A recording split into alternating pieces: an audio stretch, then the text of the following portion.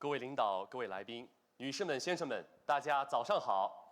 欢迎来到2023服贸会北京两区建设企业全球化论坛及第10届中国企业全球化论坛的开幕式现场。本论坛的第一个环节。 The first session is the speech made by the hosts, and we're very honored to invite Mr. Ding Yong to deliver the speech. Welcome, Mr. Ding.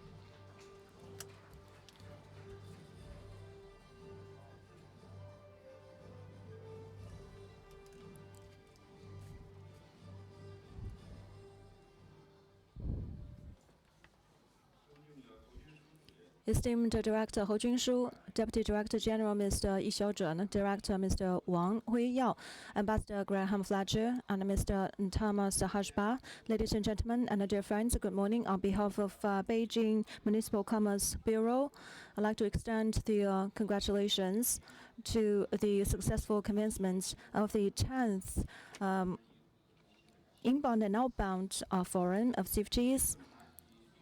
The theme of this forum is promoting innovation and cooperation to share the fruits of facilitating servicing trade.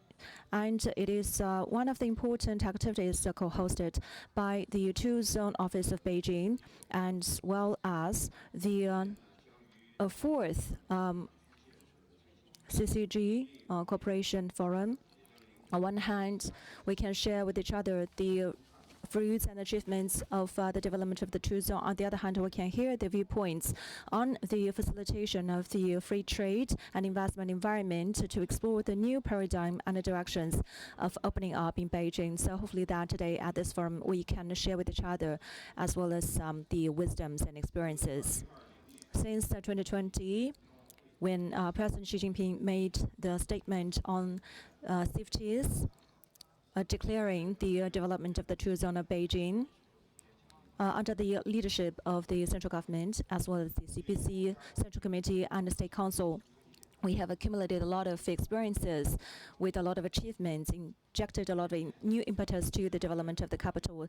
And during this day and several days ago, President Xi Jinping also made it very clear on the safeties that we have to benchmark with international advanced norms and promote the reforms for pilot manner so as to play a bigger role for the green development. And in the future, we will honor this spirit as the guidance to push forward the opening up systematically and in terms of the mechanisms in a multi-dimensional and even wider manner, so that we can develop Beijing as a very good business environment based on law and based on market forces to spread the charisma and charms of the old city of Beijing. At the same time, we can see a lot of new technologies coming to being against the new challenges and a complex environment. We have to consolidate efforts for cooperation to withstand the waves of the development of the globalization. And this forum is around the different areas with the three concurrent forums for the sci-tech innovation, investment, rejuvenation, and green transformation, so as to find out the pathways for the entrepreneurs and different sectors and different industries, so as to contribute to the high-level development of Beijing with our contributions. At last, I wish you all with good results, and I wish all of you can hear the voice of Beijing and for the common prosperity in the future. Thank you very much.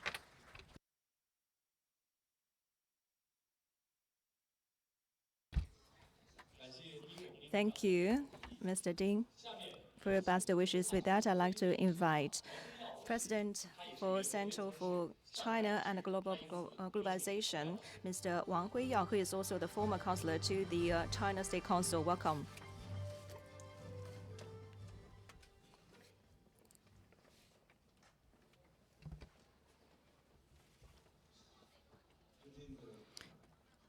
Esteemed Vice Chairman Mr. Hou Junshu, Vice Minister Yi Xiaozhen, Ambassador Graham Fletcher, and also Your Excellency Mr. Thomas Hashba, Esteemed Director Mr. Ding Yong, distinguished guests. Good morning. Welcome to attend the 10th China Inbound-Outbound Forum.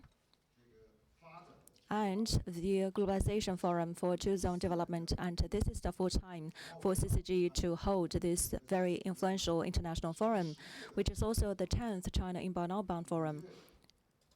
And at this forum, we have the two hosts, a Central for China and Globalization and the Two-Zone Office of Beijing, which is one of the most influential international forum during 50s, played a very important role to exchange the viewpoints across the different countries between China and the outside world. Right now, it has become a very important and famous brand of 50s. Very happy to be on behalf of CCG and Two Zones Office to welcome all our friends here today. I mean, this forum has been the Inbound-Outbound Forum has been organized for the last 10 years, and also fourth year in a row that to be held at the CIFITIS for this great event. So it's very important that we get the industry representative, we got the organization, government officials, and of course we have the chambers, business, and of course academic and think tank all get together to really discuss serious subjects for the how to promote the business exchanges between China and outside world.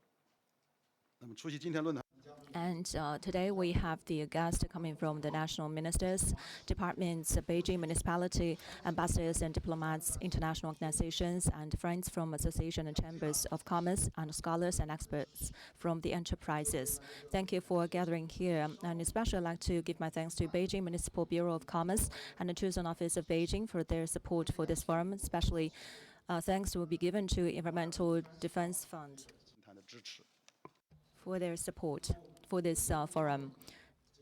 CIFTIS as a integrated forum or international summit at the national level with its international features, which demonstrated the fast development trend of China's merging into the globalization. It has become the international public goods. And previously, President Xi Jinping, during the opening ceremony, also made it very clear that we have to further opening up to the outside world in trading services so as to demonstrate the determination and activities of China's opening up, expansion, and also the China Inbound-Outbound Forum has been held for 10 years since 2014, dedicated on based in China, going global, and devoted itself on the high-level development of globalization of enterprises. And during the 3 years COVID constraint, which has been over right now, we can see the booming phenomena of the exchanges of humanities and commercial activities. And this is the first year after COVID is over, and we also have visited and traveled around the world to different countries for many times, and we deeply felt that the people-to-people communication is the cornerstone of the international relations enhancement, and globalization, or CCG, right now is dedicated on expanding the communication in terms of humanities between China and outside world. And next month, we are going to celebrate the 10th anniversary of the BRI initiative commencement, and we're going to have another activity to celebrate this initiative, and we're going to touch upon how to spread the influence of BRI as a public goods to promote the common prosperity and the multilateral cooperation between different countries. And we have to share and we have to construct and develop this initiative altogether. And probably we can set up a secretariat of BRI or the International Commanding Committee for BRI. And also the summit forum can be held in the different countries in Asia, Africa, and Latin America in the rotation manner. And we can invite international organizations, including UNDP and UNESCO and WTO, to participate as the host for the China Inbound-Outbound Forum together with the CCG. BRI can collaborate，这个可以合作加强基础设施的建设，推动这个。Yes, so that we can promote the green and climate-related infrastructure development in a multilateral manner. And last, this forum will be themed with promoting innovation and cooperation to share the fruits for facilitating trading services And we will have three roundtable forums together with one high-end dialogue. We have invited more than 10 representatives of Chamber of Commerce, both at home and abroad. And so this is very influential activities during CIFTIS, also UK. We would invite the Australian ambassador, His Excellency Mr. Graham Fletcher, will make the presence here and make a speech. So we had very high expectation on how to promote the two-zone development. And then we will invite Director Liu Meiying to specifically describe the content of the policies of two-zone development. Ms. Liu, during this 2 years, have given us a tremendous support for the cross-border activities with a lot of advices, which are very positive and also acknowledged by friends from different corners of life. I have heard a lot of feedback, which are all very positive, and the support from them are very helpful, great contributions to the inbound and outbound activities. And also we would have 3 roundtable activities to talk about the policies of investment and the sci-tech empowerment and the trend of the eco-environment for the opening up and innovation, as well as the dual carbon policies and the green transit of the enterprises. CCG for many years has been devoted on the inbound-outbound development of the Chinese enterprises in the world. So this forum will also specifically launch a new book of the strategies for Chinese enterprises going global. And today we have a splendid cast of the leaders. So we have the ambassador from Ambassador, and we have the former Vice Minister of Commerce, Mr. Yi Xiaozhen, and also have the OECD representative and leaders. So we would have a feast of ideas today to enjoy. We right now are going out of the midst of the COVID, and together here we are. We will have the friends from commerce, we have friends from businesses and from media and from think tanks and so on. So hopefully that this forum can be helpful for the national development and the communications between the different stakeholders with your viewpoints. At last, again, I'd like to thank the presence of all of you here.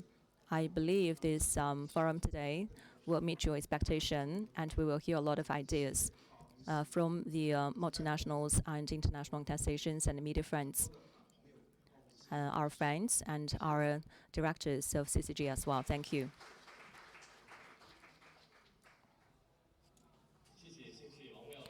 Thank you, President Wang Huiyao, for your expectations and viewpoints, as well as the outline for today's forum. Now we will come to the session of keynote speech. I'd like to invite the moderator for this session, Maple Liao. Dr. Maple, welcome.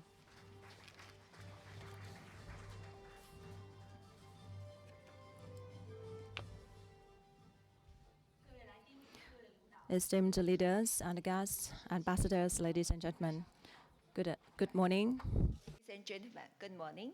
Welcome to the CIFTIS and the 10th China Inbound-Outbound Forum. 欢迎大家出席北京两区建设。 Welcome to attend the 10th China Inbound-Outbound Forum and the Forum of the Globalization of Enterprises and Construction of the Two Zone in Beijing. First of all, I'd like to invite the first speaker, Vice Chairman Hou Junshu of the Standing Committee of Beijing Municipal People's Congress, and this is also very honor for us to have him to present the speech here.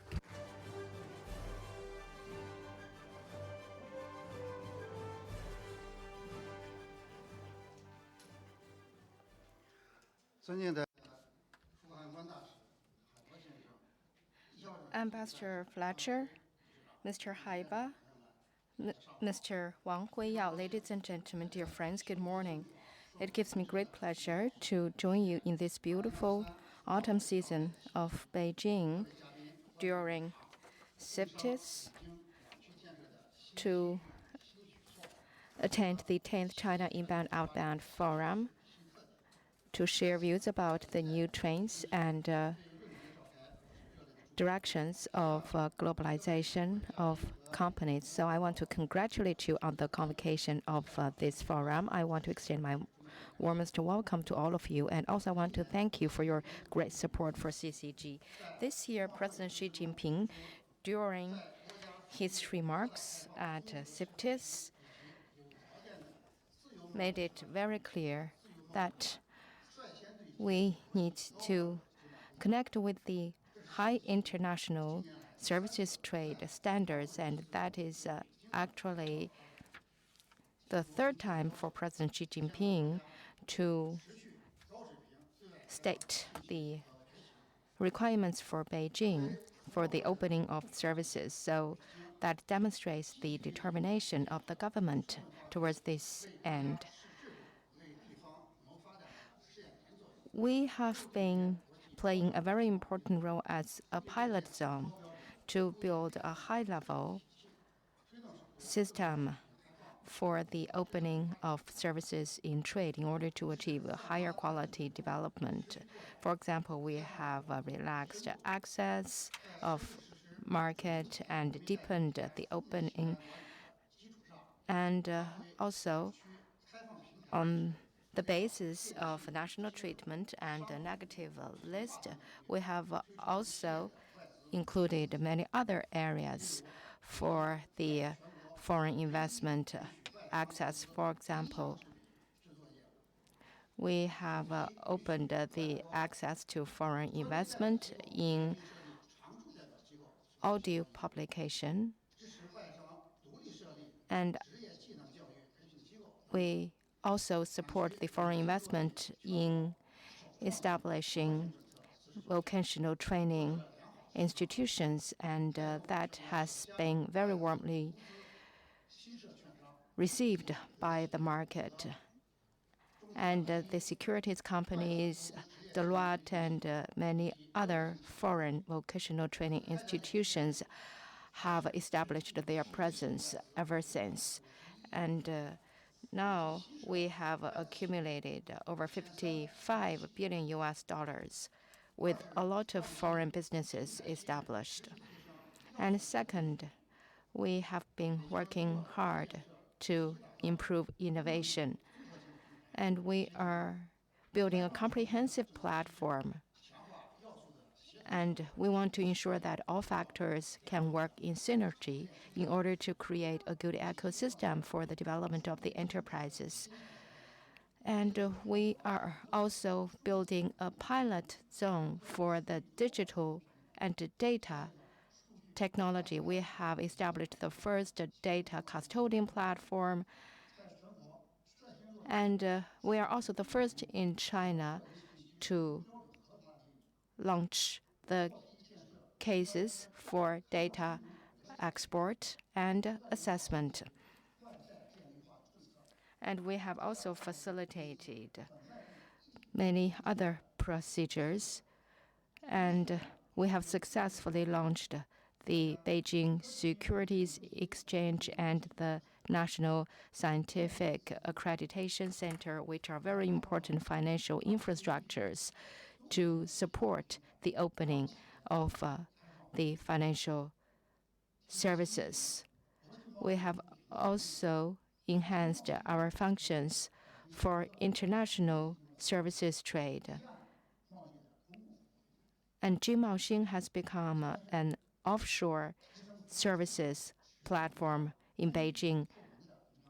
And third, we have been working hard to build a just and transparent business environment, and we provide national treatment for foreign investment, all the way from the establishment to the protection of rights. We have been providing our dedicated services to the foreign investment, and we are also providing the one-store services to the foreign investment, and we also have the special services tailored to the foreign investment.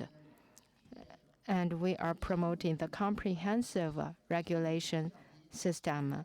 And we have also decreased the frequency of random inspections. And we have also established the international Commercial Affairs Tribunal so that we become a priority place for resolving the commercial disputes. We are also working hard to build a convenient and highly efficient legal environment for foreign investment. Beijing will continue to work hard to better serve the businesses by providing an internationalized and rules-based business environment to provide facilitation and support to all kinds of foreign investment. Ladies and gentlemen, Beijing has rich resources and good advantages, and the market in Beijing has a lot of opportunities. We will continue to promote the two zones, expand our opening up so that the services and the services trade sector will continue to develop, and we will better achieve mutual benefits with all organizations, including the chambers of commerce and businesses and many other sectors, so that we can work together to create a better future of win-win in Beijing. Finally, I want to thank all of you for your support and trust in Beijing, and I wish this forum a complete success. Thank you all very much.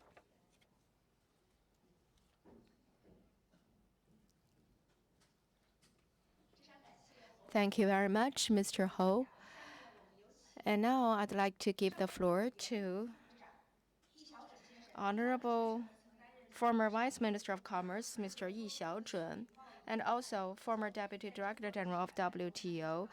He was also one of the important negotiators when China joined the WTO. In 2011, he became the Chinese ambassador to the WTO, and in 2013, he became the Deputy Director General of the WTO. The floor is yours, Mr. Yi Xiaozhun.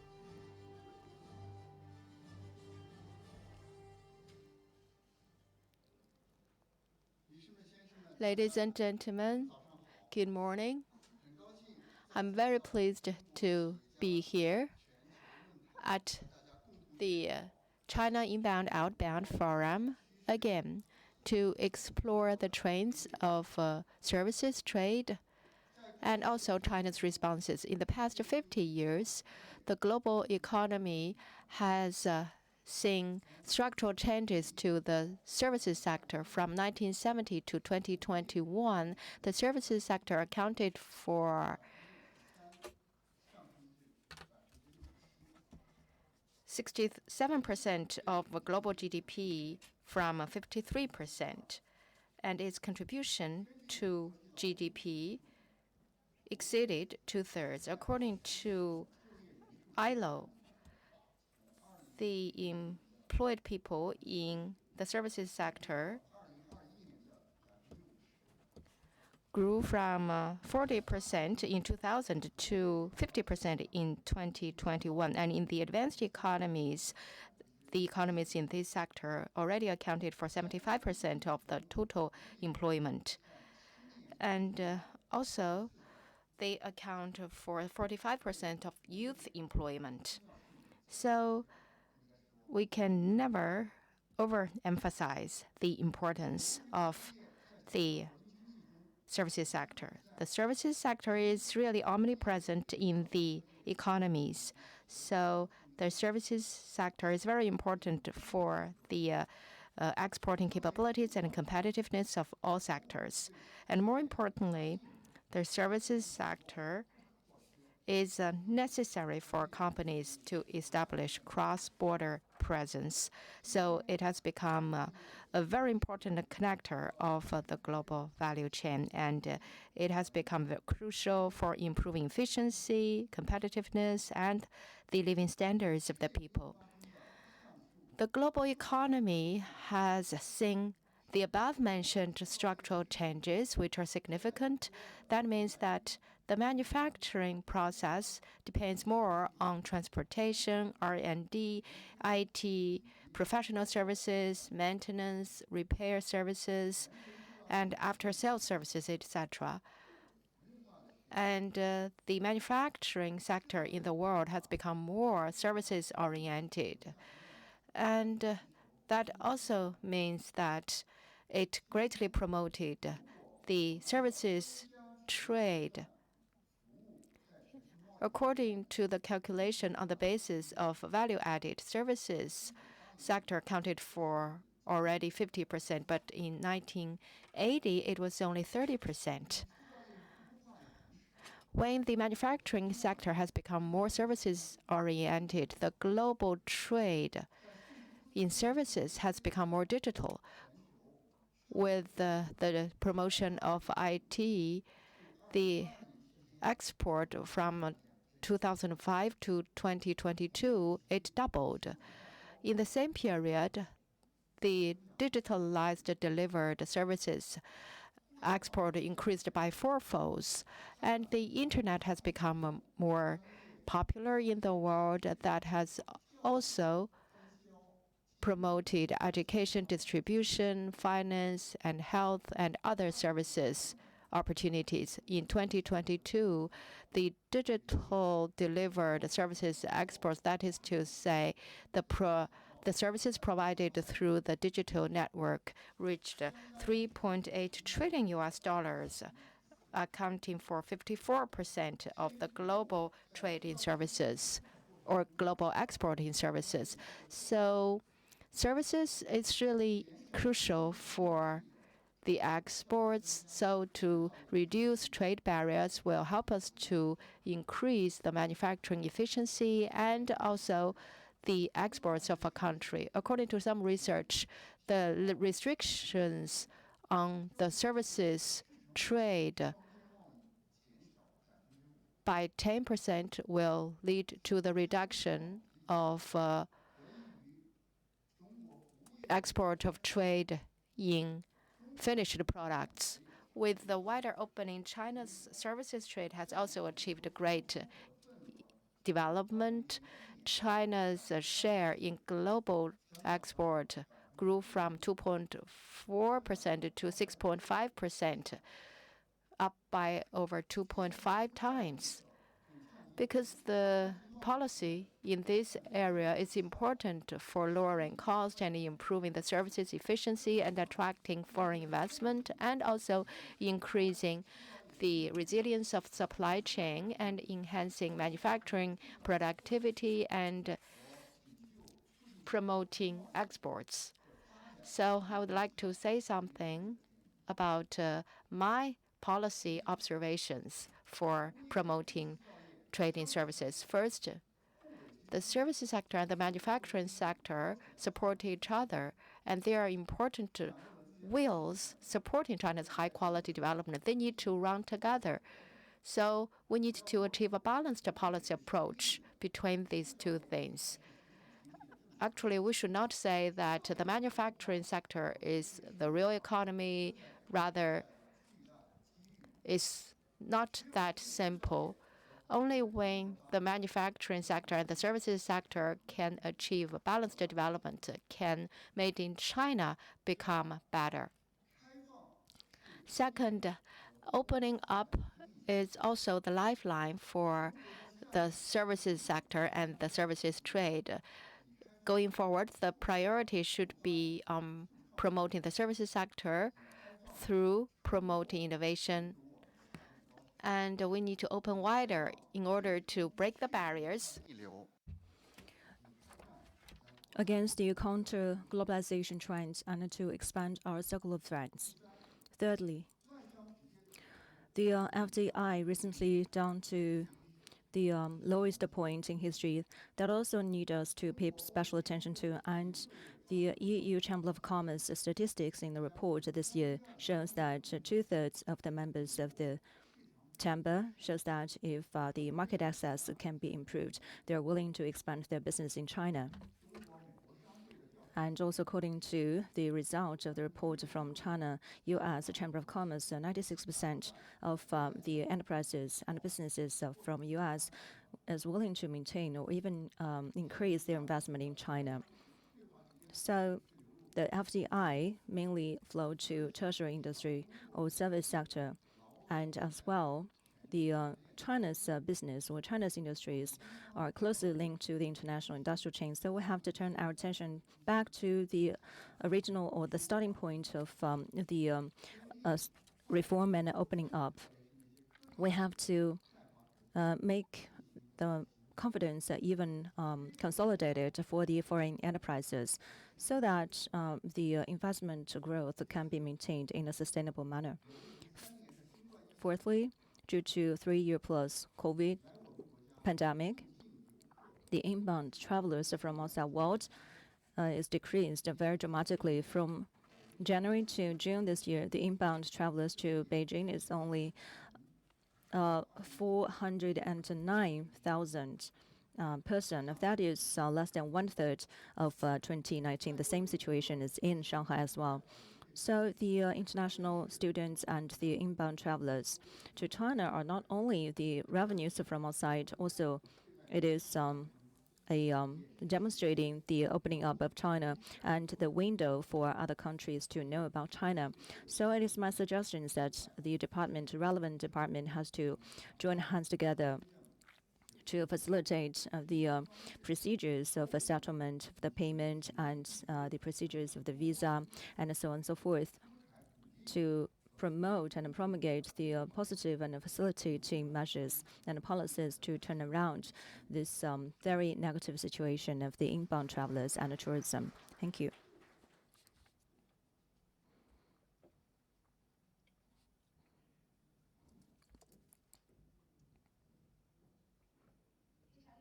Thank you very much, Mr. Yi, for your excellent remark. I'd like to invite His Excellency Graham Fletcher, Ambassador of Australia to China. 有请 Ambassador.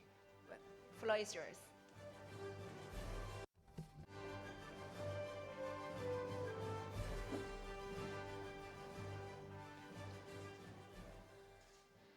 Thank you, Mabel. It's good to be here this morning. Mr. Hou Jun-shu, Mr. Ding Yong, Mr. Yi Xiaojun, Thomas, and of course Dr. Wang as well. It's appropriate that today, at the first in-person China Inbound-Outbound Forum since the pandemic, we can reflect on the importance and future of investment and trade in services. As economies bounce back from the pandemic, investment and trade are essential for economic recovery and growth.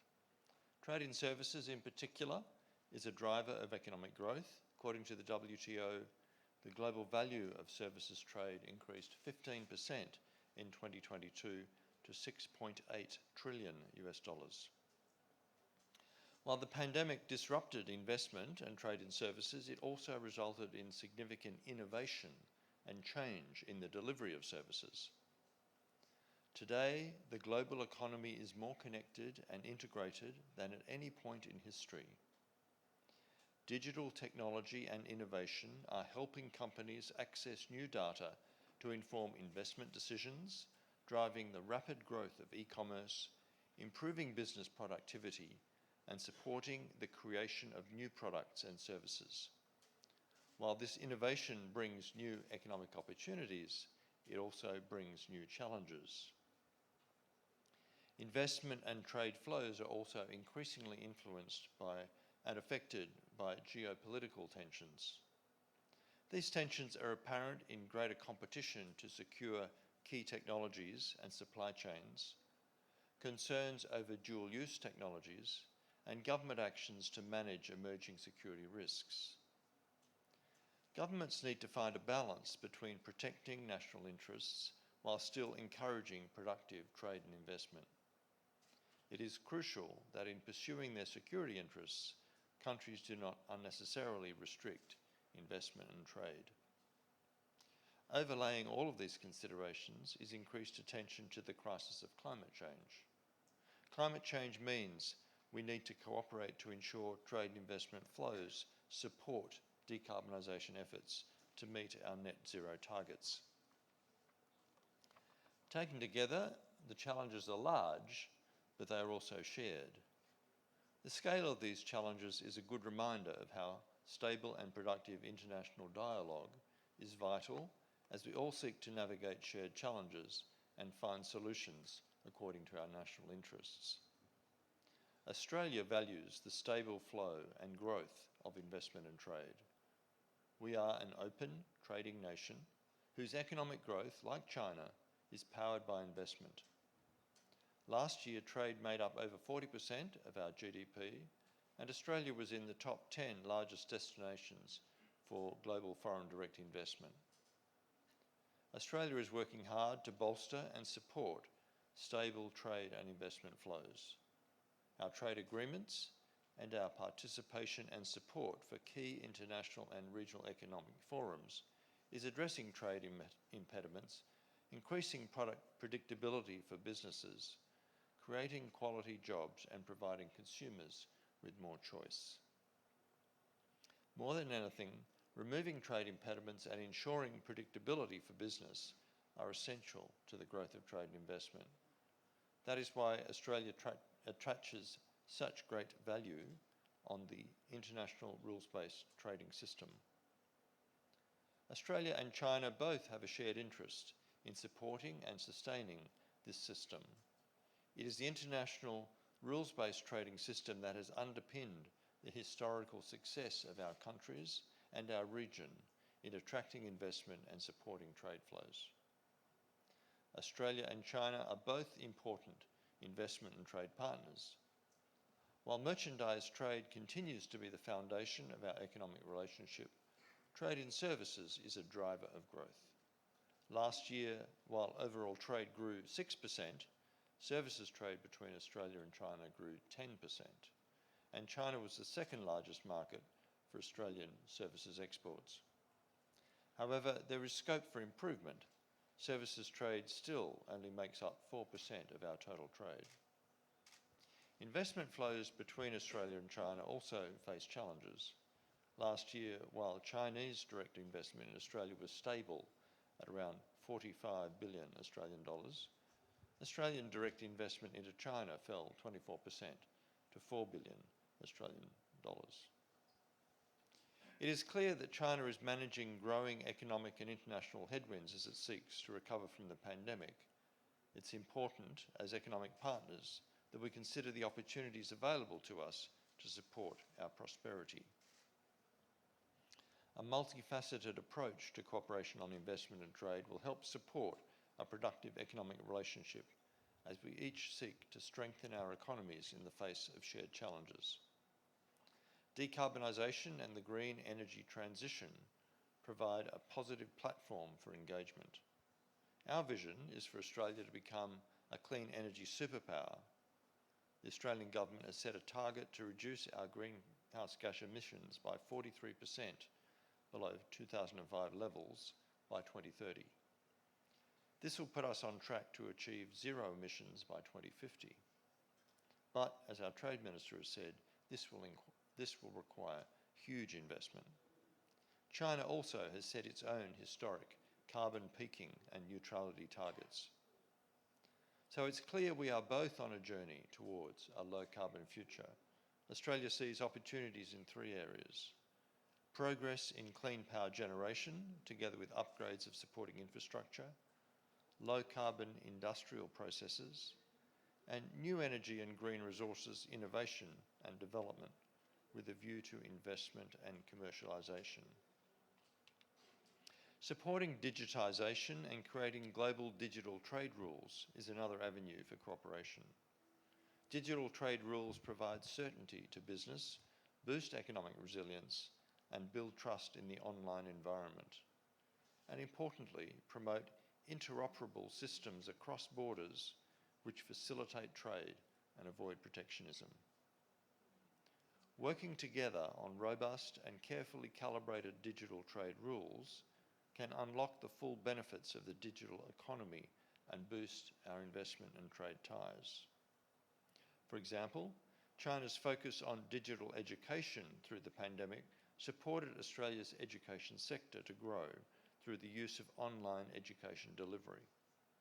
This was to the benefit of Chinese students who continued to receive a high-quality education through an accredited Australian provider. And this is one area where we continue to work together and innovate. As Australia and China continue together to stabilise our relationship, These economic issues provide a platform for us to grow our investment and services trade. Through sustained and constructive dialogue, including at forums like this, we can take advantage of the opportunities ahead of us and support the economic growth and prosperity of our two countries and the region. Thank you.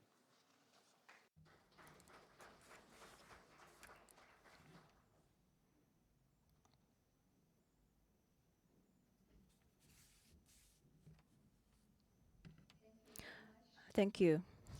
Fletcher，下面我们有请 Next, I'd like to invite the Senior Advisor, Mr. Thomas Hashba, and the Director of Beijing Office, OECD. Representative to China, Mr. Thomas Hyper. Welcome.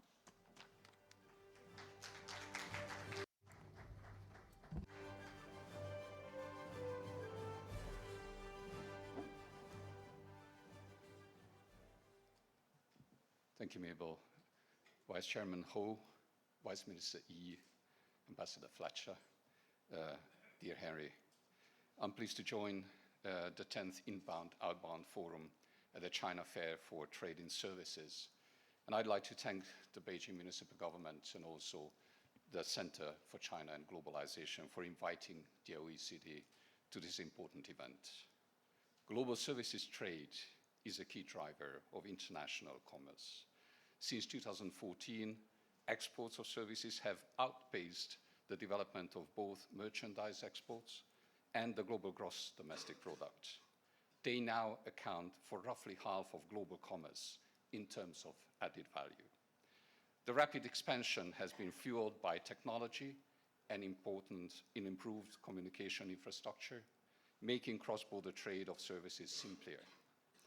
However, during the COVID-19 pandemic, the services trade declined more than the merchandise trade, particularly due to the international travel restrictions. Foreign direct investment has also contributed significantly to global economic growth. OECD estimates for the first quarter of 2023 indicate that the global FDI flow tripled from the very low levels recorded in the fourth quarter of 2022.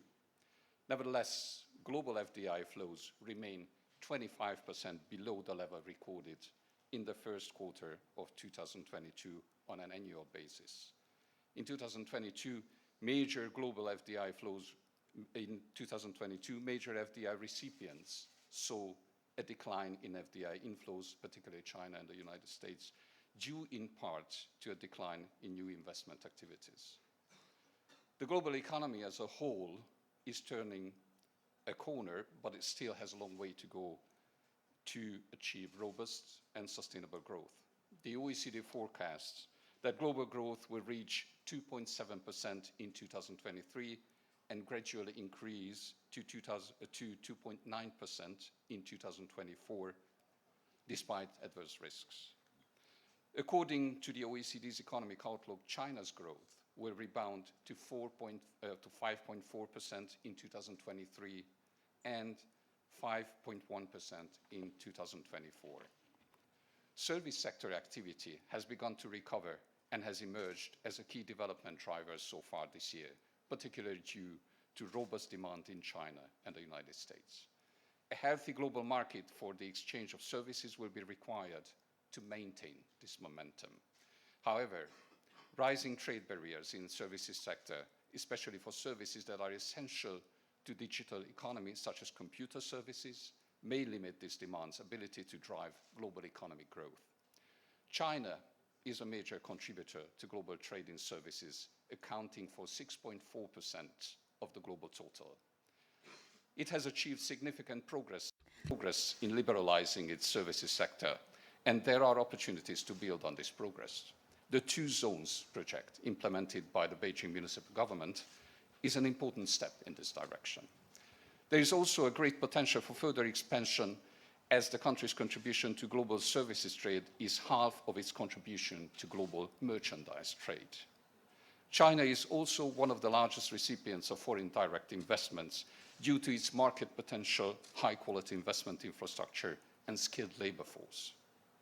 However, its accumulated stock relative to GDP at around 20% compared to the OECD average of 45%, indicates that there are more opportunities for growth. Long-term cooperation between the OECD and China has contributed to the global policy dialogue on trade in services and investment. It has also provided policy support for measures such as those envisioned in the 14th Five-Year Plan, aimed at fostering an environment that is increasingly conducive to service trade liberalization and investment. We are cooperating with the Ministry of Commerce and the Development Research Center of the State Council, as well as the Beijing municipal government, to further explore the application of the OECD Services Trade Restrictiveness Index to inform discussions on services reform in China. Closing half of the gap between China's current level of restrictiveness by the index and best practice could reduce trade costs by more than 20%, thereby improving the economy's competitiveness.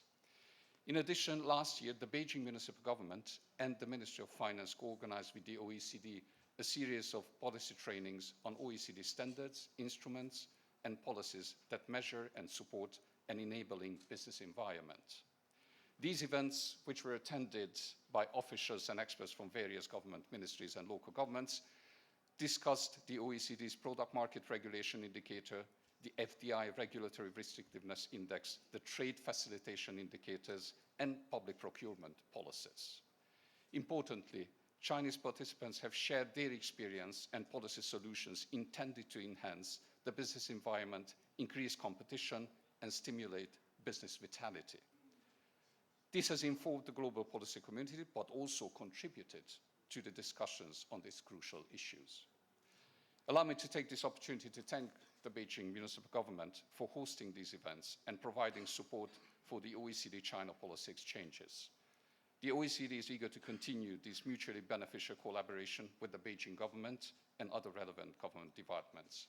I would also like to take this opportunity to commend the Center for China and Globalization on providing its excellent platform for much-needed dialogue on policy exchanges.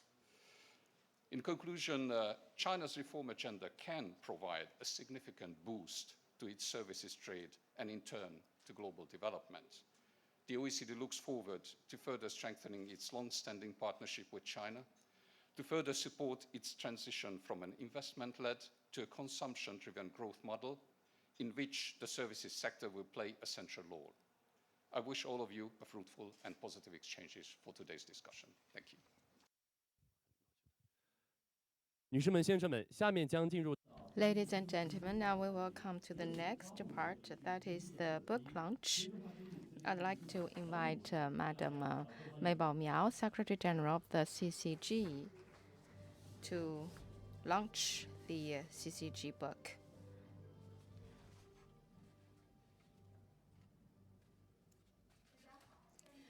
Good morning, everyone. And now I would like to announce the issuance of this new book, Strategies for Chinese Enterprises Going Global. This book has been compiled by CCG, and Springer Nature, the famous publication company, published this English version. I think you are very interested in this topic because many of you are coming from the business community and the chambers of commerce. It is one of the series of globalization. It is about the Chinese enterprises going global. This is a series. It is about Chinese companies' globalization. And we publish the latest outcomes of research in this field by providing the articles and provide the latest data about the outbound Chinese enterprises. And we made deep-going analysis into the first-hand materials. And actually, the Inbound-Outbound Forum is also one of the important database and opinions for these publications. You know, we have a profound research background. Starting from 2015, we started the compilation. So it's been 7 years or 8 years. By the going global and joint China market, the inbound outbound both. So These are the series about Chinese reports. 2023年呢，由全 In 2023, CCG President Wang Huiyao and I co-compiled the Chinese enterprises or strategies for Chinese enterprises going global was selected on the important prize lists.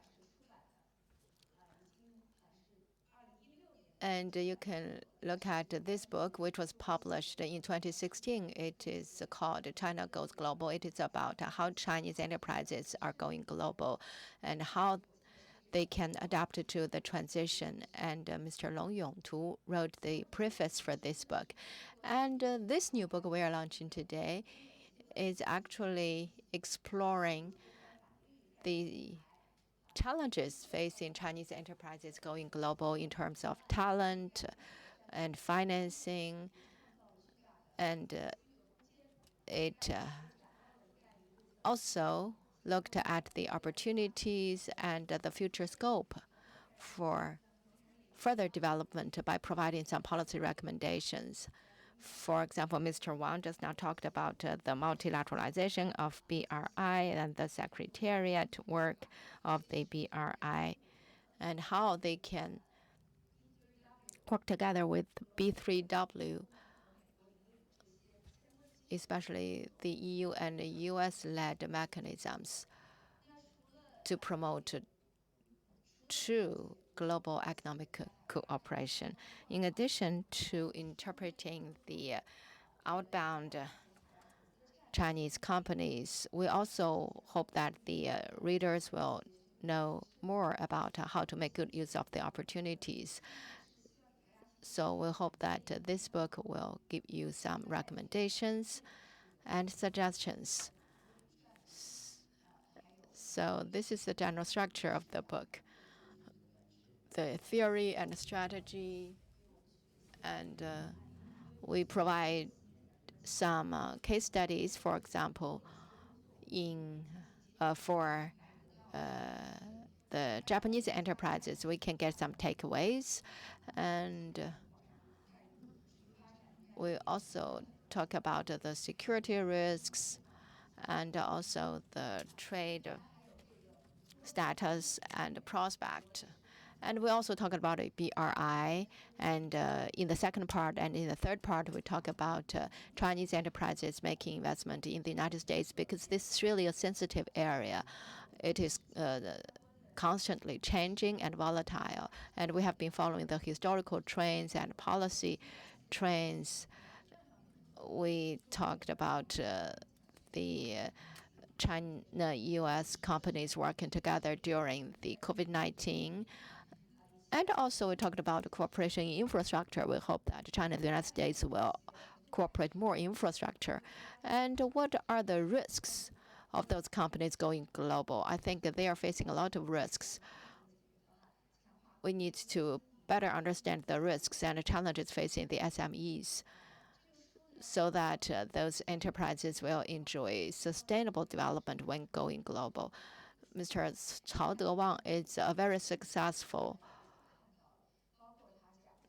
entrepreneur who is going global. And this is the preface Mr. Cao writes. He has a very simple strategy or philosophy, that is to respect the law of nature and love the people. I think that is the most fundamental thing, which is universal in the world, actually. There are a lot of great remarks in the book, actually. I hope that you can read them and just enjoy reading it. Thank you very much. 各位嘉宾，大家上午好。 Good morning, everyone. So we're gonna start this session. This is high-level dialogue, and this is really high-level because we have invited more than 10 representatives from the Chamber of Commerce of the different countries in China, as well as the policymakers from the governmental departments. Again, welcome the dialogue, the Beijing Two Zones Roundtable, leveraging Beijing's Two Zones policy for international trading service. Today we have invited a few senior Chamber of Commerce chairs and people from different countries. I counted just now more than a dozen. So it's amazing. Later, we would like to invite those people to talk about their opinions, and also we will have invited the senior policymakers beside me, Ms. Liu Meiying, to introduce about the policies about the two zone. 好的，那我们今天的这个。 Thank you very much. And so today this high-level dialogue is about the policies. And the trading services account for at least contributing to 55% of the GDP growth. And right now the world economy has growth is very sluggish. And a lot of measures have been made to attract foreign investment and foreign capital. And in Beijing specifically, we have these two pilot zones development to build the world first class do business environment for the foreign capitals to be settled in here. And also we have the two zone approved by the central government, i.e. the integrated national demonstration zone and the Beijing pilot free trade zone. And we are focusing on sci-tech innovation and opening up of trading services and the innovative development of digital economy. And more than 10 innovative items of the policies have been approved to push forward the momentum of the two zones development. And also in these cities, it has been mentioned that based on these policies, higher standard has to be formulated. So today's talk is going to interpret the policies, the business environment improvement, development of the two zone of Beijing, as well as the integrated innovations, both for the business environment and the policies and mechanisms, and to give play to the opening up for the two zone development of Beijing to guarantee the participation of foreign companies to legally participate into the development of the two zone and participate into the law and rule making, to alleviate the stresses for the investment in the trading services and to maximize the flexibility of the business environment regulations. So we'd like officially invite Deputy Director of Beijing Pilot Free Trade Zone and Integrated National Development Zone of Opening Up for Services Sector Office of Work Leading Group. Mr. Mo. Trade zone. Integrated national development zones for opening up the services sector office of work, the leading group, Beijing Municipal Commerce Bureau. Floor is yours, Ms. Liu.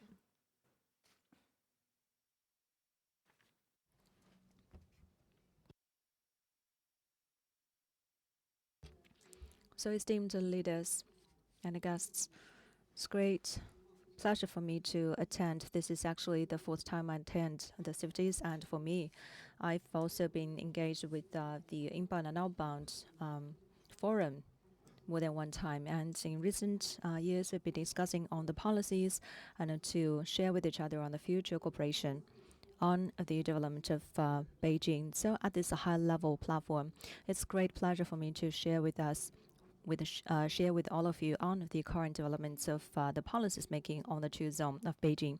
So I'd like to touch upon several bullet points. The first one is about the industrial opening up, because in terms of the industry's development, we've done something to open up, and we have the promulgation of some policies and measures from the government. And the second, I'd like to talk about the factors like the flow of the data and the flow of the capital. So this is the talk at the factor level about the measures and the deployment of the measures for opening up. The third aspect of my presentation is about the talents, the foreign companies or the multinational companies and expats from the multinationals, the range of these expats and foreign companies. So first comes first, which is about the industry development in Beijing, the key aspect of the opening up of the industry. We have promulgated a lot of policies, and as the single one two-zone pilot project city. We are connected with the adjacent area in the Hebei province and the Tianjin city. So the features of this whole area is one of the kind, and we have discovered one of the kind pathway of the development in this region. And we have promulgated a series of the policies you may know. After exploration and trials of certain policies in Beijing, we will duplicate and scale up them into other cities and other areas in this country. So in terms of the sci-tech innovation, previously through the policies of the two-zone development, we have actually seen some areas, including Beijing and other cities, even in some more advanced provinces and cities yet to enjoy some beneficial policies like the credit tariffs or the taxes of certain products. And so the technology transfer of less than 12 million yuan would actually enjoy some tax credits, and some other cities and provinces, even those advanced provinces and cities, would not enjoy the same level of the credit for the taxes like Beijing. So actually this is the policy which is very pragmatic and which is really reducing the cost of the development of opening up for Beijing, and that is one of the kind policies in China, and that could also, after trials in Beijing, could be replicated in other cities in the future. I'd like to talk about the policies to support the Sci-Tech Innovation Center. You may know that this policy to support the Sci-Tech Innovation Lab is also very true and very genuine, because the investment and support to this innovation lab or this innovation center, and apart from the favorable policies, the fundings are very sufficient to be given to them, and the ceiling is 50 million. And you can look at this figure from official sources of online. And you can search online for this innovation center and the relevant policies to support this center. And this is for the industry. And the second is about the opening up of the finance. In the previous session, we can see the one-folded page, that is the summary of the policies to support the foreign capital, but that is not a exhausted list. And I think online you can search for it as well. It is very brief, and it is a open end because it is not exhausted, and it's going to have extra policies to be added in. In recent years, in terms of the financial opening up, what can be done and what have been done? Because for the negative list of the foreign capital access, there's nothing left for finance in this regard, because from this negative list, there's no items for financial opening up. And in Beijing, we try our best to open up for the foreign financial institutions. So the so-called market access has to be genuinely done pragmatically and down to earth. And we have to see the participation of the financial institutions of other countries to QDLP, and also the funding of RMB. Like in June, the State Council has announced the policies to support the pilot zone and the free trade zone with the good conditions to attract the financial fundings with the opening up of the institutions. And it has been specially mentioned that some policies for financial opening up will be promulgated. I'd like to give you some examples. In this policy, apart from the specific sectors, the new financial services allowed by for the China's financial resources could be open for foreign financial resources and services as well. So, except for some very influential or critical area, it will be the equal market access to both the domestic financial institutions and international financial institutions. And we, of course, will have some first trial in a limited area and then duplicate and replicate it to the larger scale.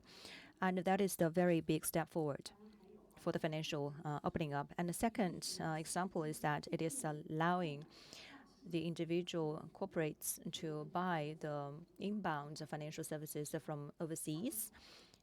And the previous item is the access perspective for the capital or foreign capital flow into China. And this line is allowing Chinese entities to buy financial services overseas. So we have both going in and going global. And the third one is about the pharmaceuticals and the medical care, which is also an important track of the opening up. And there are a lot of companies in the medical care and the pharmaceuticals, and many of them have joint ventures with overseas counterparts as well.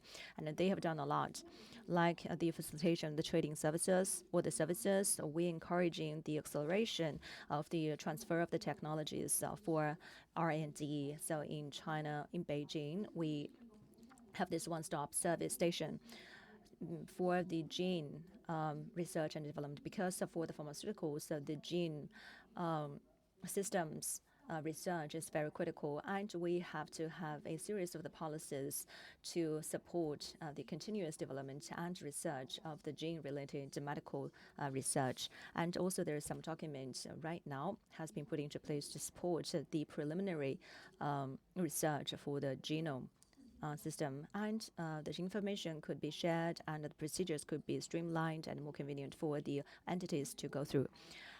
At the same time, we have set up the innovative or innovation center for IT, and one of the biggest features of Beijing is that we are very close to the alumni ministries to consult with them, to communicate with them very directly.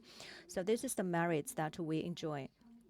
And we have set up 2 pharmaceutical innovation stations, both in Yizhuang district and Daxing district, from the north all the way to the south. And the teams are distributed in these 2 centers to have the services delivered to the corporates and enterprises in Sino or in sci-tech innovations in a clustered manner. At the same time, we also support the research and development cooperation in genome research, as well as the stem cells. We are always optimize the policies on the transfer of the findings of the research and the development in a manner based on questions and issues. Most of the examples are the request from the big multinationals to us, like for the R&D import whitelist for the international multinationals in pharmaceutical research, because there are a lot of products like the solvents and also many devices and some supplies that they are not involving the pharmaceuticals or drugs, but when they get into China, they have to provide a certain documents for approval for clearance from the customs. So it is very inconvenient for them to be imported into China to reach China. So the white list is very necessary to include these supplies. And when they are imported and reach China's border, they don't have to supply or provide this kind of document for clearance, because that would consume a lot of time. And these whitelists are all covering the enterprises from overseas, including the enterprises from Hong Kong, Macau, and Taiwan. For the stem cells for the clinical research, the import of these products previously the import of these products has to be quarantined at a certain port, and then it needs to be checked and quarantined again, clinically speaking, and it consumed a lot of time. And that also requested by the multinationals to shorten these procedures, and this is a genuine question supported by the State Council and by the government. The one-stop clearance would allow this imported products to get in without any other extra procedures to go through. And also both in China and other areas of China, and they can directly get into China and test it in the laboratories across the whole country. So that is very positive measures to support these multinationals in the medical care and pharmaceuticals. The third one is the opening up of trading services. The But one of the best merits of China is that we have specialized venues, like in Chaoyang. We have a lot of specialized organizations for venues and conferences and events. Especially, we have a lot of organizations that specialized in the consulting resources, like patent. In Beijing, we have the first. Beijing is the first pilot city for agency or allowing the foreign agencies to do the agency businesses for the IP rights. And in the free trade zone, and the representative office of some of these foreign agencies have been set up in Beijing free trade zone already. And also, the foreign expats are also allowed to take the examinations. Like the IP right, certain documents and examination are open to these foreign expats to apply for. And for the arbitration, there is a arbitration organization which are very influential overseas. So they are also invited to settle in China, in Beijing, and to create a better do business environment with the rule of law. And so this is some highlights that I'd like to touch upon. And the second aspect is about the flow or facilitation of the flow of the factors. Beijing has done a lot in facilitating the flow of the factors. First of all, about the data or the factor of data. You probably may care more about this issue, and Beijing systematically arranged the systems of the policies, encouraging the data becoming a factor right now, in the future becoming assets. Based on the factor systems, we can formulate a framework to encourage it to become a asset in the end. And that is also the framework of the systems for the policies to support this transformation. And right now, we are relying on the big data transfer and exchange platform. And this platform is to support the cross-border data flow between the different counterparts, and as well as the self-assessment of the risks. And this kind of platform is also set up to help the enterprises to have their data flow, both inbound and outbound. And the data have been included into the IP right protection scope. And we encourage the pilots for the digital IP right registration and protection. And we set up the institutions and policies to dig the values of the digital assets. This is what we have been doing in terms of data. And also, I'd like to say something about the recent opinion issued by the State Council about promoting foreign investment. It has been made very clear that the Beijing's two zones need to carry out pilot projects, and they need to establish special service or fast-track services for foreign investment. And the list for general data should be the first part of the pilot in Beijing in order to facilitate data flow. So when they have this list of general data, and then such data under this list will enjoy convenient flows, and other data that requires assessment or approval, they also will establish some fast-track services to facilitate the process. So those policies are made very clear in the opinion. So those are some national deployments about data. And the second, to facilitate the flow of funds or financial resources. And Beijing has been paying a lot of attention to this historically. For example, how to make good use of overseas fund, and we also have a lot of facilitating measures to support this.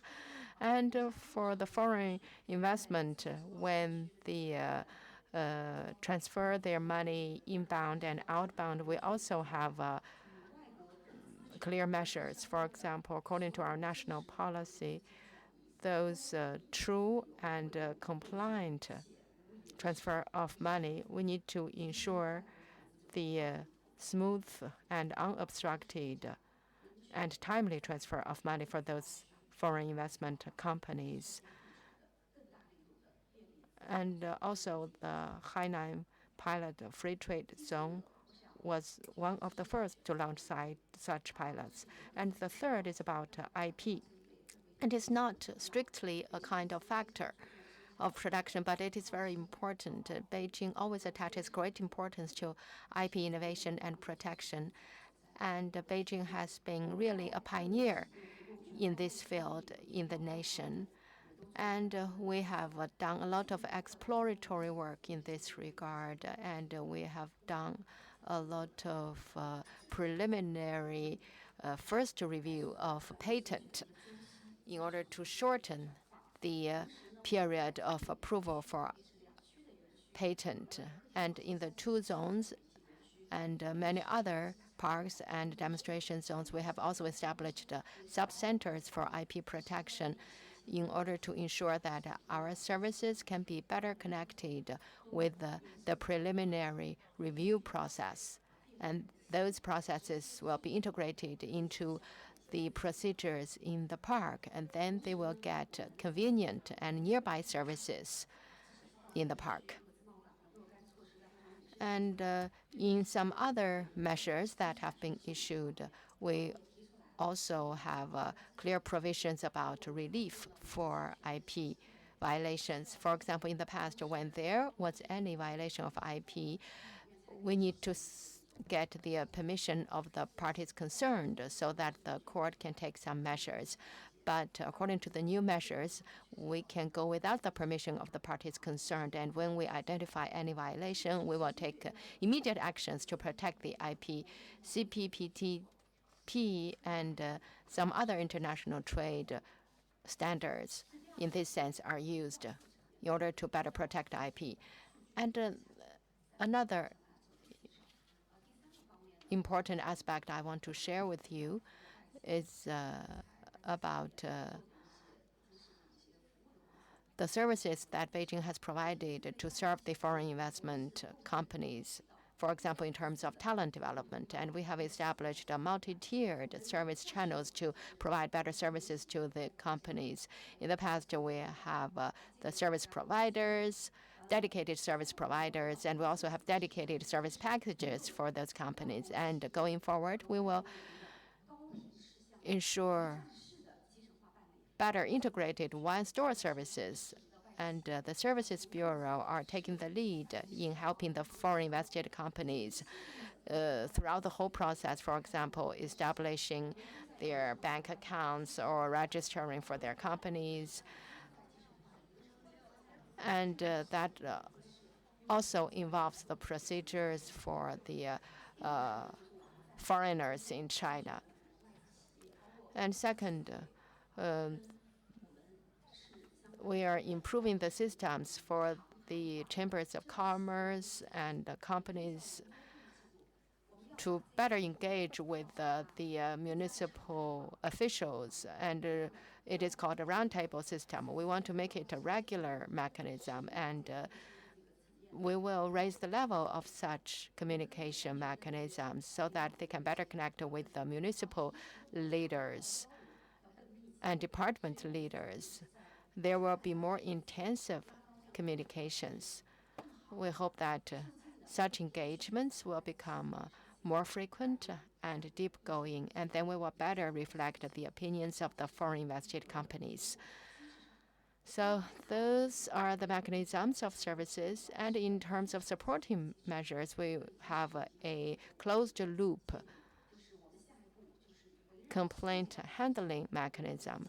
When we receive any complaints or demands, we will distribute the responsibilities and ensure that there will be timely feedbacks. And if it is within the responsibility of the national governments, we will also pass them on to the central government.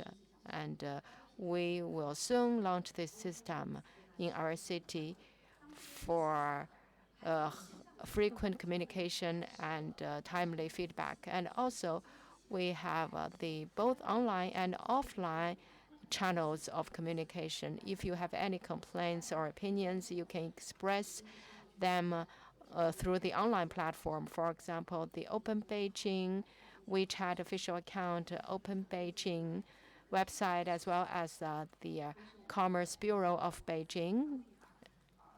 And we are also promoting legislation. For example, in a few months, we are going to pass it to the People's Congress so that we can use legislation to better protect the rights and interests of the foreign invested companies. For foreign talents, we are also taking a lot of measures to provide better services to them. When the foreign talents come to Beijing, they need to get the work permits and resident permits. We are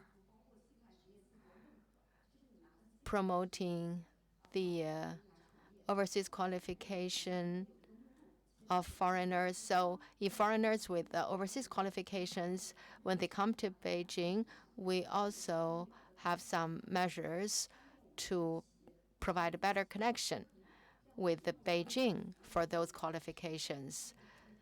So when the companies employ such overseas qualified foreign talents, they can just search on the online platform for the authenticity of such qualifications. We also have other convenient policies, which forms a package of services to facilitate the procedures for foreign talents. And also for green cards, we will promote the application of green cards. For example, in the past, many people complained that the use of green cards was not very convenient, and now the Beijing Entry and Exit Bureau are working on this to expand the applicable scope of the green cards. And last but not least, it's about the convenient information channels. For example, the Open Beijing WeChat official account, websites, and also the Beijing Commerce Bureau website, and the Beijing municipal government multi-language websites. Just recently, it launched the Beijing Service platform online, serving the people who are working here, living here, or visiting Beijing here. They can just log on to the WeChat official account to handle the procedures they need to go through in Beijing. Actually, it was just launched on the afternoon of September the 2nd. This WeChat official account will provide all-around integrated services at the click of your finger point. So then you will be able to better know the services and policies that you can enjoy in Beijing. So those are the things that Beijing has been working on to better promote the opening up and improve our services and attract foreign talents. I know I've taken too much of your time, and time is limited. If you want to know more about the details, you can just follow our WeChat official account, and you can also follow the 2 briefings that take place every month. If you are not able to attend it physically, you can also follow it online. So we invite the responsible people from different departments to explain the policies and services to the audience regularly. Okay, that is all from me. Thank you very much. Highly appreciate your specific introduction and the interpretation of the new policy from Beijing 2 zones to how to facilitate the multinational companies and free access to the Chinese market. Thank you again. 下面呢，我们想有请这个来。And now I'd like to give the floor to Deputy Head of Mission of the British Embassy Beijing, Madam Geraldine McCafferty. So, Madam, the floor is yours. Honoured attendees, I'm pleased to be here today at CCG's Inbound-Outbound Forum. I also really appreciate the opportunity to learn more about the exciting Beijing 2 Zone initiative. Thank you for the presentation. This year is especially important to the UK because the UK had the privilege of being the country of honour at CIFTIS. We were pleased that Lord Johnson, our Minister for Investment, was here in Beijing to attend in person. This is the UK's largest business delegation to China in over 4 years. We had more than 60 UK companies and organisations, all actively participating in policy dialogues with China partners. CIFTIS presents us with the opportunity to act on the ambition set out in our integrated review refresh, to deepen our trade relationship, as we believe a positive trade relationship brings benefit to both our countries and globally. Now, today I will talk about that broader trade relationship. However, I hope the Beijing 2 Zone initiative can be a significant role model in the opening up and boosting of trade in and with China.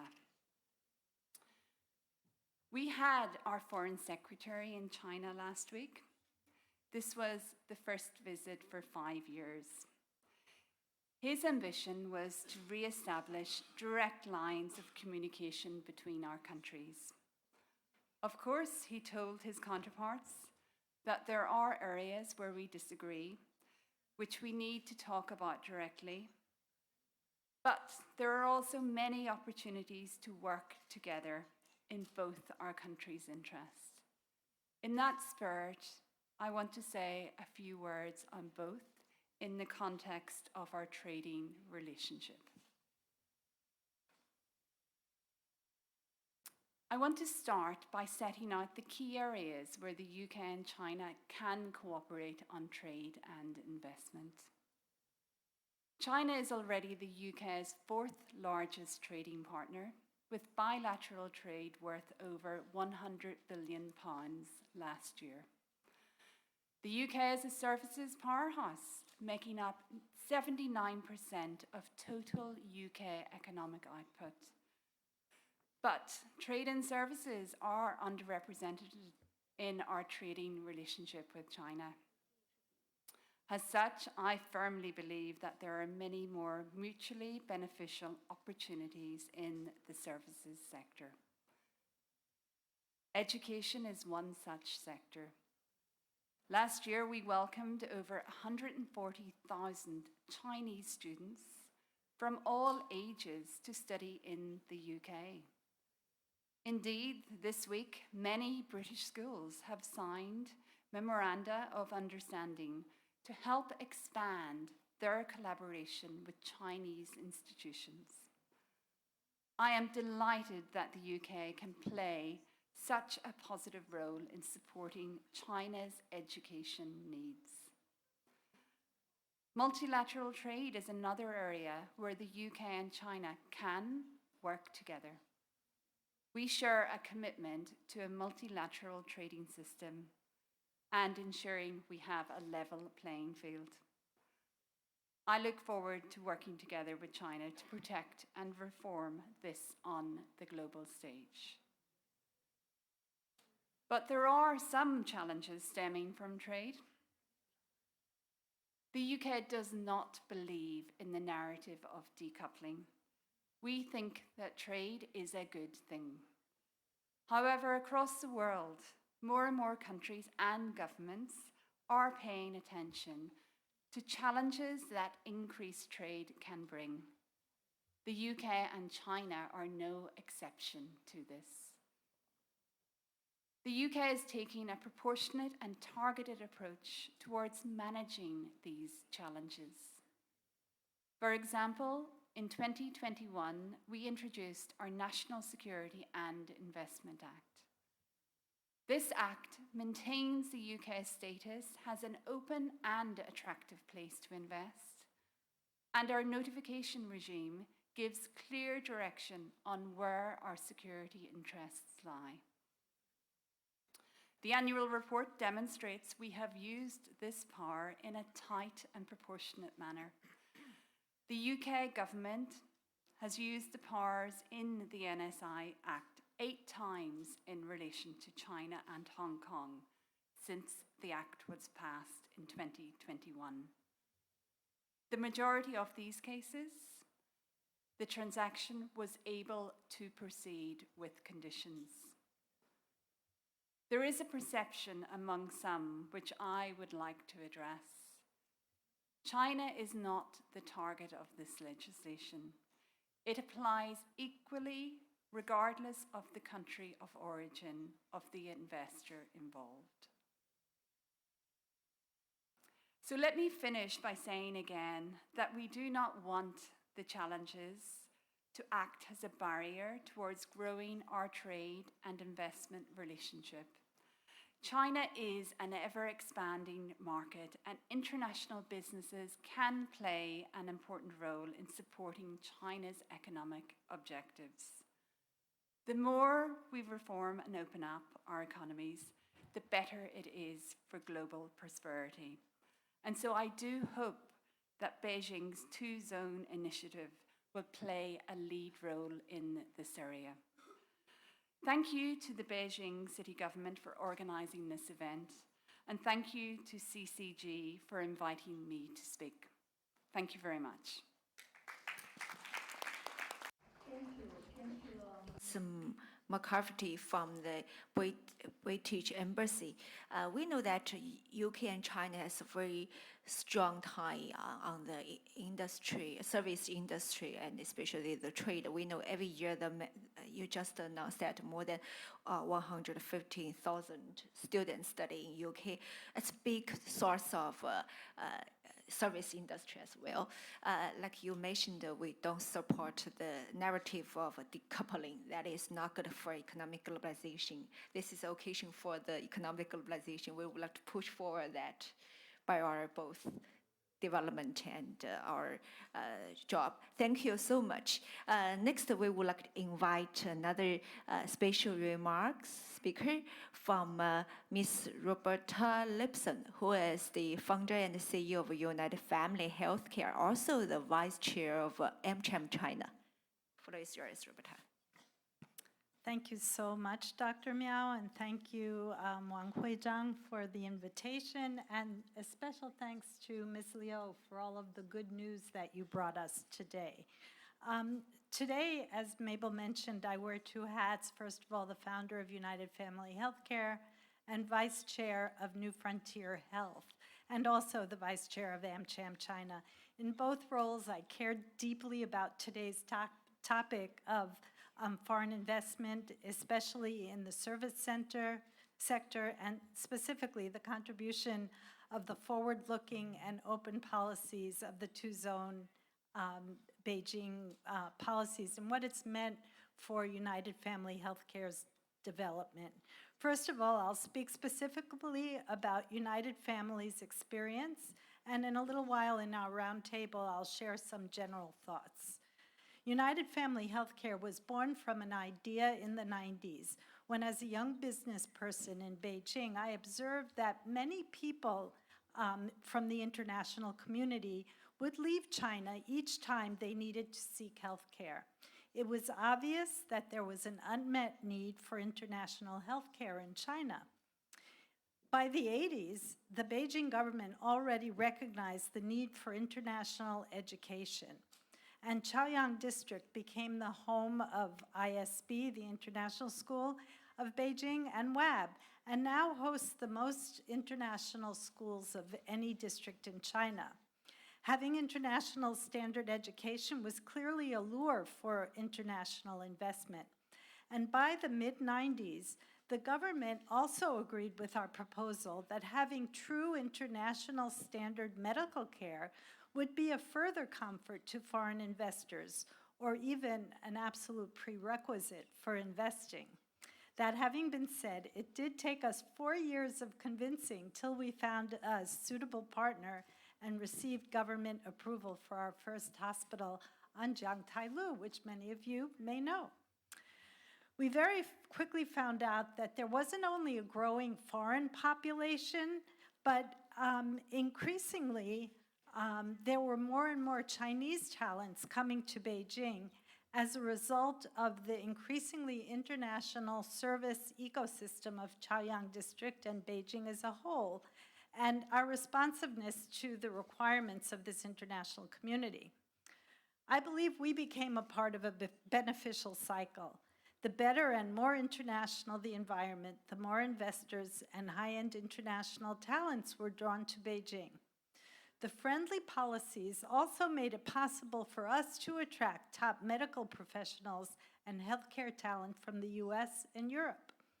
Soon, we were welcome to open outpatient clinics throughout the city, and the approval of our second hospital didn't take years. It only took months. Our second hospital was a rehabilitation hospital to complement the increasingly sophisticated care that was available at Beijing United. Without the proper rehab, no matter how good the acute care is, complete recovery wouldn't be possible. Soon other cities came knocking at our door, a bit jealous of Beijing United's success, but more importantly, the success of Beijing in attracting foreign investment. Soon we built our first satellite hospital in Tianjin, and then followed in Shanghai, Guangzhou, Qingdao, and Shenzhen, each time subsequently building larger and more sophisticated facilities. Now we have 11 brick-and-mortar hospitals, over 20 outpatient standalone clinics, and services in the facilities of many multinational corporate offices and factories, as well as most international schools and the largest amusement parks. All of these facilities have been pretty successful, but also help to draw international investment to their cities. However, none more successful than our Beijing ecosystem, where we have in the last 3 years, yes, even during COVID, been able to open a newly built women's and children's specialty hospital, and also we're in the process of transforming a hospital facility we purchased downtown into a United Family brand specialty surgery hospital. It's because of the support we've gotten from the government that we've had the confidence to continue to invest in Beijing. Policies have increasingly facilitated the importation of both international and domestic top talent, but also allowed us to import the latest medical technologies for our patients. Most recently, the friendly policies of the two zones have brought us not only further confidence, but also actual benefits. Just this year, we received 2 new licenses through the accelerated two-zone policies. One is for an internet hospital to better serve our patients in Beijing. Previously, we did our online services from an internet hospital licensed in Qingdao. But now, we can get over the challenge of importing pharmaceuticals from Qingdao, and we can directly deliver pharmaceuticals to our patients' homes here in Beijing. Secondly, we were allowed to locate our health insurance brokerage business in the district, further conveniencing our patients and allowing us to offer an even fuller range of services. The provision of high-end healthcare requires a sophisticated ecosystem, giving care from preventative services to acute care services to rehab, and in the proper environment, both online or in the neighborhood clinic or in a hospital or at home. It also requires the smooth interface and alignment of incentives between patients, payers, and providers, as well as providers and the government. As a result of the confidence we have in the future of Beijing, We're now working on our biggest project yet, which will not only include world-class clinical care in a level 3 hospital, but also allow us to train the next generation of clinicians and deliver the latest technologies to our patients through clinical trials and translational research programs. We envision this as a carbon-neutral project reflecting the values of the city. That's not to say that there aren't challenges or areas that need addressing in the policy environment. I'll share thoughts on that during the roundtable. Thank you for allowing me to share our experience.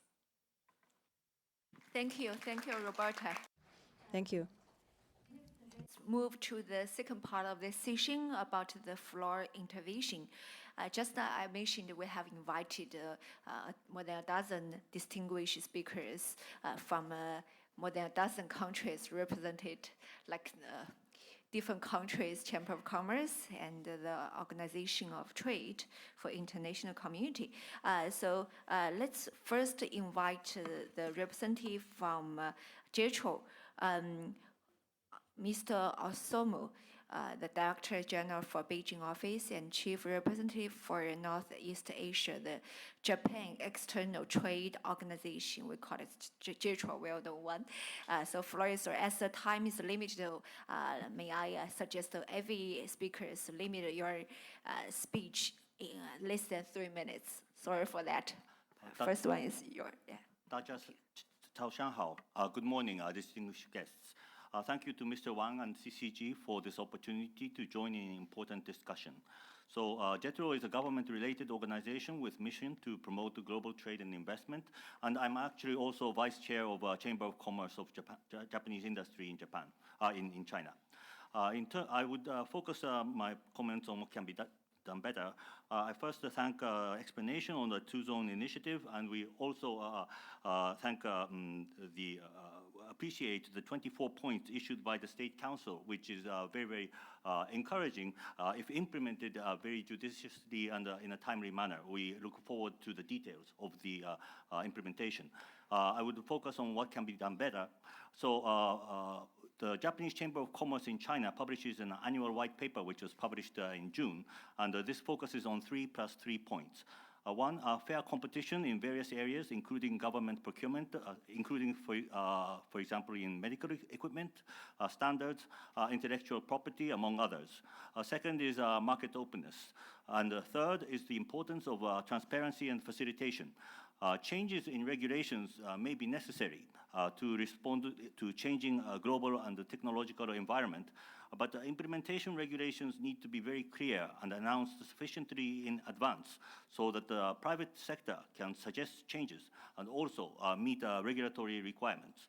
On specific issues, I will not go into details, but the data regulations, visa requirements, and tax-related issues are 3 issues that are highlighted. I would note that in terms of tax-related issues, this has been resolved, which is very also encouraging as, from our point of view.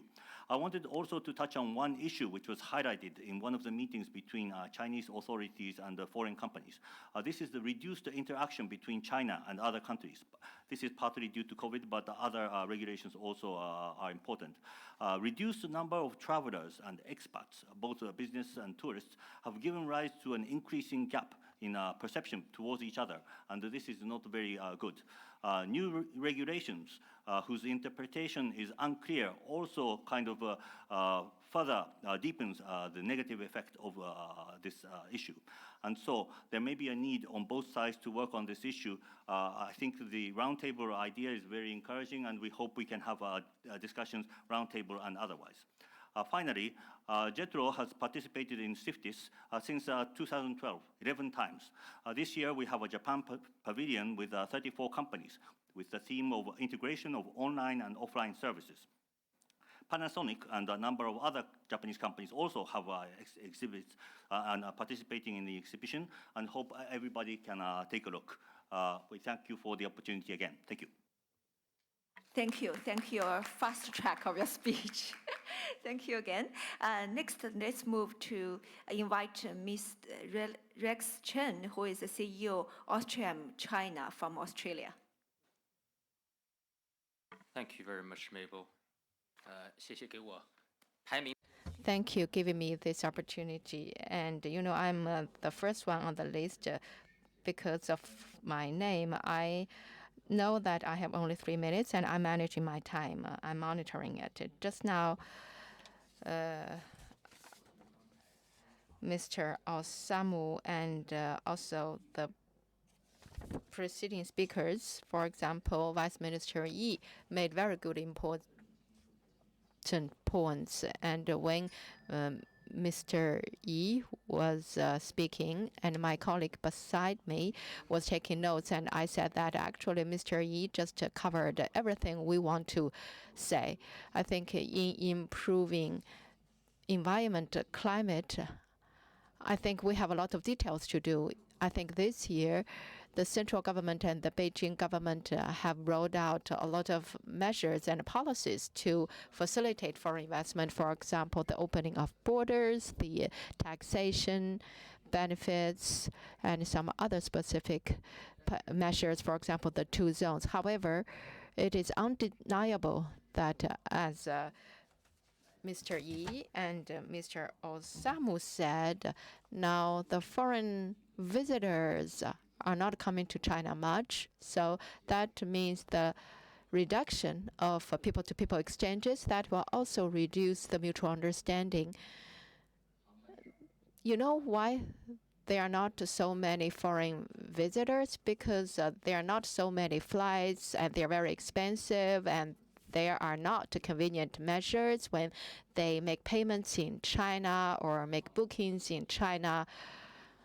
You know, the trade and investment ties all boil down to individuals, and each individual want to have convenient services and they can get everything done easily. That is what they want. And I'm pleased to see the good policies and measures issued by the Beijing municipal government. For example, the green card, which will be more widely applied. I think we have more to do.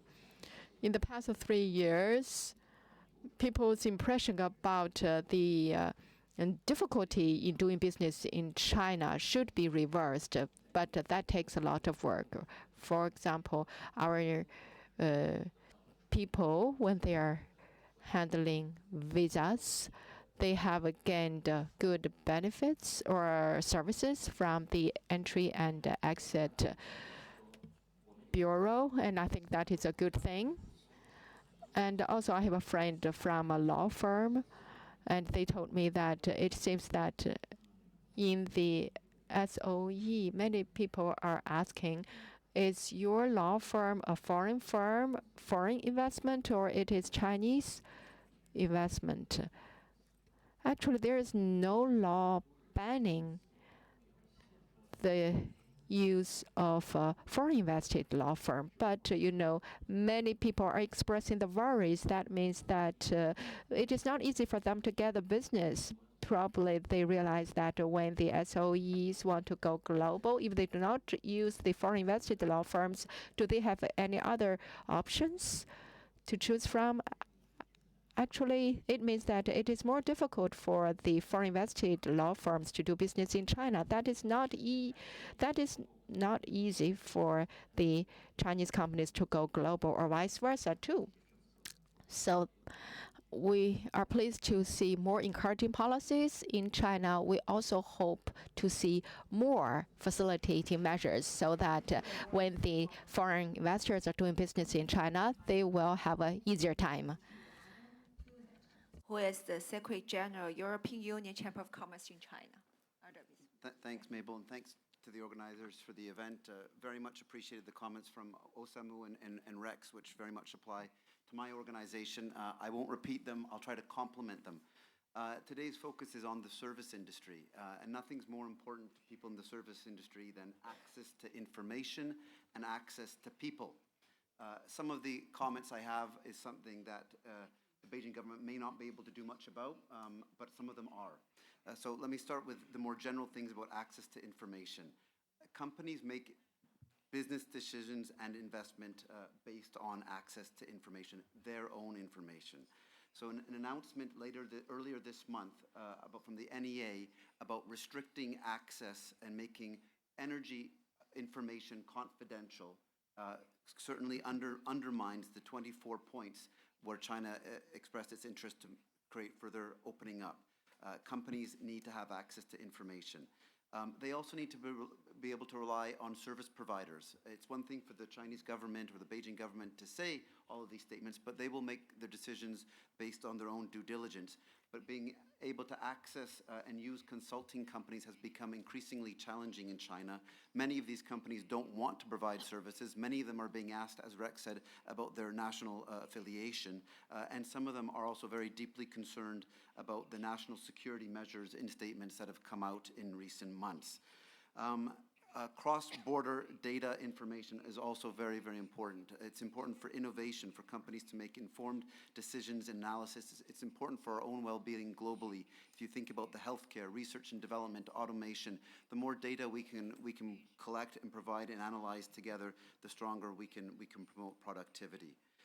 That's perhaps issues for the central government. But what can I say for the Beijing government? Let me talk about people. The flow of people. Again, a lot of flights, a lot of decrease in foreigners, but I want to talk about Chinese nationals. They are the backbone of all of our organizations here. They are the ones that are allowing us to be successful, but it's not easy to find the talent that we are looking for here often, particularly for talent to flow into Beijing. Beijing is one of the most restrictive areas in order to be able to hire people to work. Many of our companies want to hire people in Beijing, but to do so, they need to register an entity here. Registering an entity in any other city is going to cost you over 1 million renminbi. For companies, particularly in the service and retail sector where they want to have representatives in other cities, this just isn't an option. So they are forced to use a third-party provider whereby they have to pay a lot more for hiring them, and the benefits to employees are diluted as a result. So I think there's a lot that can be done to improve the benefits and optimization of the labor market. The second example in the labor market where I think Beijing government can help, again, it's a pilot project, so it's time to try new ideas. But I was told very sadly last week by one of my top employees that she's going to have to leave my organization after 15 years because her daughter, who's going to be 15 soon, will not be able to go into school in Beijing because she needs to do she needs to take the entrance exams in her own home city if she plans to continue in China to do a Gaokao eventually. There must be a possibility for talented, qualified Chinese nationals that have proven their worth in this city to be able to have families and have children that can go to school here. Thank you. Thank you, Adam.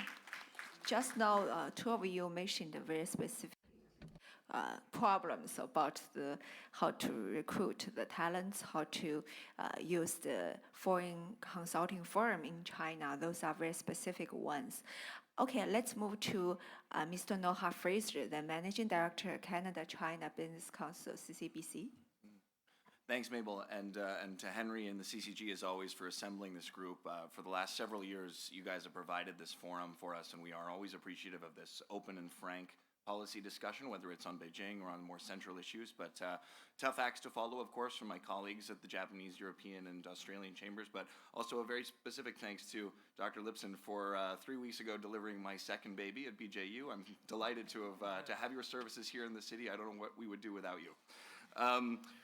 From the Canadian perspective, Canada's economic relationship with China has been steadily evolving. Our trade history predominantly lies in the mining and metals and hewers of wood and drawers of water areas. We have pivoted very much towards services, and today the major Canadian institutions like financial, tech, and educational organizations are central players for us in Beijing and beyond. For instance, the Bank of Montreal has enjoyed a 200-year business relationship with China. Our sovereign wealth fund is a significant investor in Chinese banks and tech firms, and companies like Manulife Financial have over 100,000 representatives across the country selling Canadian insurance products. Moreover, educational exchanges are growing. Chinese students today make up the largest foreign cohorts at major universities like the University of Toronto and British Columbia, and actually dozens of other Canadian schools. Clearly, the Canadian services sector is deeply invested in the mutual success of our economies. However, our firms here, especially those that I've mentioned and those committed to growing the services economy, are experiencing more challenges than ever. To cultivate renewed confidence in foreign investment, we'd like to propose several somewhat specific areas for policy development, I believe which are universally beneficial, not of course just to Canadian firms, but to those around the table as well, which I believe are also complementary to the 24 points that the State Council laid out earlier in the summer. Number one, globalizing Beijing. I think we can all point to recent experiences in travel, but you know, Beijing has now hosted 2 Olympic Games, the only city to have ever done so, both winter and summer. And it should stand as a global city. It should feel welcoming and accessible to newcomers, akin to other global hubs like London or Singapore. And policies are easily accessible transit visas that were mentioned earlier. The availability even of local SIM cards upon arrival would make a huge difference in smooth travel for executives. Conversely, recent removal of English names from subway stations is a counterintuitive move that doesn't really affect anyone locally, but makes it much more difficult for non-Mandarin speakers to access public transit. Internet accessibility. We all have this issue today in Beijing and in China beyond, but a limited yet targeted easing of internet restrictions for particularly certain international applications, even if it was in business districts or in specific hotels, for example, on a temporary basis would greatly enhance the experience of foreign executives, allowing better integration with global teams, global offices, and beyond. Finally, we've talked a lot about tax and financial incentives over the last several years. While the extension of the IIT benefits for expats is certainly commendable, we're all thrilled about it, it should certainly be a permanent feature to allow for long-term business planning. The structural challenges that expats face that the IIT benefits represent are not going away in 4 years. And so we will be back at the table in 2026 arguing for these exact same policies to be continued on a perpetual basis, thinking also about international companies putting people here on a 4 to 5 year basis. They're already over in 2027. They're already making different tax plans for the end of a posting for a foreign expat to come over here. Finally, we've talked a little bit about data security and legal concerns as well. There are new data privacy and espionage laws that have led to international companies segregating their China operations. Several of our companies have said they are now siloing their Chinese operations for protection of their data, of their boards and beyond back on the home side. This is counterintuitive as well. It does not help to globalize and integrate and open up, to use that term. So we believe a review of those regulations is certainly imperative, or at least more clarity. So obviously some of these ideas are very micro in scope. Some of them are very much more macro and sweeping. You know, we firmly believe that the program that CCG puts together here in the CIFTIS trade show provide invaluable programs or platforms, for dialogues such as these. But remember that business fundamentally thrives on predictability and stability. We hope that Beijing policymakers will continue to engage in constructive conversations and integrating the perspectives from this diverse set of residents and investors around the table who all call Beijing home. So with that, I'll say merci, 非常感谢. Thank you. Thank you. Thank you, Noha. Invite Jens, who is the delegate and chief representative of a delegation for German Industry and Commerce Beijing, executive director of the German Chamber of Commerce in China, North China. Jens, floor is yours. Thank you, Mabel. Thank you, everyone. Thanks for the invitation. I think many things have been said from my colleagues. Let me just point out a couple of things. I think at the moment, foreign businesses need positive signals because it is vital as the Chinese economy falls behind expectations, and doing business in China is increasingly perceived as a risk for a lot of companies. So I think at the moment it comes down to rebuilding confidence and rebuilding trust. And there are 3 points I want to point out, and then give some more input to what Beijing could do to improve the business environment. So rebuilding trust, I think, is the first point needed at the moment. That needs supply, but also demand-side focused policies, strengthening market mechanisms and private enterprises, and pushing forward with reform and opening up. And we've heard many things from Ms. Liu about the 2 zones, that about things that have actually been implemented. Also the 24 points the State Council announced 2 weeks ago was very much appreciated by the foreign community. So we've seen over the last month on the central government and also local levels a lot of initiatives to gather all these policies initiatives. But coming to my second point, and some of my colleagues have mentioned it, implementation is key. Without implementation of these policies, it's worth nothing. So I think the key is implement what you have announced, and that will really make a change. And my third point is, and some of my colleagues have also mentioned it, I think it's important to have clear language in regulations and laws, because unclear language will increase uncertainty for companies, and that's poison at the moment. Because China is really in some countries, the perspective has moved from China being a growth country to a risk country, and in order to avoid that, we need a very clear language and laws and regulations. Again, we very much appreciate the 24 policy points that have been put out by the State Council, and I think it would be great if Beijing set an example by being the first implementing all these points. But for that, we still have a couple of questions or guidance for that. For example, if the 24 points talk about public procurement, then what does exactly that produced in China mean in the procurement process in Beijing? We know from some medical companies they are having a difficult time getting into medical facilities in the public procurement. Cross-border data transfer, a couple of colleagues have mentioned it. The State Council announced green channel function.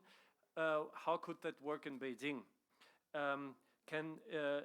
Beijing should clarify the criteria of how companies can apply for these green channels as soon as possible. Then attracting talents. The nationwide IIT policy that has just been announced is very much welcome. Beijing could look into it more deeply, maybe looking also at the greater Bay Area that experiments with IIT reforms and refunds a little more, even to attract talents. And as my colleagues said, making foreigners more welcome by changing, making it more easy for payments, registrations, hotels, etc. I think it's essential. Then last 2 points, green technology and decarbonization will be a huge topic for cooperation with foreign partners, especially it's high on the agenda with Germany. It'd be great if Beijing put out the specific plans on what is planned there and how German and other foreign companies could participate. And then my last point, the 24 measures mentioned opening up in crucial areas such as telecommunication, public procurement, and medical care and pharmaceuticals. And this would be perfect if Beijing could serve as the first comprehensive pilot zone for these opening up areas. As I said at the beginning, I think positive signals are needed very much, especially by implementing what have been announced to rebuild trust with the foreign business community, but also the local business community. Thank you very much. Thank you, James. Next, we would like to invite Tom, the president of Benelux Chamber of Commerce in China. It means you represented at least 3 countries, I guess. So, floor is yours. Thank you, Mabel and CCG, for the kind invitation for the Benelux Chamber to share some thoughts. Actually, I will go into my points directly because, as Mabel indicated, we have 3 countries to represent, so the 3 minutes of speaking time might be quite of a challenge, seeing we have different perspectives from the Dutch, Belgium, and Luxembourg side. I was very, very glad to hear that my colleagues from the other chambers have actually already addressed similar concerns and points. So which means that I can reduce my list of 6 major concerns to 3 major concerns, since I don't want to repeat and sound like a broken record, as indeed many concerns of the Benelux community are equal to those of the European, Japanese, Canadian, and Australian communities and other chambers alike. First of all, we would like to say that we really welcome all the recent improvements in the policy recently. As Mr. Liu has explained to her in the presentation, we are very glad that we see both on the national level and also on the local level, we see genuine improvements, which we really, really welcome. Even though we believe that those improvements might be due to time, we always are very, very happy to see these policies being updated. But of course, we are always looking for other areas of improvement, and I'm using one of my feedback points as a result of the Sino Benelux Business Survey, which is an annual survey conducted by the Benelux Chamber of Commerce in China among our 3 chapters in Beijing, Shanghai, and in the south of China among our members, and also non-member companies that are from Belgium, the Netherlands, and Luxembourg are allowed to fill in the survey. We looked at 3 major concerns which we really feel, if they are properly addressed, could even make China a more attractive place for foreign investment. And the first point is policy for SMEs, for small and medium-sized enterprises. Representing a Chamber of Commerce of which approximately 80% of its membership base are small and medium-sized enterprises, this is a very, very valid point for us. While companies SMEs are looking to expand in other jurisdictions in China or are looking to open a Chinese market, they feel there might be very, very much incentives for bigger companies. However, we do see not enough specific points that are addressing the attractiveness of the Chinese or Beijing market for SMEs. Why do we feel this is very, very important? Though we understand that from the government perspective, a focus on larger enterprise that generate tax income is a very, very genuine strategy. However, we also get feedback from our large company members that the SMEs, large enterprises, are an ecosystem that work with each other. So many large foreign enterprises in China need SME consultants and other companies with specific expertise, especially in the services sector, to help them successfully conduct their business in China. My second point would be creating convenience for the individual. According to my definition, a company is a group of individuals working towards a common mission. We see genuine improvements for specific industries and for companies in China, for which, again, we are very, very grateful and we welcome those developments. Yet, if companies deal with, and I'm talking both about Chinese employees as for foreign employees, if employees lack the convenience in their daily lives to build a family in Beijing, to be a successful employee, then this represents genuine challenges to our companies in not only finding the right talents, but also employee retainment is a very, very genuine challenge. And we hope that some new policies focus in improving the investment climate would be also targeted at the individual, of which companies would also greatly benefit. Then last but also not least, and this has been addressed by the other chambers as well, but I would like to address it again, it is the perception of the image of China domestically and also abroad. So when we look about large enterprises, they make their investment decision based on information. Unfortunately, smaller enterprises and even some large enterprises make their investment decision based on perceptions. Many of those might be true. Many of those, they might be somewhere in between truth and perceptions. Yet we cannot deny that investment decisions are based upon this. And as policymakers and also as foreign community in China, we have the joint responsibility to work on this. And we should all work a lot harder on this, because right now, at least for the Benelux, we see it is possible for companies to come to China again. We are very glad that the global COVID crisis is behind us. Things are possible again. Yet we don't see the investments flooding into China as of January of this year. as we genuinely would have hoped. This is something which policy makers are hoping. It's something which is central and Beijing governments are hoping for. It is something which is essential for the survival of a chamber of commerce. So when it comes to this, we're all on the same side. And I really hope that making it easier for foreign individuals to live in China, to work in China. I'm even talking about students. Me personally, I came to China as a student as early as 2009. Right now, we had to set up a special workforce working group with the Netherlands Embassy to facilitate internship positions for Dutch students and Belgian students coming here for an internship, because this has become increasingly difficult. But I believe these people are the interns that come to China right now. They might be at this table 10 years later. But we both, as foreign companies or as policymakers, we're not very facilitating to them. And they are the future ambassadors of a more balanced conversation between China and the world. I hope we can all find solutions to facilitate that a bit better. Thank you very much. Thank you, Tom.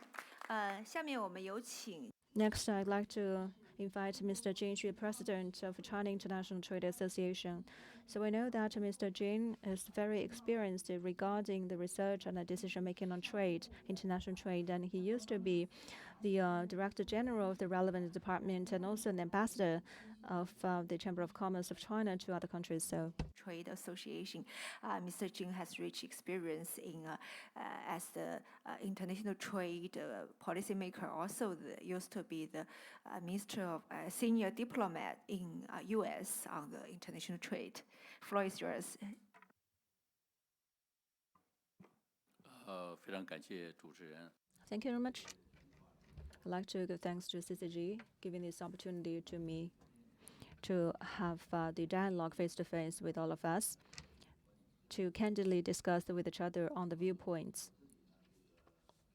And I personally mentioned by Mabel that I was working in the embassies from China to other countries in UK and the US for some time, and I used to be working for the Department of Asia-Pacific region and North America in Ministry of Foreign Affairs, and I've been engaged on the dialogue between China and other investors from overseas, and to the investors a lot of viewpoints on China, and some of the congressmen from other countries, and they biggest issue on their lips is PRC, and it's always China, China, nothing but China. And there is two extremes according to their talks, and one extreme is that a lot of miracles created by China. The other extreme is the disagreement or the different viewpoints on China's policies and on China's governance.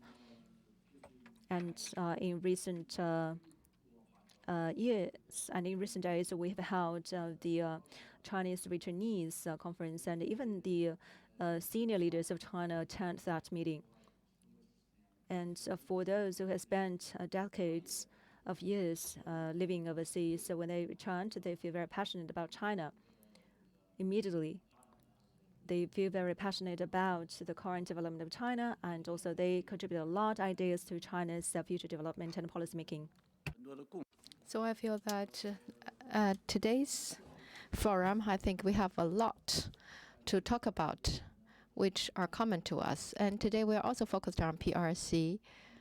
It's not actually specific to PRC itself. Rather, we are talking about the PRC-related risks and confidence. And just now, we have all been quite specific to these problems, and they are practical, and those recommendations are very important.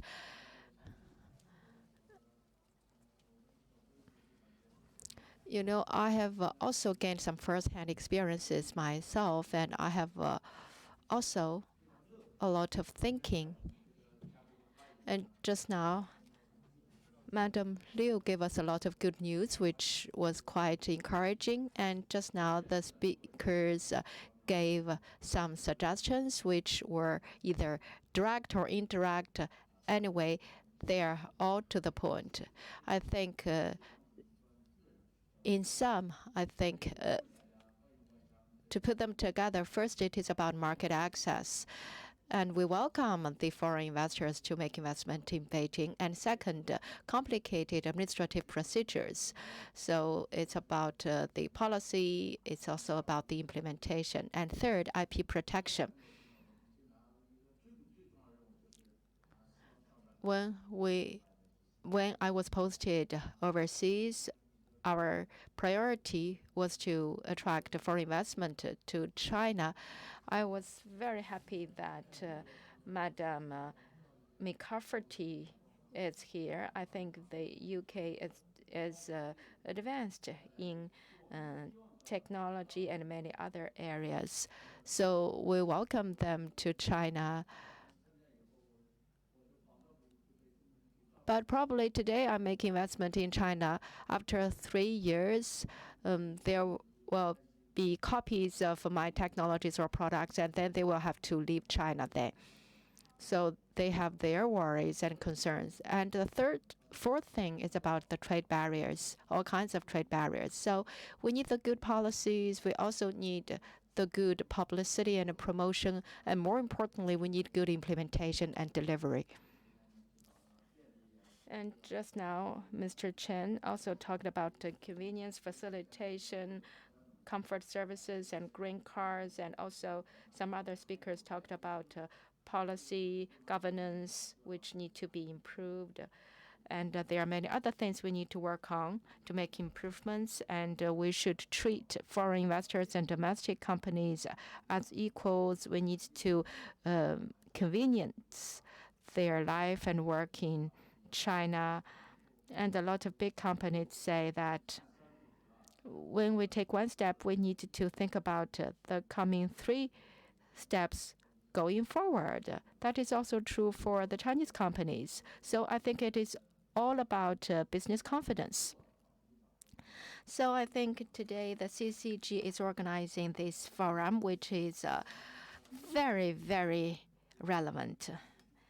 And Madam Lipson is a good friend to me for 20 years. And you know, when I save enough money, I will go to your hospital.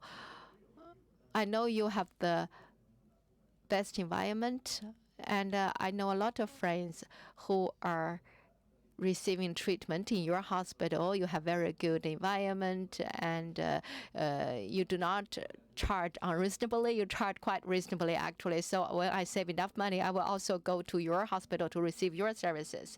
So I think a lot of the foregoing speakers have made wonderful recommendations, and Mr. Osamu from Japan also made this important point of communication, which is quite important for us. Only with enough communication can we better understand each other and solve the key challenges together.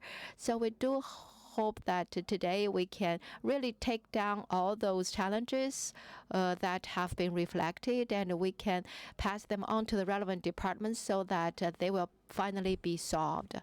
Okay, thank you very much. That is all I want to say. I mentioned President has rich experience in overseas in different countries, look after the international trade and cooperation. So what he mentioned, maybe as the Chinese side already write down and remember what our international members mentioned. I think how to promote and improve the policy itself, and how to apply that is a very important one as well. Implementation itself is another issue, not just the policy, how to implement it as well. It's also an issue. So thank you so much, the voice from Mr. Jing Xu. Next, we would like to invite Mr. Law Wei Ken, who is the chairman of Malaysia Chamber of Commerce and Industry in China. 罗维坚商会的会长是马来西亚商会的会长，有请您。Thank you, Madam Mabel Miao. I also want to thank the CCG for the invitation. Please allow me to speak in Chinese. I hope you can understand. Okay. Just now, I think our colleagues talked about policy problems, central government policies or two-zone policies, which are very important initiatives. And there are actually 8 sectors. It is very comprehensive. We also talk about how to implement the policies. However, because time is limited, I will just focus on talent. Because to me, all the policies, the implementation of the policies in this big country takes a lot of work. If we do not have the talent support, if we do not have the people, the talented people who are working together around the important ambitions, then it is difficult for us to really put the ambitions into reality. To achieve this objective, 我这里有几个 I have some of my personal observations to share with you. In terms of talent, I think we have 2 channels. First, we can train them domestically. For example, the government can develop long-term plans to develop the talents. That takes a generation or even several generations to cultivate a lot of talented people, and then we will need to retain the talents well. We need to prevent the loss of talents to other countries. In addition to the domestic efforts to foster talents, we can adopt another way, that is to attract the talents from other countries. For example, talent attraction from other countries or foreign investment attraction. How to retain the talents in China so that they will be mobilized to support China's development. I think we can do 3 things. First, we need a good platform. These talents need to stay in China, whether they're domestic talents or foreign talents. They need this platform to achieve their ambitions and their individual or personal goals. That takes a lot. Probably they engage in research or innovation. Then do they really have this platform to do it, to achieve their goals? And is it easy for them to go global, to better exchange with the rest of the world and then come back to China again? Is there any convenient channel for them to go abroad and then come back to China? And second, when these talents are cultivated in China, usually it started at a young age all the way to the stage when they get old. And do we really provide the all-life support for those talents to stay in China, even when they have children? And we can provide good support for them to retain their families here in China. And also another important thing is about the ecosystem. That covers a lot, including their daily life, their communication with their friends.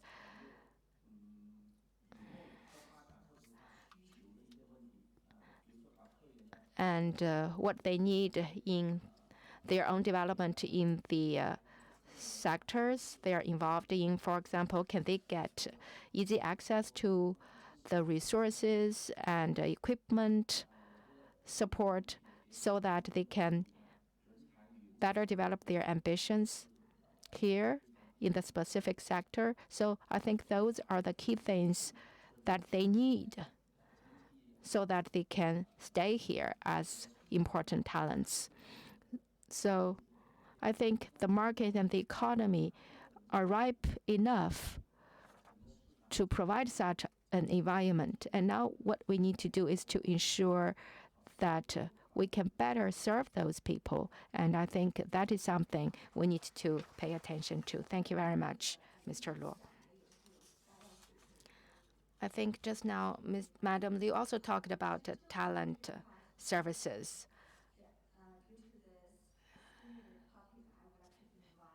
Dr. Danny Simon. Dan Simon is the president of Alliance of Global Talent Organizations, AGTO, which is initiated by CCG and different international organizations. Itself also an international organization look after the talent mobility globally. So I would like to invite Danny Simon.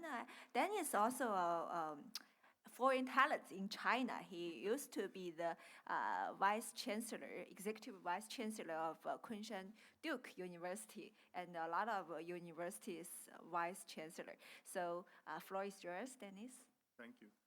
Thank you to the Beijing municipal government and to CCG for inviting me. And as I looked around the table, except for Roberta, who probably is here in China longer than me, I recall just a few years ago for the foreign business community, if they could get a good cup of coffee and a cup of vanilla ice cream, they were very, very happy.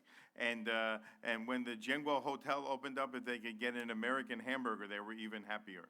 So, you know, if you think about where we were way back and where we've come to today, this is almost highly remarkable that we can have this kind of dialogue with such an open voice and such a sense of sharing. And I really appreciated the remarks of Deputy Director Liu, because I think she was extremely frank about where things stood and what had to be done. And I think that I was watching her, she's taking copious notes about everything so that the Beijing government can understand what foreigners need. I had the opportunity to serve in two major posts in the management consulting industry here in China. First as the general manager for Anderson Consulting, which later became Accenture, and then as the founding president of Monitor Group China. And in those capacities, I had a chance to work with over 200 multinational companies doing business in China. From that experience and from my own experience recently, as Mabel said, at Duke Kunshan, I've come up with sort of, and listening to the remarks today, there are four things that I'd like to point out, particularly as the Beijing government considers how it's going to move forward with implementing not only the 24 points by the State Council, but also by the two-zone policies. So the first thing I'd like us to consider is that when companies make decisions about investment, the first thing that they consider is predictability. Predictability is very, very important, because even if there are harsh policies in place, the policies need to be clear. So everyone has the specifics of what those policies mean, and they're also consistently implemented. And we've heard from a number of people the plea for consistent implementation. And I think that that's something that really is very important. We also have to realize that the decision makers these days for foreign investment in China are not China experts. They are decision makers. A number of years ago, it used to be the case, companies did things in China that they wouldn't do anywhere else in the world because they wanted access to the China market. But that's not the case today. A good business decision in another country is a good business decision in China, and they try to follow these kind of procedures, and they can only do so against the background of predictability. The second thing that they need is consistency. There has been a saying in the China business world, everything you hear about China may be true, but only some of it is reliable. And so you go to Beijing and you get one set of policies, and then the next week you're in Shanghai, you get another set of policies. The regional and provisional differences in response to national policy directives can be very confusing to companies who are trying to set up operations in multiple places in China. So the need for standard approaches to compliance with the directives coming out of the central government is very, very important. The third thing I want to mention is directionality. So we've constantly heard over the last 40 years in reference to the discussion about economic reform, that economic reform really is following the way by feeling the stones. In other words, it's not precise, it's not always scientific, and sometimes it's 2 steps forward and 1 step backwards. And that's very understandable.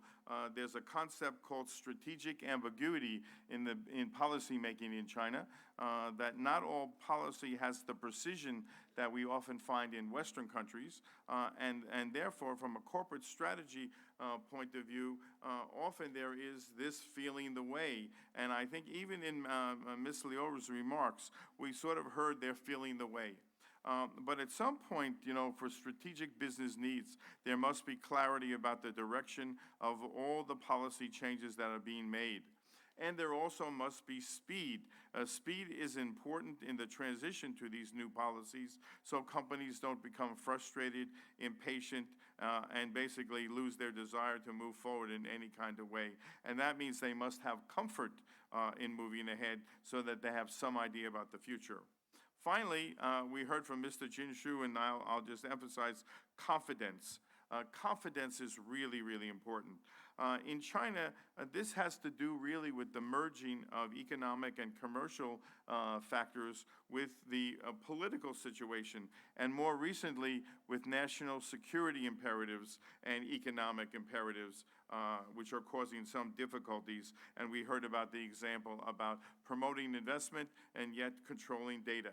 And so these are issues. Of course, we must all recognize that China is not like the US or the UK or other countries in which many, many viewpoints get put out on the table and discussed and publicly articulated. But to really come out at the end of the day with investors who are willing to put their money on the ground here, there must be confidence about the staying power of these policies. And again, in the context of these other things, predictability, consistency, and directionality. And I would give one just good example, and that has to do with IP policy.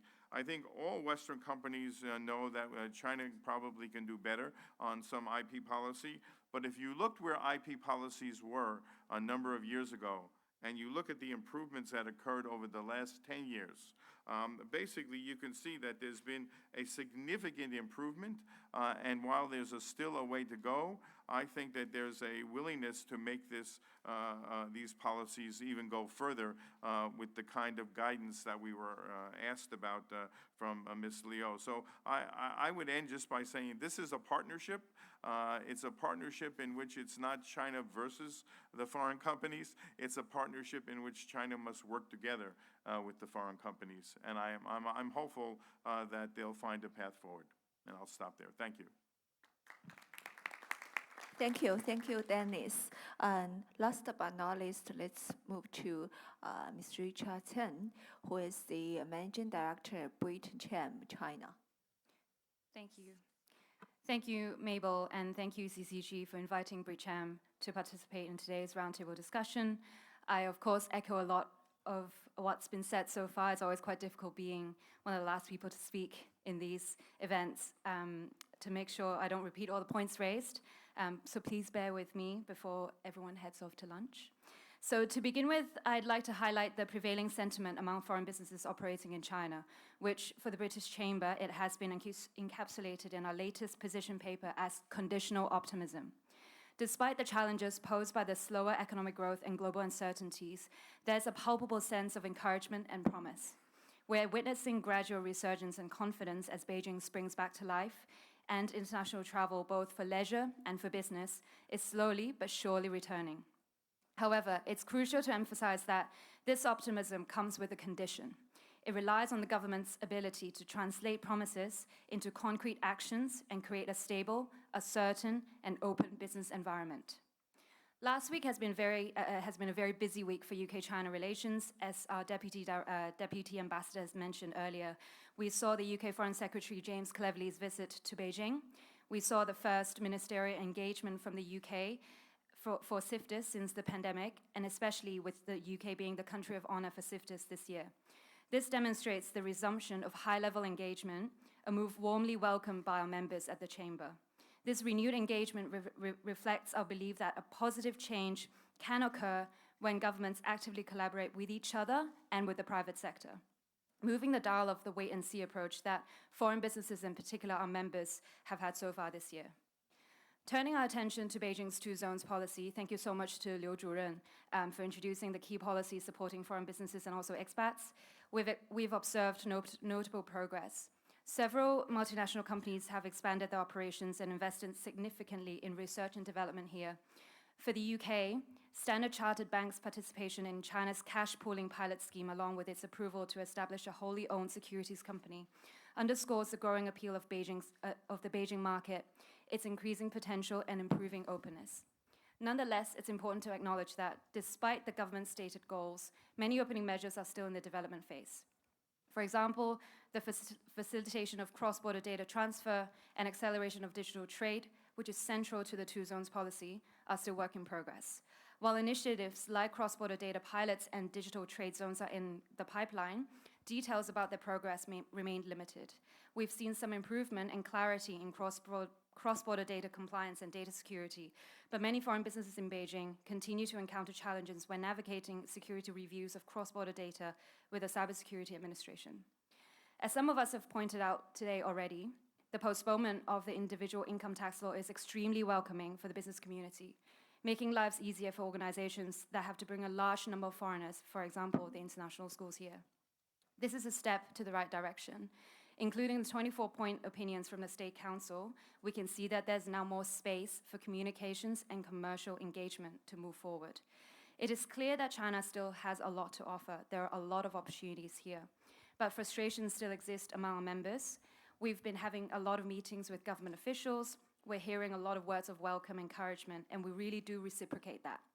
We have 171 recommendations set out from our position paper that are still need to be addressed. It is important, therefore, for the government to increase interaction and increase the lines of communications with businesses, and we're hearing that today, which is very positive, particularly for two zones in areas of financial services, vocational education, and support to new entrants to Beijing for science and technology projects. Tailored services and preferential treatments or tax reliefs for new entrants, and in particular for SMEs, are also encouraged. To sum up, the British Chamber is encouraged by the Beijing's commitment to further opening up and involving foreign businesses and international talent in the city's high-quality development under the two zones policy. We look forward to the full implementation of specific measures to unlock the potential inherent in these market opening initiatives, while actively also contributing to the city's continued role as a hub for international talent and investment. Thank you all. Thank you, Mr. Chen. And Roberta said would like to end some points, but time is limited, sorry. Yeah. Really quickly, before I was asked to speak about United Families experience, but I'm also wearing AmCham China's hat. And on behalf of them, I'd like to add some points really quickly. It's been a tough 3 years for all of us, but especially for US businesses, because on top of the pandemic, we've also had a very rocky bilateral relationship to deal with. Over the last little while, there's been 3 big things that have given some increased confidence to our members. One being the high-level contacts between the US leadership and China leadership. We've had 5 secretary visits over the last 1 month. And I think this communication is absolutely key. But I think it's also key that we 接地气 and also have more people-to-people contacts and more city-to-city contacts, and I think that will make a huge difference. In addition, the 24 points and the policies of the two zones are also extremely encouraging, as are the tax policy. But as my colleagues have said, further transparency and continuity will be really, really welcome implementation. And so I have 5 really quick specific recommendations.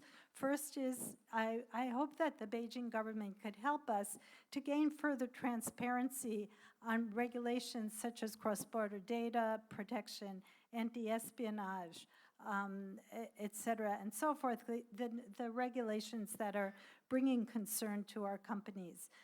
Secondly, there still remain certain industries on the negative list. that we would love to see perhaps liberalization in Beijing, including healthcare. So that would be a great thing.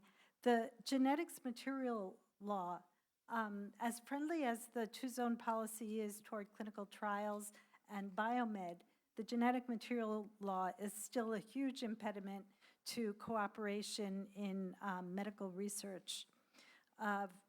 Many of our companies are having problems with government procurement, and we're looking forward to the definition coming out with the fear that if it's too complicated, it won't solve the problem. If the definition of what is a Chinese product is too complicated, it will bring more problems.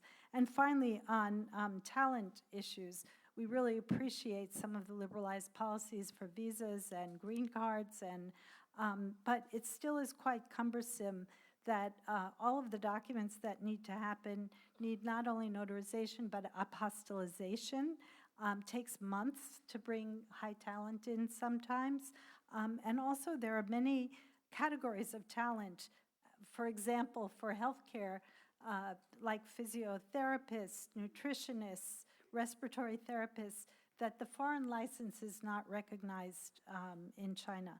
So I think there's still plenty of room for us to further improve the environment and build confidence among all of our foreign companies. So finally, thank you so much for the opportunity to have this discussion. Thank you, Roberta. Additionally, at last, we would like to invite President Hu Yaowang to give some conclusion. Yeah. Okay, great. Thank you. Yeah, I think this morning we had a very good, very significant and very stimulating discussion. You know, first of all, I'd like to thank, of course, the Madam Director Liu for giving all very concrete and very specific, you know, all those policy directions. I think, you know, the Beijing Municipal Government Two Zones Office is very forward-looking and is very experimental, but also come up with a lot of policy and very concrete. For example, she just now mentioned that now, you know, in the financial sector, all the, you know, foreign capital, you know, institution would be opened up. Basically the same both in China and Chinese company or foreign company, and also allow the enterprise individual to cross-border buying, you know, financial services. On the pharmaceutical side, there's some breakthrough as well. And of course, the most important thing mentioned is data as resources, you know, there's a green channel being established. So I remember this also, as a former CPPCC Beijing committee member, last year we had actually, you know, discussed quite a bit about this data flow. And we actually, CCG organized multinationals to talk about data flow, and we put up the recommendations to the government as well. So we are coming to the era of data free flow now. So it's very, very important. So those are the things we discussed as roundtable. It's become actually a trademark of this CCG event with Two Zones Office at CIFTIS. It's really practical, you know, very you know, data-driven and solution finding you know, conference that we're having here. I'm very pleased to see that we had a chamber representative, you know, in addition to the government. You know, we have chamber from China, from US, EU, British, Germany, Canada, Luxembourg, Belgium, you know, and Netherlands, Malaysia, AGTO, and many, many more. Actually, this is what we want to do, is that really collect all the voices, recommendations, suggestions that we can actually summarize them, and then we can put forward to different government representatives like MOFCOM and people. Actually, you know, Mr. Jing used to be the DDJ of the American Oceania Department, but he was president of China Association for International Trade under the MOFCOM. So we'll collect all those findings, and then we really going to submit them to the different ministries. And of course, Beijing Municipal Government as well. We have directly Ms. Liu. She's very pragmatic, very forward-looking, and very helpful for multinational, because they are the forefront And Beijing is the pilot, actually not only for Beijing, but for the country as well. So I think all your recommendations is well received. And that is exactly 4 years ago, CCG launched the International Chamber of Commerce Roundtable, launched by the former minister, CCG Honorary Chair Chen Deming, exactly 4 years ago. And we're glad to see this roundtable is continue this tradition. And that's where we want to get all the different chambers' voice and want to make up all the analysis from the CCG and want to recommend to the government so that we also see the State Council 24 new points, which is very, very timely, but then we need to really implement that and really amplify that. So I think all your wisdom and all your insights are so helpful, and this is a great example of how government and business and the policies think tanks can involve together and make things happen in China and in Beijing. So on behalf of CCG, I would like to thank all of you again very much, and we look forward to further discussion. We have another still very rich discussion, in the afternoon, and we thank you all very much. Appreciate it. Thank you. Thank you all the speakers of this session at a higher level dialogue, we just call it. And thank you all the representatives, and thanks Ms. Liu from Beijing Municipal Government. I think this is the best occasion to improve the economic globalization. We still believe that as a CCG member, we believe that the globalization is still moving forward by different ways, especially how to boost the confidence is crucial. Like just Mr. Jin mentioned, the price, risks, and the confidence. But the final one is confidence, how to boost it. I think engagement dialogue is very, very important. Thank you all the speakers and audience.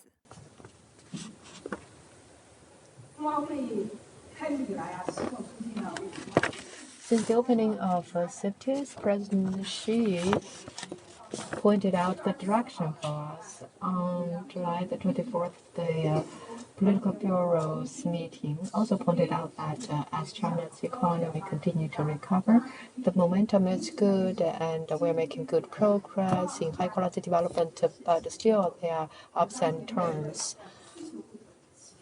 So now there is a lack of demand, and the businesses are having a difficult time. We are also facing a complicated external environment, and we're also facing the downward pressure of foreign investment.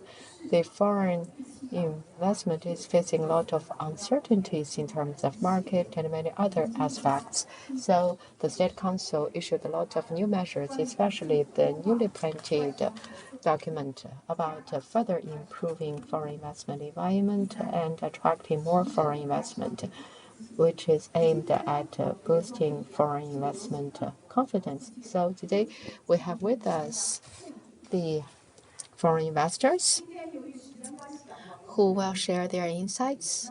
Because of time limits, each panelist will have 5 minutes to make a speech. They can give a brief introduction to their company, and they can also touch upon one of the 4 topics as follows. First, and you can now think about which topic you want to focus on. The first one is the opinions about promoting the private sector, and also the opinion about improving foreign investment environment. And why at this time we have these opinions, and we can make some comparisons historically. What are the features of these measures? And from the perspective of investors, what kind of further policy support you need to implement these policies? So the second one is that because of the international environment and also the corresponding monetary policy, the capital market of China is now volatile. How to address those volatilities of the stock market and foreign exchange market, and how to address the relevant economic issues. So how to address the volatilities in the bond market and the stock market, etc. Third, how do you see the investment boom in the internet industry, and what is the features of this new round of investment, and what are some potential focus of attention? And fourth, what are the areas of investment that you're interested in going forward? What are the areas that you are optimistic about when you make investment? So now I think I would like to give the floor to the panelists. We will listen to their views and recommendations and insights. I think we can follow the name list according to the order indicated in the list. The first one is CEO of China Hori Capital Management Group Company Limited, Mr. Chuck T.J. Chen.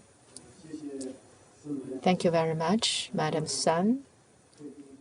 Distinguished guests, I'm deeply honored to join you at this roundtable. I am Chuck Chen of the China Hori Capital Management Group Company Limited. I'm also the chairman of the Ruihua Health Insurance Company. So I've also been in the health insurance industry for some years. So for me, most of the time was spent in the insurance industry. And in recent years, I have been focused on health, including investment in the health industry and the operation of health-related insurance. Just now, Madam Sun listed out 4 topics for us to speak on. I think those are all very macro topics. We need to make very good policy recommendations. You can just focus on one of the 4 topics. I think that is still very difficult, even if I choose just one. I think I want to talk about the 4th one.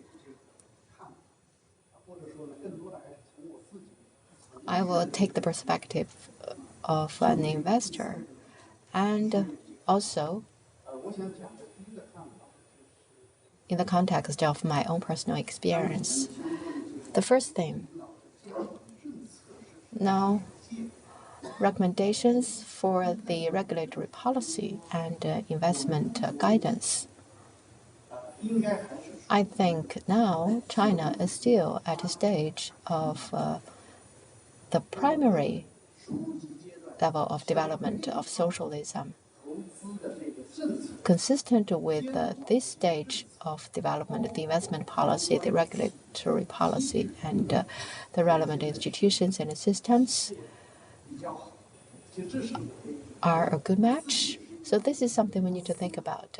I have been thinking about this problem too, personally. So the reform and opening up has been going on for many years, especially in the past decade. China's economic and social changes are huge.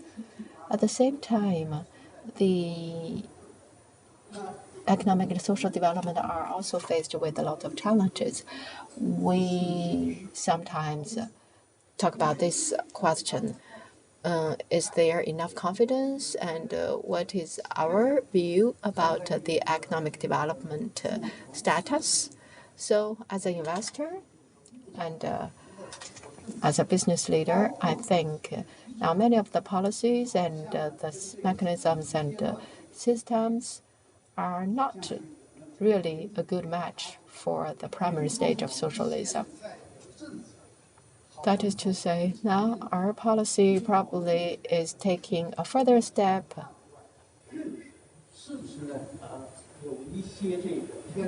and probably there is some misperception or misunderstanding of the features of the primary stage of socialism. I don't want to go into details, but from the perspective of the insurance industry, I think the regulatory policy is more oriented for a mature market or a well-developed market. And that is also true for the political direction.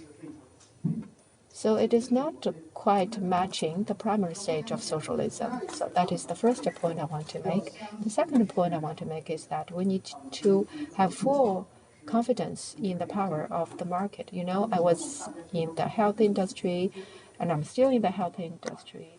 And now the aging problem is really challenging in China. It is hugely challenging. Now, the ratio of people above the age of 60 is 19%. You know, I'm from Shanghai. Shanghai is the most aged city, and the ratio of people over 60 years already is 38%. Last year, the municipal government gave us a data. Actually, now Shanghai has 1.88 million old families. So it is really serious. And this year, we only have 7.8 million newborns this year. That is to say, in 22 years, and these newborns all graduate from universities. So that is to say, we only have these few people who will be employed. And this year, we have about 70,000 people who will go to college. So that is to say, we will see huge plummets of employable people. So our social security policy cannot adapt truly to the aging situation in China if we just depend on social security to provide full security for the old age support. By 2022, the outstanding of pensions is actually just 3,000 per person. It is terrifying because that is too little. So that is to say, fewer and fewer people will pay for social insurance, and the people who can enjoy it will decline in number. How can we address this challenge? We need to depend on the market. To solve the social security issue and the old age support issue, we need to depend on the market, the private sector. So that is why the party report and the government report also, actually the report of the 20th Party Congress said two things. First, we need to actively work for long-term medical insurance. So this is a party Congress report, and it mentioned two important things about commercial insurance. What does that mean? It means that the central government and the central leadership has realized that we need to depend on commercial approaches to make up for the rigid demand of social development.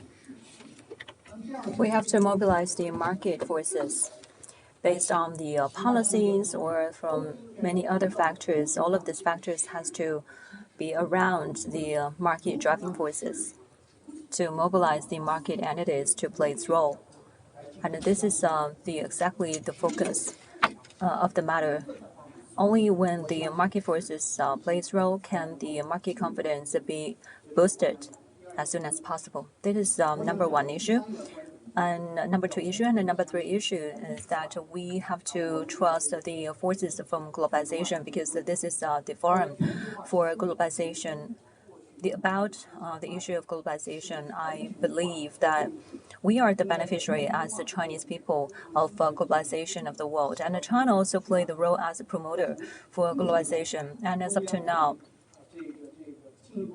to further open up, especially with the high quality, the impetus has been given from the central government, which is a very positive signal.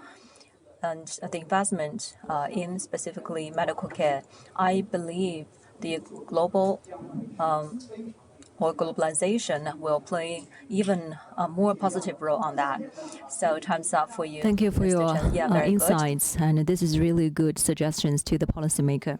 And next, I'd like to invite Mr. Chen Weiguang, Managing Partner of Blue Round Ventures China.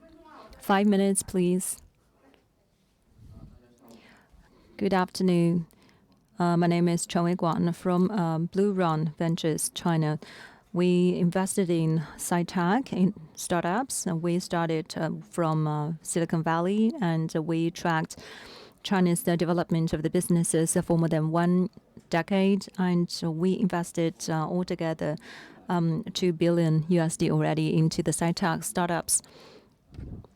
We invested in the information technology, new energy sectors, and biological technology companies. A lot of startups are well known to you, like a lot of innovative companies and cloud computing featuring companies and 5A. These are the very famous names and brands to Chinese people, and we invested as well into these companies.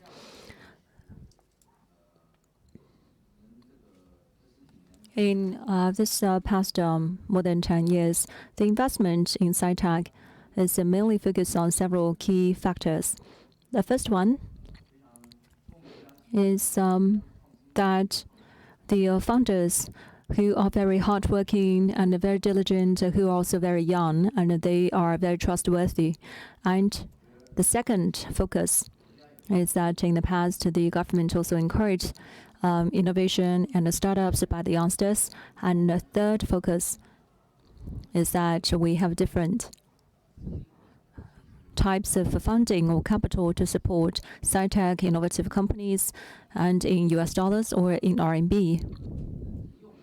As long as there is a means, there is a way to use them. So you probably have noticed with the somehow dilemma of the relation between China and US, President Biden also declared a conjunction not allowing the US capital or funding invested into the sci-tech related sectors around like AI or some sensitive technology related companies or sectors which are forbidden for the US fundings to be invested in, and that also have somehow impact on the development and also the trend of the development of these companies. Talking about the LP, the nature of the funding are for long term. Usually the USD fund, the duration of the this fund is like 10 to 12 years. And it means that this long-term funding usually would be very patient compared to RMB LP. Usually it will require 7 years of the turn. So most of the fund, if it is in RMB, if you want to invest in those innovative and specialized sci-tech companies, you will feel very stressful because you have to get the return within 7 to 8 years. So the turnover here is somehow compared to USD funding will be very stressful. On the other hand, the competition between China and US, or the stress between China and the US usually would impact our incumbent investment in the previous programs. Previously, we can have the RMB invested into the program in advance. And before IPO or IPO in US market, then there will be the very convenient and flexible exchange from RMB to USD. But in the future, if you want to get the IPO on US market, probably you have to go through some procedures and some limitations, and the ACO environment right now has been changed and reshaped.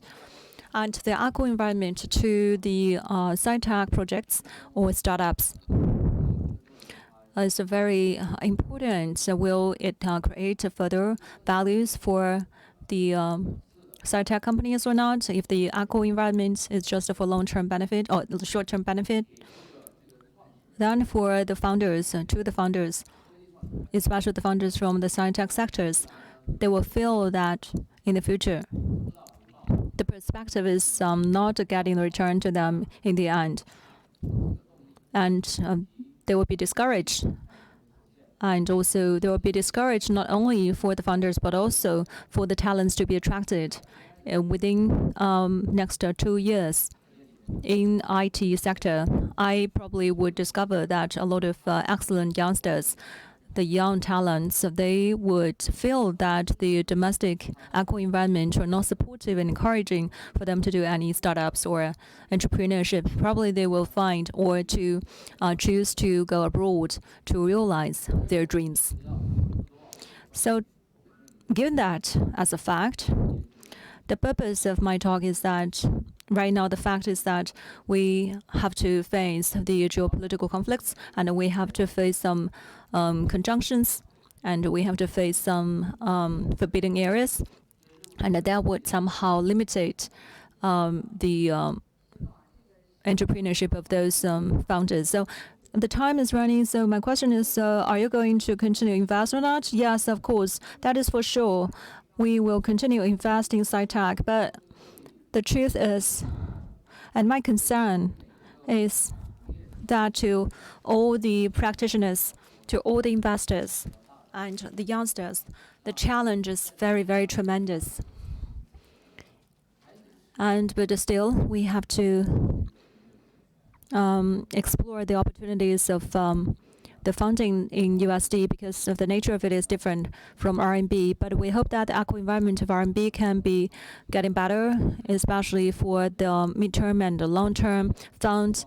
The duration can be prolonged, and 7 or 8 years is not enough at all. And we hope that it can prolong to as long as that of the USD funding, because otherwise the startups would be very hard to be listed in the end on the stock exchange. Yes, this is really pertinent and down-to-earth suggestions about the duration of the funding or the fund in RMB. So next guest will be Liu Chang, Vice President of Cargill Greater China, who is also a lady. Thank you, Ms. Sun. Good afternoon, everyone. I'd like to thank CCG to invite me getting on the stage. And I'm with the Cargill Greater China. It is a U.S. company specialized in finance, logistics, food and beverages. And we had the history of decades and 16,000 employees. And last year, the volumes of the value that we created is equivalent to the rank of 135th among the top 500. And we have 50 plants in China, 10,000 employees. For a long time, we honor the commitment we made to Chinese market. With the continuous development in China's market, especially getting on the trend of the reform and opening up with the beneficiary and also the promoter and the participant of the reform and opening up. So we can see the series of the positive support and policies from the central government, from the local government, from Beijing government to support the market access relaxation for the foreign capital and foreign investment coming in, and predictability and transparency will be a must for the future to business environment improvement. So we think it is so good to look at and to see this promulgation of the positive policies. And we can see a lot of events like this being held. It is not only a very encouraging signal for the foreign investors, but also can inject the tremendous support and help to foreign companies like us. As a multinational company rooted in China for a long time, we see very positive about China's perspective in the market and a macro environment, although which is full of uncertainties. But I believe that China's government will further open up the market, and this confidence would never change. So our president, Mr. Ryan, paid the first visit to China and repeatedly mentioned the confidence or resolute confidence of him about China's market. From the current momentum of the investment, we believe that a stable environment of investment has to assure the predictable environment in the future, as long as it is transparent, fair, and in the just environment of international arena, can it be fairly allocating the resources both at home and abroad. So the government really need to refine some of the policies, some specific segments like the trade facilitation and market infrastructure and the procedures streamlining of the governance. Also, the legislation and laws and regulations are also promulgated one after another. We hope that these laws and regulations could be executed more transparently and down to earth, so that we would have a more communication reciprocally like today with each other. And anyway, we hope that the environment could be more predictable and transparent for the investment to come. And that is the basis for the investment to be expanded in the future. So the top level to business environment based on rule of law, we have one suggestion to echo Mr. Chen, that the market driving forces is very important as a precondition. So in terms of the structuring of the industry, we suggest that some administrative and bureaucratic procedures would be removed, like in the sector that we are in, like the extraction of the soybean, which has been included into the short list of the constraints or limitations of the support, and especially constraining the investment and willing to invest by some enterprises and companies. And our suggestion is that these policies could be removed and everything could be done as per driving forces from the market, including the investment willingness. So the potential and the perspective in China is full of opportunities.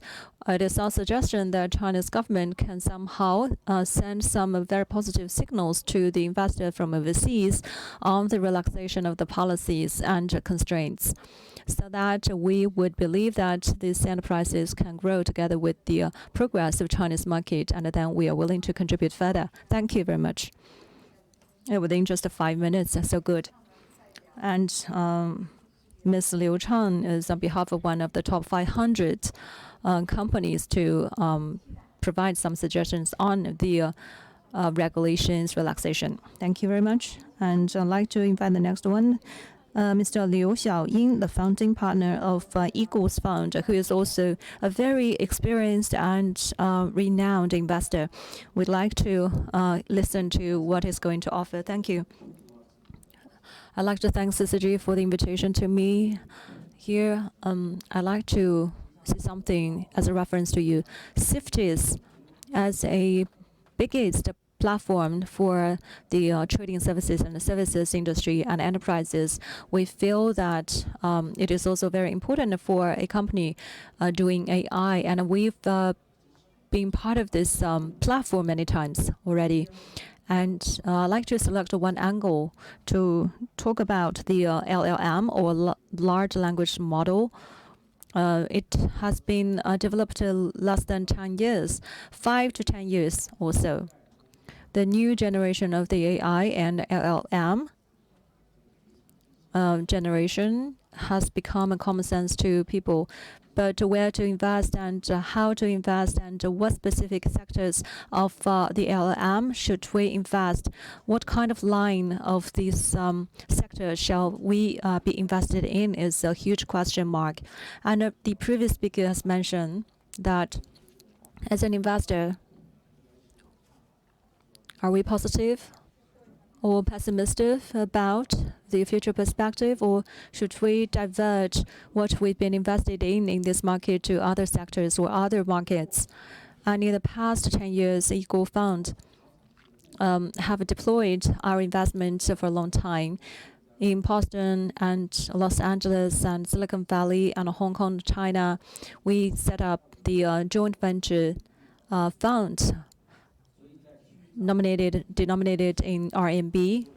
So it is quite diverse, geographically speaking, and in terms of the portfolio of the products that we invested in. And cumulatively, we have invested in more than 300 entities already.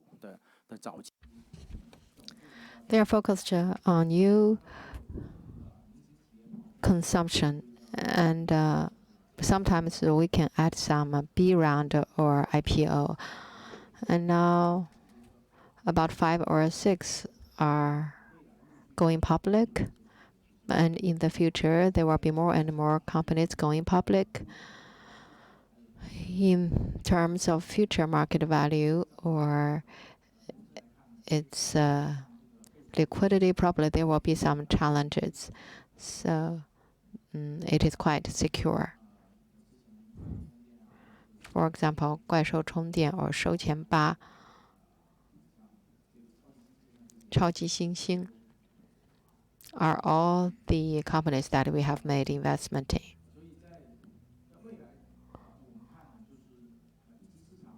In the future, so the primary market investors probably will be worried. In the past 2 weeks, we can see online some people are talking about VC crisis or 90% of the VC will exit.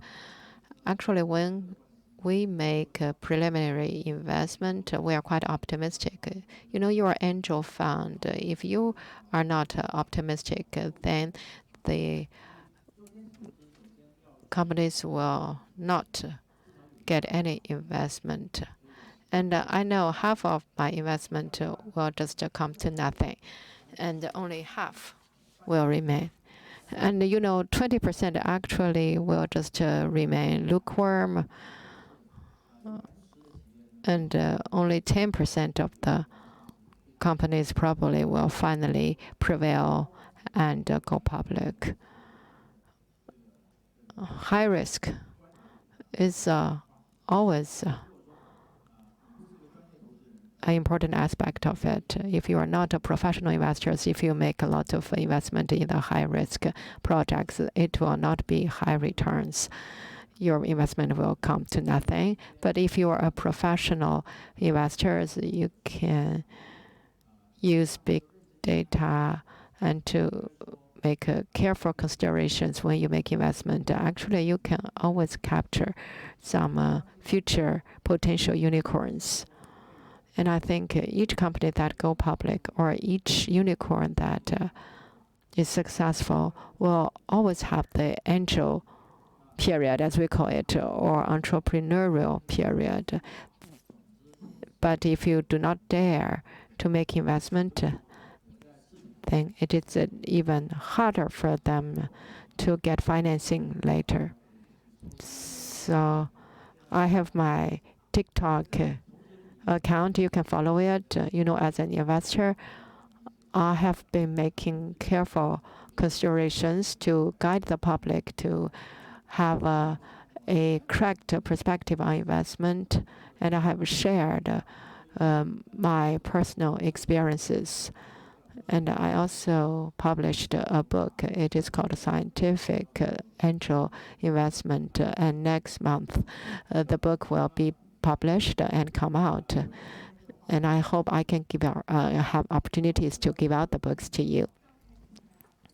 So just to come to the point, but your time is running out. You know, investors are always talkative. You know, you can give me 3 hours and I will not be able to finish my talk. You know, I'm here to learn from you. Of course, we can exchange views after this roundtable too. In the future, we will use several pillars. First, new energy, semiconductor, new material, import alternatives, and those will be the areas we will be focused on. So just recently, we have been focusing on new energy and digitalization. And also, in terms of AI, big model, we will catch up with the international practices. So I think in the future, CFTs should also focus on AI application projects too. So I'm looking forward to more exchanges with all of you. Thank you, Mr. Liu. So the angel investors need to be optimistic. You need to be professional, and you are asking people to follow your account, Liu Xiaoying. So you can send each participant a book. Thank you very much. Susan Song, founding partner, Hongman. Tongchuan Fund Management, Executive Director, Xinjiang HM Fund Management. Thank you very much. I want to thank CCG for the invitation. I will cover two things. First, a little bit about my company. Second, I want to share with you my investment experience. I cannot actually talk about policy recommendations. I'm not in a good position. We are controlled by the Xinjiang Construction and Production Corps. We are a state-owned investment fund. We invest in two things. First, infrastructure, road, bridges, public utility,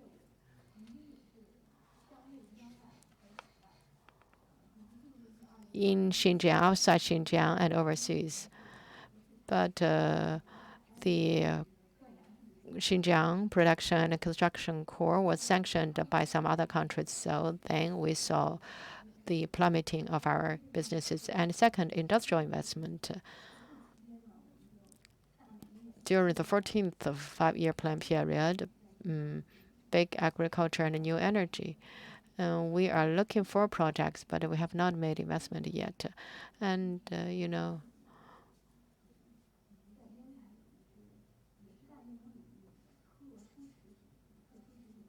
we have some special food industry, for example, medicine-related food and health-related products.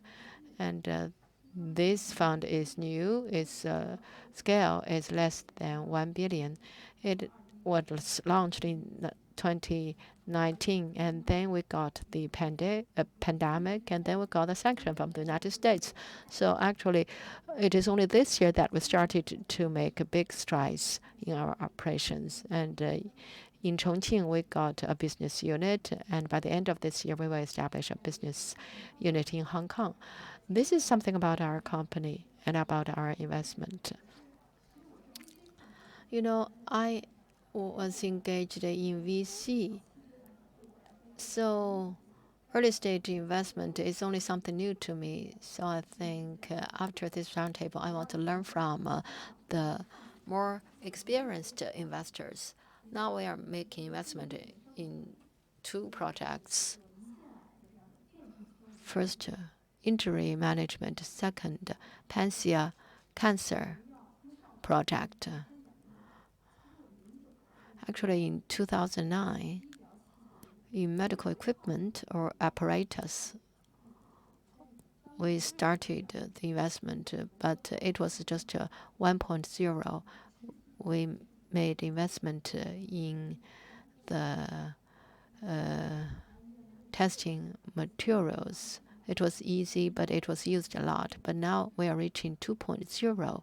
We are working together with Yizhuang to establish an early stage fund to make investment in the operation-related medical apparatus in hospitals or surgery-related. Talking about recommendations for regulation. Just now, Mr. Chen made some important points. I think I share a lot with him. In the past 4 decades, we have made a huge progress in our opening up. But in today's society, we are custodian to the government-oriented fund. Actually, everything is following one version. It is terrible. It's not market-based, So there is a mismatch. Mr. Chen just now said that we are at the early stage of socialism. Anyway, it is a public economy, and it is difficult for me to run our business under the public economy when we make investment. In the past, when we look at investment, we need to look at the product, and then we will look at the policies behind. However, when we make investment today, we always first and foremost look at the policy, and then we will look at the project specifically. So in the past few years, I have been trying to adapt to this environment. I have no option. In terms of investment guidance, I think the local governments are giving guidance to our investment. We are working together with local governments or the Ministry of Science and Technology. Actually, the government always have good intentions, but I don't know why when the policies come out, there are problems. Okay, my time is running out. Thank you very much. So you have very sincere recommendations. I know your fund has been challenged, but you are always looking for opportunities for better development. I believe you have a bright future. Wang Xiaohua, Jackie Wang. Oh, he's absent. And now Wen Xiong, founding partner of China Growth Capital. Thank you, Madam Sun. We are an early stage technology investor. We are good at cross productivity. For example, just recently, 2 companies got the approval from the securities regulator, and we made an investment in one company in 2017. The other company was in Suzhou, and it was also in 2017. They were first in Silicon Valley, and then we brought them to China. And last year, we made an investment in a company that launched the oxygen methane promoted driven rocket. So we need to look forward. So if there is a round of only 7 years, how do you look forward? So in the middle of your investment, there will always be ups and downs. So today we are at a different stage from 1957. At that time, the United States promoted NASA semiconductor, and they established a semiconductor lab in 1957. That was the US time, but today is the China time. So the ecosystem is not very complete. For example, the limits at the end of funds. So I think I want to focus on the second topic, that is the stock market. The capitalization of China is not strong anyway, at least from the perspective of science and technology. Why the forerunning companies spend a lot of money, but the capitalization is just 1/10 of the United States. Page tax got $150 billion US. Its revenue is about $1.9 billion US. It's raised about 30 to 50 billion US. But for the counterpart industry in China, it can never reach that level. But that is a common challenge to all of the technology industry, because there is a lack of investment in technology, because the A-share market do not support the non-profitable companies in going public. So worth money doesn't mean that you can definitely earn money from this worthy thing. And if you want to invest in a certain capital market, or if you want to invest into something, but you have to get out of this capital and value overnight, probably you have to look for a very wealthy investor and who can find a very good price for you.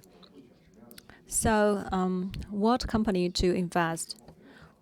We have to look for a young or very young startup to invest in, because it is still on the process or in the stage of development. In the preliminary development, it has a lot of potential and expectations ahead of it. And like Mr. Chen, Mr. Chen is this kind of people with this kind of talent decades before, as a very, very excellent entrepreneur and with a lot of potential and expectations ahead of him. So for us, we could imagine decades ago when we didn't have any cell phone, we didn't have any electronics products roaming on here, but still we have a lot of startups that are doing the business and offer the things that we mobilize and lead to the stage that we are in. So we can see there are a lot of good results that we could imagine.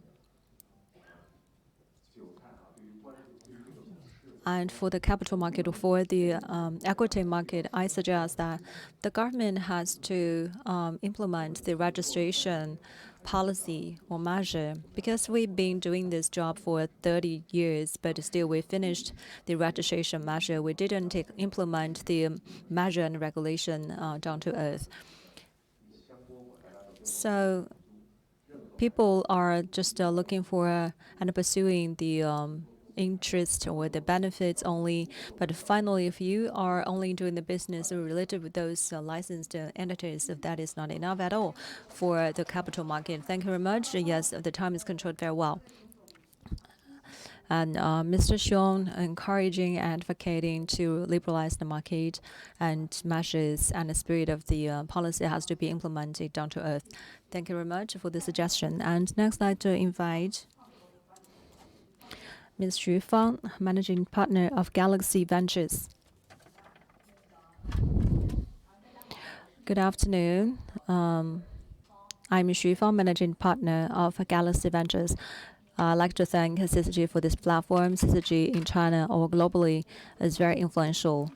So I'm very honored to have this opportunity sharing my viewpoints on this platform. And Director Sun made it very clear that all of us are the investors. And first of all, I'd like to introduce the strategies of investment of Galaxy Ventures. And then I'd like to talk about the hotspots of investment and investment strategies. Galaxy Ventures was established in 1997. We have the whole team of the investment from Changgao Network. And they actually have submitted the application for IPO right now. And also, I'm looking for the other partners to do the B2B businesses. And with that, Galaxy Ventures, since its inception, we are absolutely supportive of the investment in the supply chain and internet platform. And so all of the direction of the investment is to be. And it is our view that in the future, the manufacturing would be very important and critical, and the figures are the evidence. In the past 10 years, the materials values is 17 trillion, and right now it is 34 trillion yuan, and that is also 30% of the GDP of this country, which is also among the top in the world.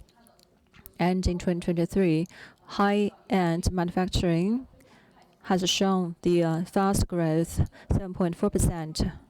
So from the figures that has been unleashed, we can see the promise or the potential of the perspective of the manufacturing in China is very promising. And we have to look at the upstream and the circulation and also the retail. And that has a lot to do with the relations of the production and the producers, as well as the different factors on the market.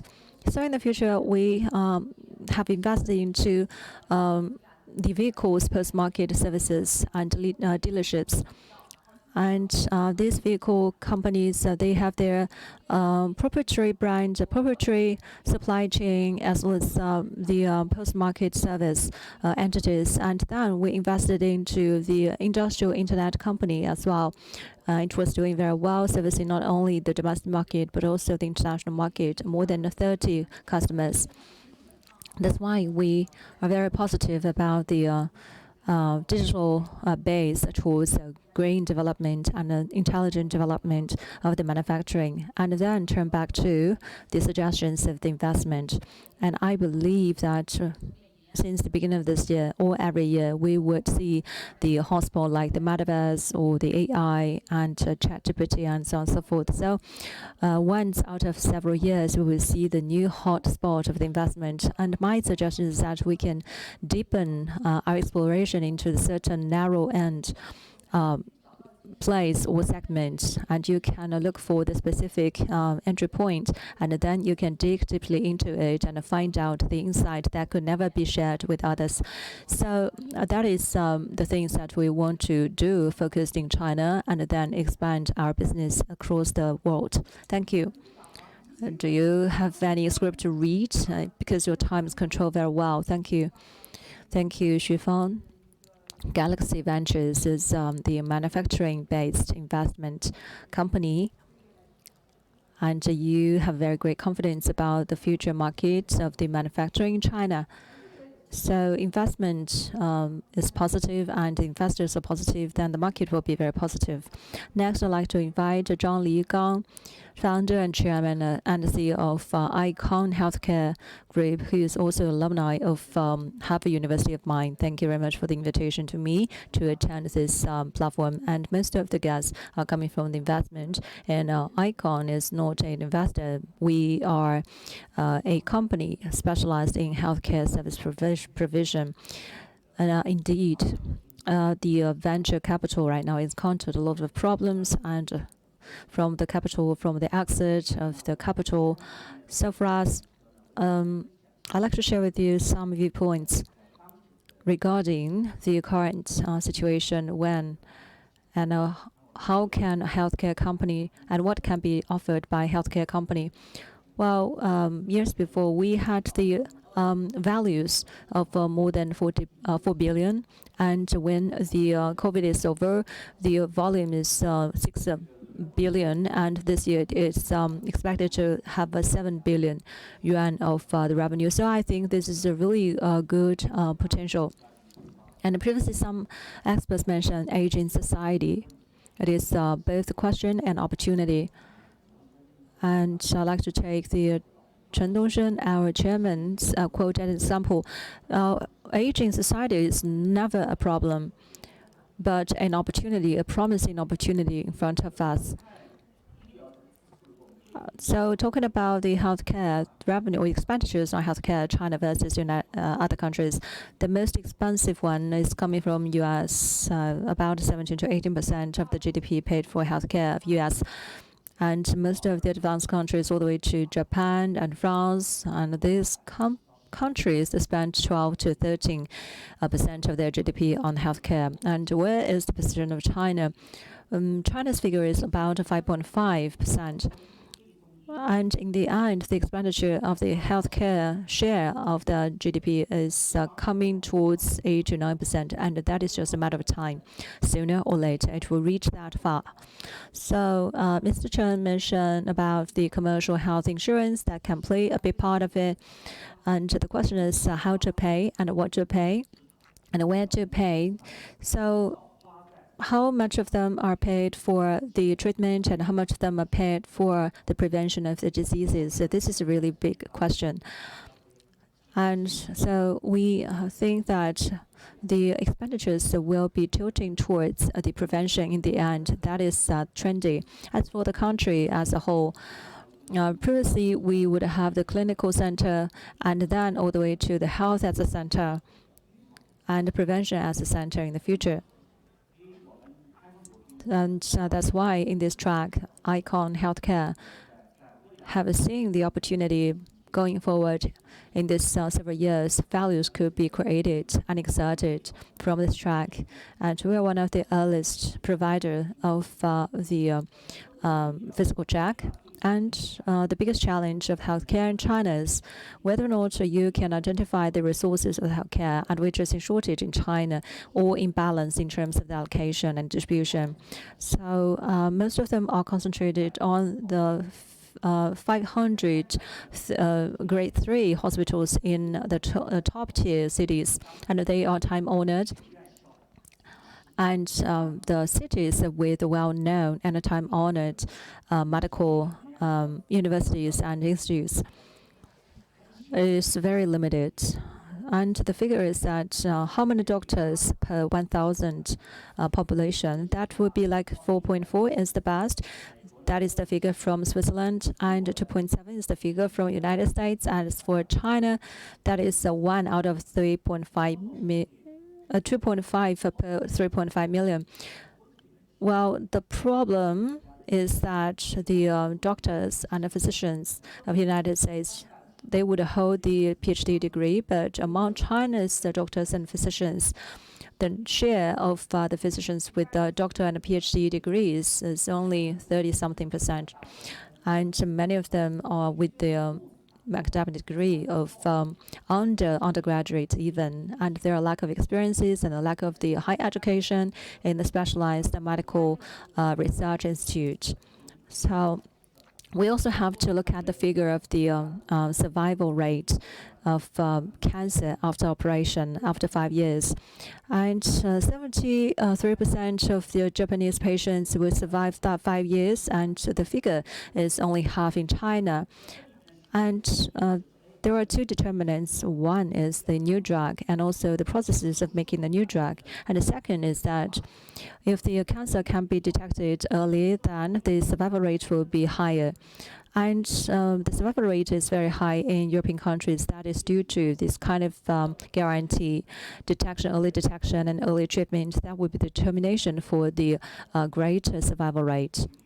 So prevention is the best silver bullet with the AI application and cloud computing and big data. The private hospital can make use of these resources to even surpass or outperform those normal physicians or the normal hospitals. That is for the detection and the diagnosis, like the AI and the robot. They can read the diagnosis or read those figure and this data and prescribe. Thank you, Mr. Zhang. You've been talking about an industry, healthcare industry, and share with us a huge number of the figure to show the potential of the AI technology application into healthcare industry. The potential is very promising, and investors, please watch this industry. And the next one is Mr. Zhang Lianqi, member of the CPPCC National Committee, president of China Enterprise Financial Management Association, and also the non-resident senior fellow of CCG. Thank you very much. Yes, about China's economy and what is the pulse of China's economy and the trend of China's economy is very critical in here, especially at this forum. There are several suggestions from mine. In the past 3 years, some macroeconomic administration departments feel threefolded pressures from external environment, from domestic. Their outlook was somehow slow or very very slow, and also even have a very pessimistic outlook. But going forward, when July 21st, when the Chinese Central Economic Work Conference was held, some signals are being shared already, because in the future, some policies probably after issuance, the document or the circular of the document will not be implemented overnight.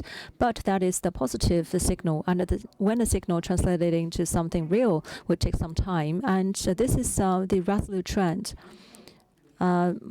Long-term positive as a trend will never be changed. In this short period of time, we will see some trend from stability all the way turning up to the positive rise. And we have some evidence featuring the figures like the new 3, that is the lithium battery and the tricycles. The export number is increased very, very fast. So the trend is very positive in a turnaround manner. And investment in the manufacturing also see a positive trend for 2 consecutive months. And also the domestic demand contribution to the drastic improve of the investment and the market is also very high, and the consumption share of the GDP growth rate is 4.4%, although it is a little bit cold and a little bit sluggish, but the KPI, especially the KPI regarded with the SciTech, is positive. Just recently, we issued a lot of policies to make them more targeted. For example, the measures to expand consumption, measures to promote the private sector, and measures to improve foreign investment. So the capital market and the real estate market are also seeing some new policies and measures. Probably you have seen them. And also about taxation, individual income tax adjustment, and the policy toolbox, and the policies for supporting the private economy, 31 articles, and to promote the better understanding of the private economy, etc. All those measures have been quite good news.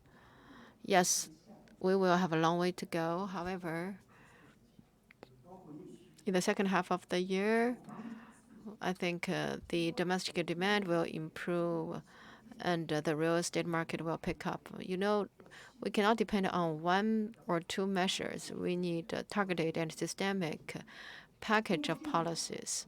When the Chinese economy is getting better, investment will get better, private sector investment and manufacturing investment will also get better. So the most difficult time has passed. So 5% growth target will be within reach, and we need to have confidence in it. But we also need to watch out for the voices that are misleading. We need to eradicate those prejudices, and we need to take a long-term perspective when we see the Chinese economy, because the internal driving forces and the private economy are getting better. If you want me to make some recommendations, we need to better connect digitalization and automation with the manufacturing. You know, we do not have so many businesses like Huawei, but Huawei has issued a Pro 6 mobile phone. It's not just a one product. Actually, it's called the steam engine in the past 6 months. It is a example of the manufacturing industry to tackle containment. So the private economy can work harder to guard against the risks. Actually, the manufacturing sector is another important bowl after the food industry. And also I want to say that the regulators need to make use of the policy space, and they should not work against each other. They should build synergies, and they need to be very careful.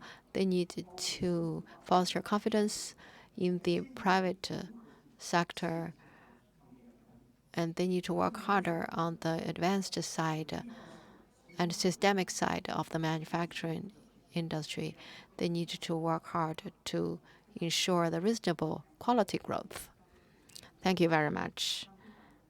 Mr. Zhang,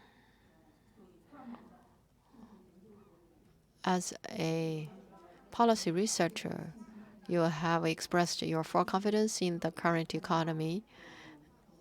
And for the investors, you have also raised high expectations. Jackie Wang is now with us. So please, 5 minutes. Thank you, Madam Chair. I want to thank CCG for the invitation. I'm a founder and president of United Capital. In the past 30 years, I've been working for many Global 500, for example, Ford. And I also worked with Alibaba. So I have been working from the traditional industry to the new internet industry. So the United Capital is not just another fund. We have strategy and capital and resources. We provide integrated services. In the past decade, we found that the market is not just about capital, it is about the industry. I think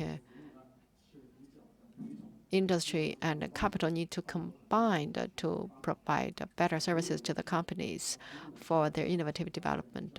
So strategy, capital, and resources. We have reached tens of thousands of companies, and we served a lot of them, and many of them went public. And we also made some direct investment in a lot of funds. So we have also coached a lot of private companies in getting bigger. We have also helped some MNCs to establish their presence in China. So I want to share with you some of my experiences in combining industry and capital. We are focused on high-end manufacturing, internet, new economy, digital economy, consumption, healthcare, and environmental protection. So industry and company. So when we look at the core competitiveness, we should not just focus on the company, but also the sector and even larger, the industry. So we need to look at the past 10 years, and we need to look at whether it has the potential to become a leading company in the industry. So talking about capital, I think the secondary market of capital has faced a lot of challenges. And with the big environment, the performance of a lot of companies are challenged, and there is a lack of confidence. So the secondary market is not good. The U.S.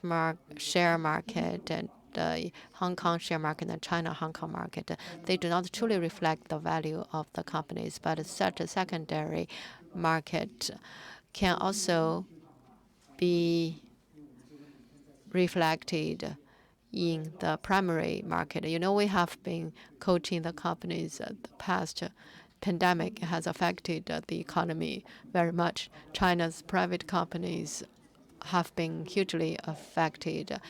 People say that probably in the consumption there will be some rebound in the first half of the year, but actually this year the economy has not matched the expectation. So the private companies are still facing a lot of challenges in their development. There are two things. First, it is difficult for them to get financing. We have been coaching them every day, helping them to raise funds. A lot of investors, for example, LP, is lacking in money, and the performance of the private companies is bad, so it is difficult for them to raise money. So a lot of good companies are facing the financial strain. But for the investors, on the other hand, it is a good opportunity for them to start the investment in some companies or get their equity. Another important difficulty in the primary market, a lot of companies are facing market difficulties or operation difficulties domestically and internationally because of the environment. They are facing export pressures, and there is a lack of domestic demand. So domestic market is also facing challenges. So whether investors or companies, we both face a lot of pressures. And at the industry end, you know, we are positioned as industry plus capital. I do not think that there is a lack of money in the market. The money is liquid.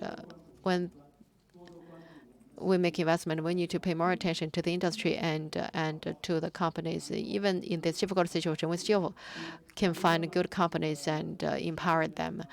At the industry end, we are entering a stage of industrial adjustment after 3 decades of development, 30 years of trade dividends to 20 years of real estate dividends, and to the past 10 years of internet dividends. So all of them have ended. Now we need to face the new challenge of making new adjustment to our structure and our business. But I think still we have opportunities. For example, real estate, trade, and platform economy-driven industries will be shifted to new emerging industries, for example, the digital economy and new energy. And second, industry-wise, each industry has a lot of good sectors, high-quality sectors. But in my experience over the past 2 decades, I believe that each sector has their own hotspots. For example, O2O, prepared meals, or community group buying, etc. Those are hotspots. But for companies, they need to make their own judgments and do what they are good at, so that some people can buy their products and services, and then they will grow stronger. So I think the two most important directions are livelihood and science and technology. I think whether it is this difficult time or the future development, we should always focus on science and technology and livelihood. Science and technology are the productive forces, and livelihood are the basic priority. So that involves consumption, old age support, and health care. We have a huge population, and we have difficulties, but still we will have a great domestic demand that will give us full confidence in going global because we have this strong big market. Finally, company-wise, when we look at the innovation and development, yes, I know a lot of companies are making investment, you are making innovations, but we believe under the new circumstances, what kind of companies are good companies? They need to satisfy the following 6 requirements. First, if they're supported by the government, they are good for society, they can have sustainability, and they have commercial closed loopholes and innovation and entrepreneurship. So I believe no matter what difficulties they have with the support of the central government, they will create value for society. They can make innovations in their business models. They can achieve their closed commercial loop, and through hard work and innovation, they will create new glories in their business going forward. Thank you. So you have 30 years of investment experience. I think just now you have really concluded our roundtable today very well. The industry-wise and industry plus capital. So 30 years of trade dividends, 20 years of real estate dividends, and 10 years of internet dividends. So what will be the next 10 years? I think you have pointed out a very good, bright future. So industry, company-wise, you have given us very good recommendations. We have the last minute. Now, thank you for your good conclusion and summary. I also want to thank all the panelists for their objective and confident statements. I know each panelist can speak for 3 hours, but each of them is only given 5 minutes. I hope that we can edit their remarks and then publicize them so that you can read their important points. So please now come to the stage for a group photo. Thank you very much, moderator, for your introduction. My name is Mike Liu. Time is very limited, so let's get on to the point of this session. And this session is about the innovation, sci-tech development. There are altogether 4 topics for this discussion about the enterprises of innovation and the innovator, the systems and institutions for the innovations and sci-tech development, suggestions and ideas, and regulations and rules in terms of the talents of the data and in terms of the different factors, and what can we do to improve, and what are the gaps that we have to fill in. And in terms of the opening up and innovation, how can China be innovatively generating the new eco-environment friendly to the innovations in the future? So right now we are in the century-wise change, and the conflicts becoming more and more confronting with us. So how can we embark on the journey of green with a high-quality development, and what can we do to transform the journey with a more innovative manner? What are the guidance that we have to hold high? So we're very honored today to have the panelists for this session. We have invited Ms. Hou Xue, Deputy Division Chief of China Center for Information Industry Development, CCID. We would also have Professor Liu Dacheng, Vice President of the Internet Industry Research Institute of Tsinghua University. Welcome. The third one is Mr. Liu Yong, Global Vice President of Cineverse Technologies. And Ms. Pei Ailing, Vice President of Greater China SAP. Ms. Shang Rong, Vice President of Communications and Corporate Affairs of Microsoft Asia Pacific R&D Group. Welcome.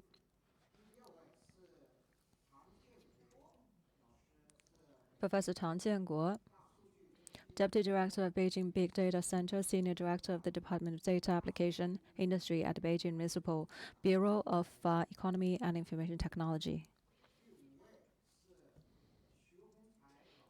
Xu Hongcai, Deputy Director of Economic Policy Commission, China Association of Policy Science, non-resident Senior Fellow of CCG.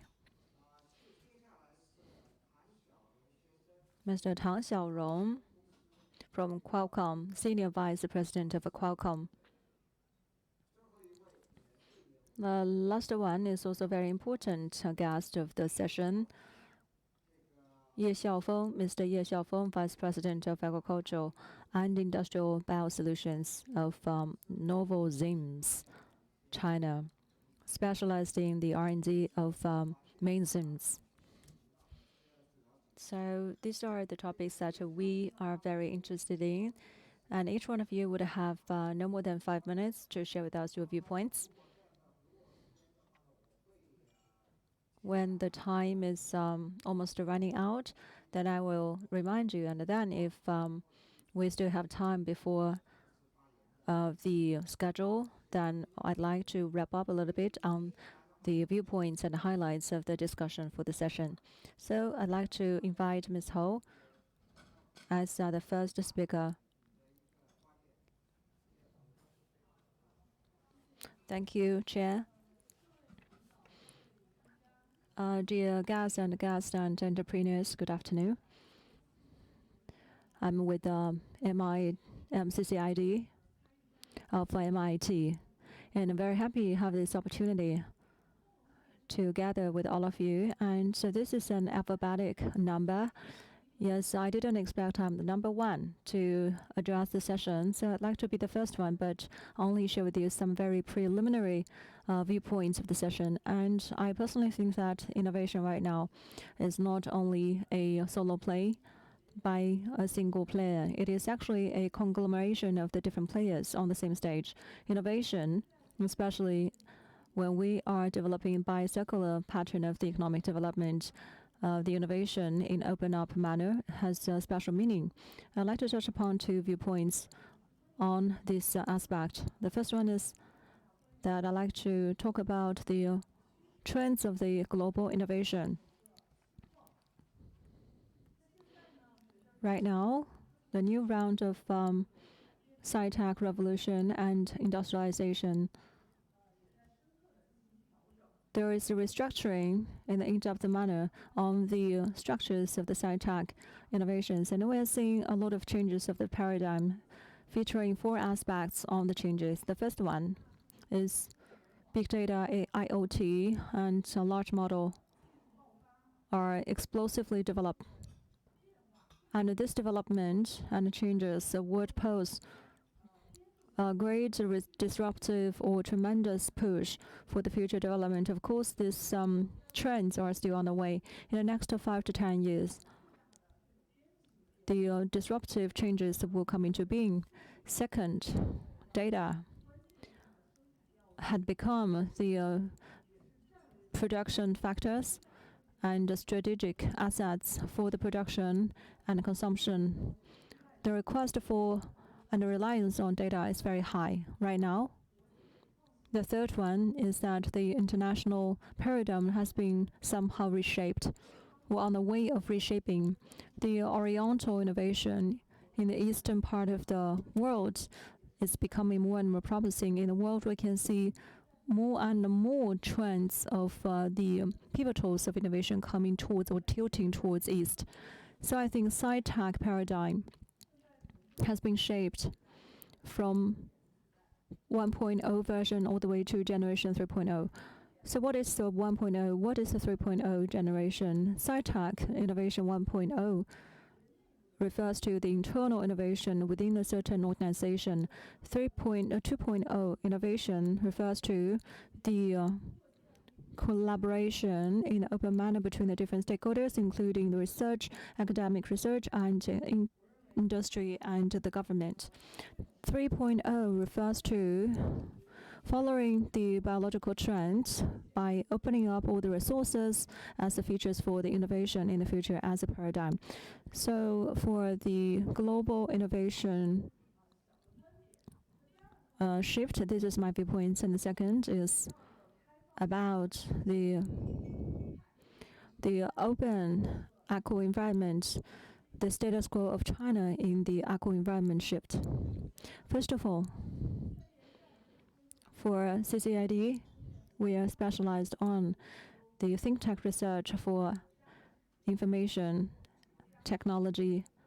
So for China, we have some forecast for the industry and information.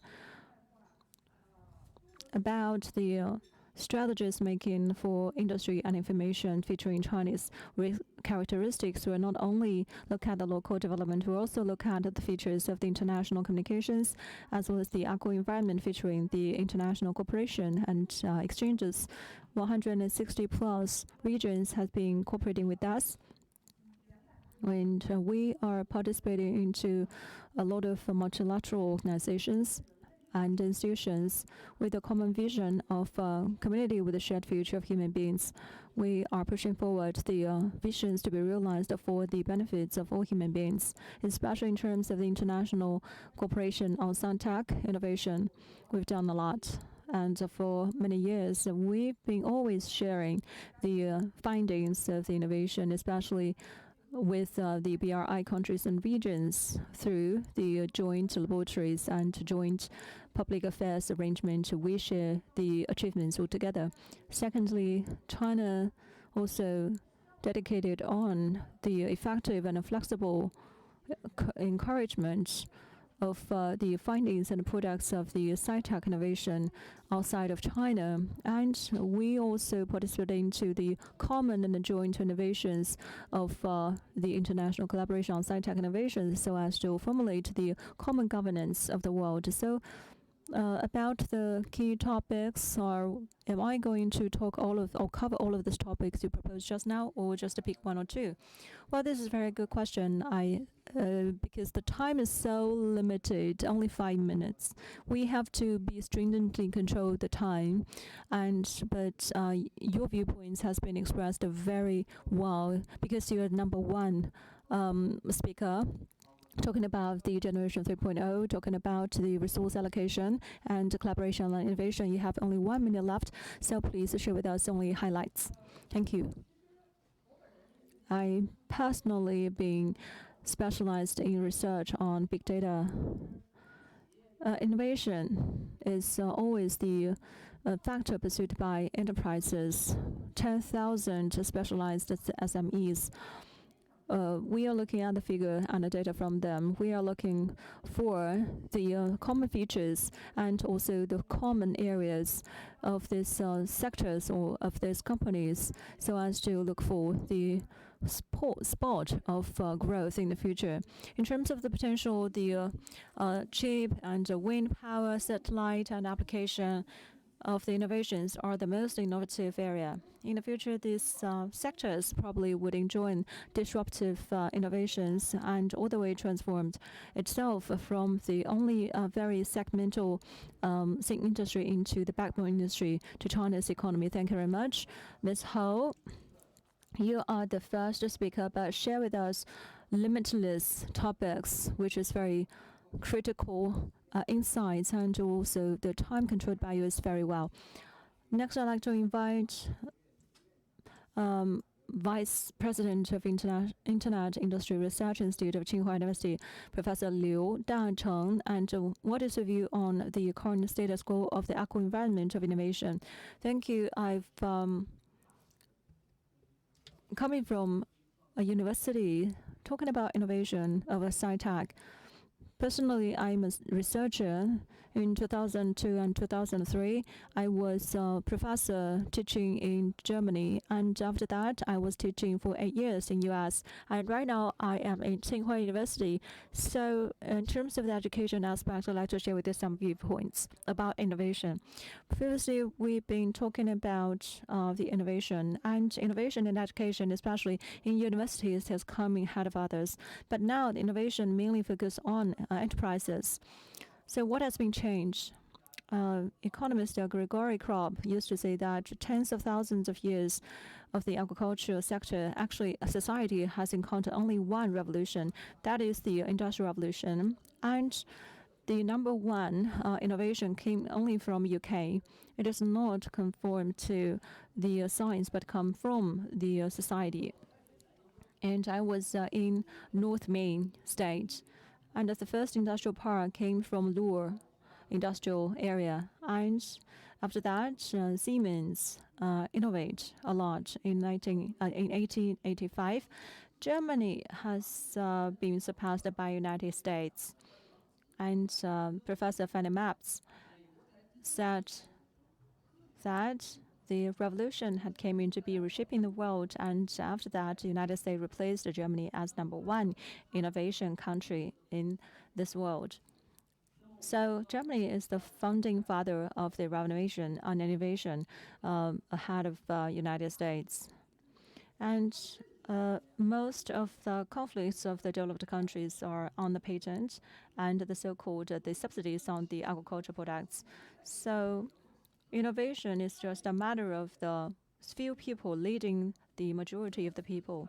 In fact, when we are trying to verify this fact, we can see a lot of changes coming to being. Professor Gregory Kropp talking about the extension of the power of human beings, and now we're talking about the extension of the wisdoms of the human beings. And Elon Musk have developed 20,000 lines of the data just for one figure to be verified. And all of this has to be done according to the rules and norms.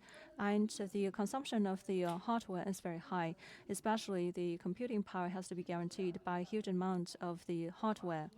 So all of the valuable programmers are pulled together. 20,000 lines of the data are not enough, never enough.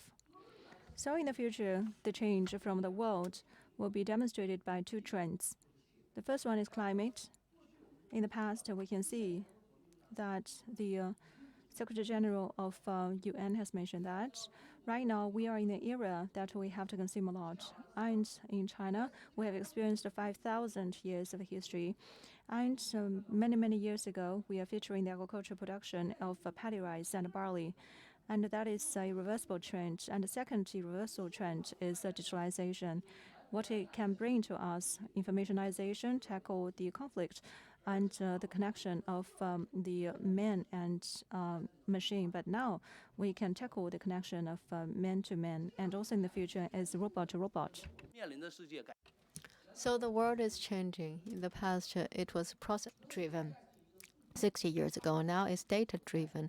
Big model has brought huge changes, which changed the pathway of AI.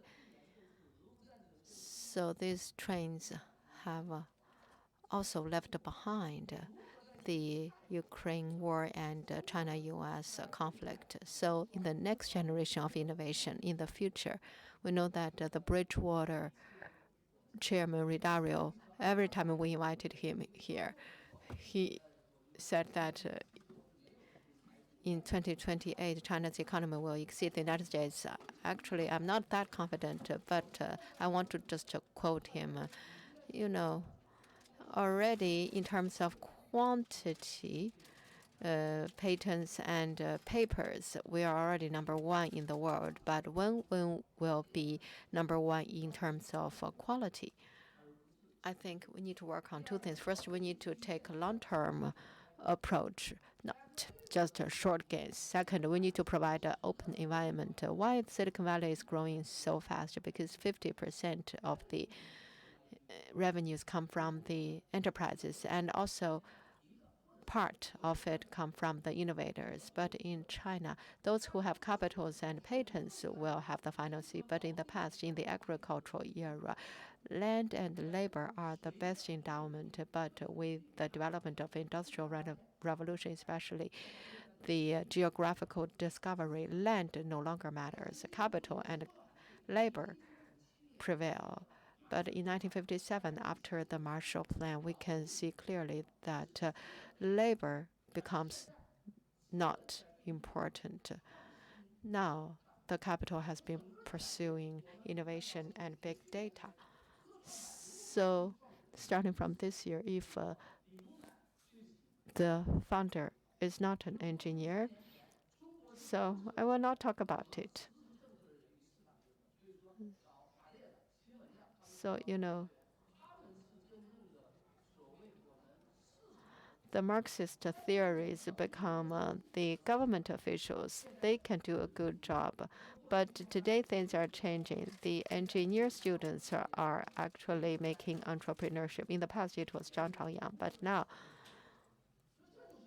things are changing. So the world is really changing. So Mr. Liu, you have made very good points, but because of time, so I think you have made very important point.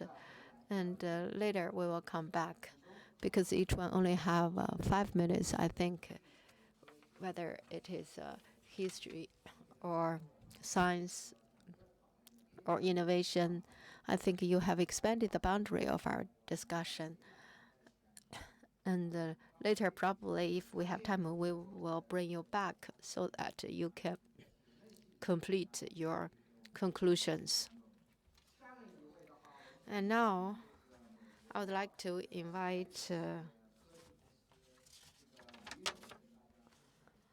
Louis Liu, Global Vice President of Cineverse Technologies, from the perspective of technology development. Mr. Liu, please. Thank you, Mr. Liu. I want to thank you all. Just now, I think Mr. Liu and the other speakers, they are from the universities and they take a very high perspective, but I'm from a small MNC.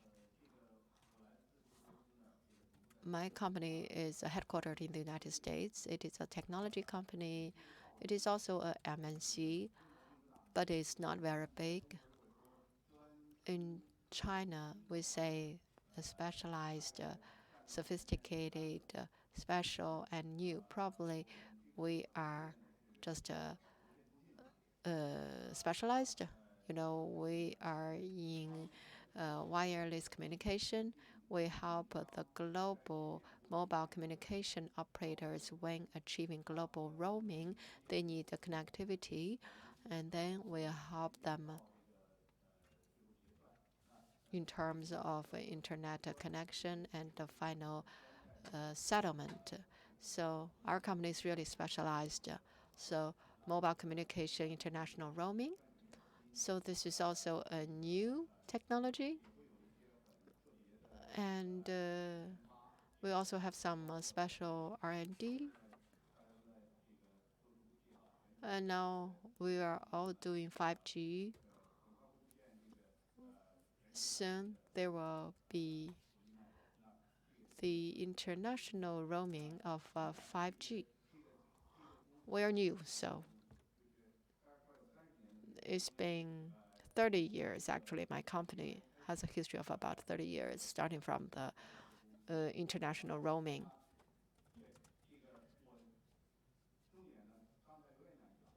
Mr. Liu just now talked about the main actors of innovation. I think he said that they are mainly companies. I want to say that when we talk about innovation, when in the companies,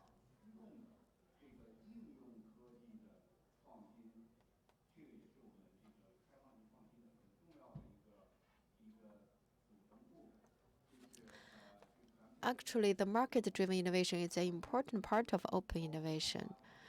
Innovation-driven high-quality development is something we talk about today. And we want a broader space, wider areas, and deeper and higher level innovation. So these 4 dimensions should include small companies like ours. We are small, but we are specialized. We are driven by market demand. So that involves regular daily innovation. That is also very important. In addition to opening, you know, we are an MNC, but in Beijing, we also have 2 foreign invested companies. Globally, we have over just 1,000 employees, and in Beijing, in China, we have about 100 R&D people.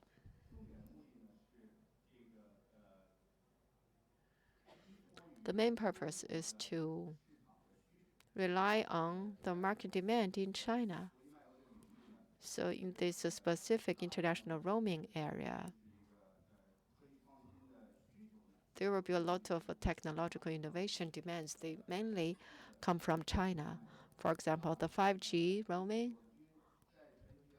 you know, globally in other parts of the world, the 5G network is not very widespread. So 5G network is really a market-driven or demand-driven thing. We need to do the innovation according to the market demand. About 5 or 6 years ago, when you went abroad, you had huge charges in terms of mobile communication services. So there were a lot of complaints about that. It could go so high. But now through innovations, you will never have such problems. Some so huge charges when you go abroad, no more. So the MNCs are addressing the specific demands. So such innovations, the demand-driven innovations, are actually part of the open innovation. Such small-scale, sophisticated, and specialized companies also need to bring such innovations to the rest of the world. So our innovations in China have enriched our ability to empower other parts of the world for international roaming.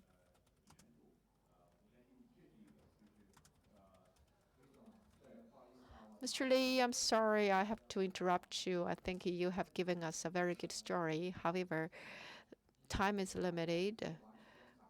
I think you have given us something that is completely new, a niche market, MNC. You are using technology to do something big.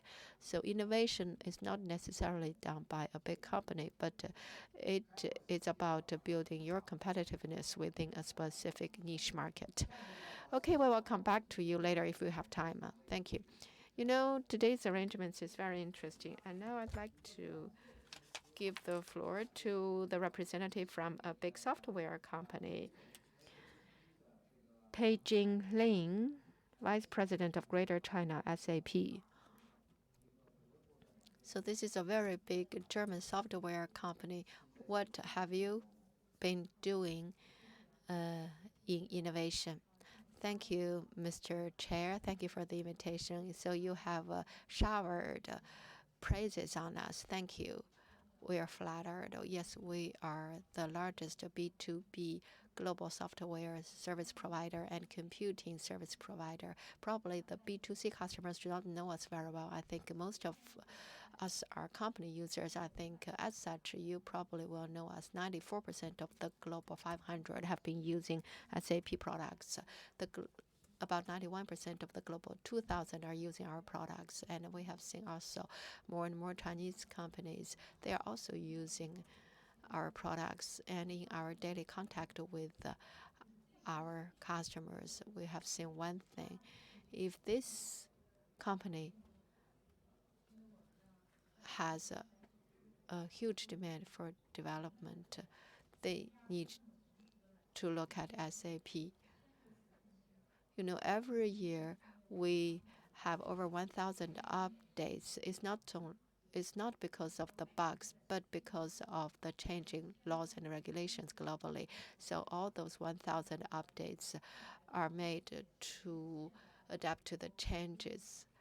So that is a way to adapt to regulatory and compliance requirements. For example, the EU requirements may affect thousands of companies, and a lot of companies, especially the export companies, are seeking SAP services in Taiwan, in Shanghai, and in Nanjing. And the government even want to buy our products as a kind of public services, so that the companies can be helped to achieve the carbon tariff of the EU. I want to talk about our methodologies, how SAP has been successful in the past 50 years.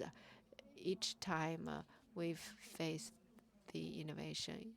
In China, we have over 6,000 employees, 4,500 are research and development people. I'm not in R&D, but every day in our meeting, we will consciously use design thinking to solve problems. And second, our company has been building the innovation culture. And the outlayer is something we can see. So we provide solutions to the customers with applications. And second, technology innovation. For example, big data, mega universe, and blockchain. So we use such innovative technologies to see today's demand of the customers and tomorrow's demands. And actually, the most important things about the core innovation, subversive innovation, which are invisible, it is not related to our business today or tomorrow at SAP, but only when we make investment in this core R&D can we ensure that our products are sustainably innovative. And finally, I want to talk about the ecosystem. I think this is also a core of our roundtable. Innovation is a great thing, but the great things cannot be accomplished by one person. So SAP knows this very well. We have hundreds of thousands of cooperation partners in China. We have over 1,000 partners in China. We work together with the partners for innovation, including our customers, our cooperation partners, the academia, for example, universities and industrial associations and government organizations and research organizations. And also, second, we have the .io. It's an incubator, and SAP has built the largest commercial network in the world. It's a B2B commercial network, so we use incubation to help the SMEs in China to embed their technologies in SAP, then into the largest commercial network in the world. Then their technology innovation will be commercialized as soon as possible. And third, talent development in China. We have been working for 30 years, and we have worked with over 3,000 universities for cooperation. We cultivated teachers and students, and every year we organize over 60 learning workshops, and every year over 10 million RMB yuan have been used for the students, which have benefited over 1 million students. 3-year actions. And that also go in line with the strategies of enhancing the talent specialized in digital technology. Yes, thank you very much. Vice President Pei, yes, your viewpoints from you is very critical, systematically speaking, and for the talent. So I'd like to invite that next speaker from software, Vice President Shang. Yes, SAP have been talking about the talents and the systems, and how about the Microsoft take on how to promote the innovations or the ecosystem featuring innovation. Thank you very much, Mike. Very happy and honor for me personally to attend the forum and at the session talking about the development of the new eco environment as well as the innovation for SciTech. The previous speakers has been touching upon the different aspects, and it is very inspiring, and I feel very excited. The room in the future will be very much spacious and a lot of in common with my viewpoints as well. So I'd like to be very brief. This year is the 25th anniversary of the Microsoft Asia Pacific R&D Group entering into China, and this is a kind of academy in terms of SciTech and technology innovation and talents nurturing group. In the past 25 years, we basically have made a lot of efforts nurturing the talents on the industrialization and the scientific innovation. So people nicknamed us as the Huangpu Academy of talents specialized in innovation and sci-tech. So we are very dedicated on the research and development of talents, education, and nurturing. And then 25 years ago, we had the vision and put our efforts on nurturing the youngsters and entrepreneurs in China, and we feel that there is a greatly needed to have this environment, because just a bicycle distance for the talents away from the university they graduated, like Peking University and Tsinghua University, and that also has the shoulder-to-shoulder progress with the universities and industries. So just like Professor Liu mentioned, the agro-environment featuring the integration of industry, the universities or research institute as well as the governments. That is very important and critical for innovation to be nurtured even further. And software actually many decades ago have refreshed its vision and the borders of innovation and the talents nurturing. It's very hard, and that is not something that could be done overnight, because it was just set up in 1975, a very young company, Microsoft is. Right now we have ChatGPT, and why Microsoft has somehow stood up again based on this research and development trend. So I think the question in front of us is how to make use of the technologies to empower the sectors and institutions. So the topic for us is to empower each one of the individuals in this earth, and to offer there something to contribute to the progress of the society. And the things that matter most is at this era of the very deep merging of the different factors, the data and also the society. Not only the IT company can empower the progress of the society or make use of the technologies to empower the sectors. Each one of the sectors can be the sci-tech companies or sectors. This is a very booming era of innovation. So that is the biggest contribution of AI. Just like the previous rounds of the revolution, innovations being brought and get born. Out of this revolution, the efficiency of the production dramatically improved, and it's the same truth to this revolution as well. And each one of the organization and institution has to catch up with the change of the times. It is very critical to remember in Microsoft, the corporate culture of innovation is persistent. That is keep learning and keep looking for the hotspot of next time. There is no answer that in front of you, and there is always outstanding answers out there. And just to keep learning and keep studying to look for the answer and refresh our understanding and the knowledge to keep with the changing world to find out the innovation in a vertical manner. See, so ChatGPT, when the subscribers is more than 200 million, only takes like 2 months to have the subscriptions of 200 million. And that is too fast, and we have to keep up with this pace by learning and keep learning. This is a meaningful topic. The new trend of the innovation and the environment of innovation is featuring superb speed. Previously, we think 3 to 5 years is already fast, but right now it's just a glimpse of time. And now I'd like to emphasize one issue. Man and AI in the evolution process. There's one thing that could not be missed. The GPT technologies brings new things related with the security, privacy, and morality, and even factors and norms and rules at large. That is something as a responsible AI has to honor, and the regulations in this respect has to be stringent, and we have to be prudent on delineating the scope of this scope. That is responsible AI, to make sure that we can formulate the framework which is maximizing the transparency and morality to benefit the whole society at large.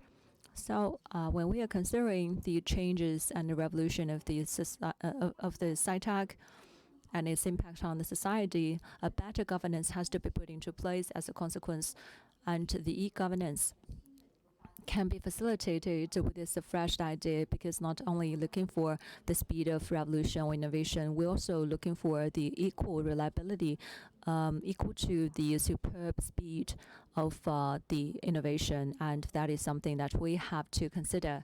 Thank you very much, Ms. Zhang.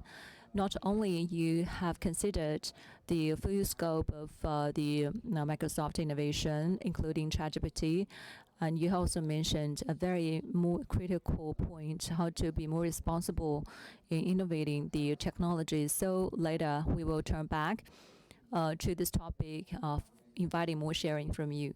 Thank you very much. Next, I'd like to invite. Previously, we had the ideas from the multinationals, and right now we're going to invite Mr. Tang, Deputy Director of Beijing Big Data Center. 5 minutes. It is a really hard job as a moderator to control the time for each one of you, and the previous speakers control the time very well, so the floor is yours, Mr. Tang. Just to be brief. Yeah, the 4 topics from the moderator. The critical issue here is about the factors of the data. This is the work being done by Beijing right now. Following up the statement made by Secretary General Xi Jinping, talking about the societal progresses being made, has to be made based on the innovations. And right now, Beijing actually has made the very tremendously first step to develop the factor-based market. We have seen the landing of the different cases already, and we personally think that we have made the steps ahead of other cities in this country. The national government issued 24 measures. Ministry of Finance has issued the digital asset shortlist policies of the enterprises. So the asset owned companies or the data owned companies, how can they translate or convert this data asset into something real, beneficial to the society? That is the real question, and I can assure you that in Beijing today, we can help you. We are always available in opposition to help you, to assist you. We have the local policies from Beijing municipal government, and we have the policies to encourage the data development and the data asset conversion. And this is exactly the evidence of implementing the measures to set Beijing as the role model of the database developing city. And in 2021, the implementing measures and opinions have been put into place officially, and in the activities of that year, this statement has been confirmed. The factor of the data is the new productive factor, aside from the property and the production factors in the agricultural production, and so on and so forth. So we think that this is the market of the data asset, just like the land asset. What to register and who is supposed to appraise and price your asset? Is there any market on which the asset could be exchanged in an open and transparent environment? Do we have any financial institutions or the bank who can be willing to lend money to you? Does Beijing have the environment in which the data asset could be registered as the pledge to register a company? This could be done in China, and this could be done in Beijing specifically. And previously, we've held the International World Data Conference, and all of these policies being issued officially on that occasion. And we have the exchange for the data asset in Beijing. And this is a platform for exchange of data. This is the hub of the market, and we authorize this exchange to register the socialized data based on a blockchain, and this is the first one. If you have, should you have any debate or conflicts, you can turn to this arbitration organizations as per requirement of the State Council and the Ministry of Finance. We set up 6 companies. The data assets have been appraised by the professional appraisers, and also the stamps are being given on the documents as a certificate for this data asset of the 6 companies. These accredited companies are being feedbacked very positively from the MOF, and this company called Jiahua, and the data asset had been priced with 60 million. And before the 20th CPC Congress, look, Jiahua's data asset has received 10 million RMB yuan as the lending with the data asset pledge. And there are many others, and it is very sensitive data, so I would not declare them to you. And the big data exchange, and we launched a lot of scenarios of exchanges, be it the virtual or the financial, and the best cases being formulated. And we are not exchanging the original data. It is the rights of the realization and the computing power of the data, as well as the technology based on the privacy, and the exchanges could be done. We created a lot of scenarios, very useful scenarios. And these are the actual evidence showing that we do have a prototype data factor market, laid the sort of foundation for the benchmark city of Beijing. Investing in Beijing originally is a matter of investment from the capital and the human capital. But now we are investing in data. We have a very sound system of the policies. So the multinationals with a data asset, if you can mobilize and monetize the data, but you didn't know how to realize the monetization of your data, you could come to us. We will assist you to realize the monetization of your data assets. Thank you, Mr. Tang. Well, Mr. Tan had shared with us a really good example of how to monetize the data.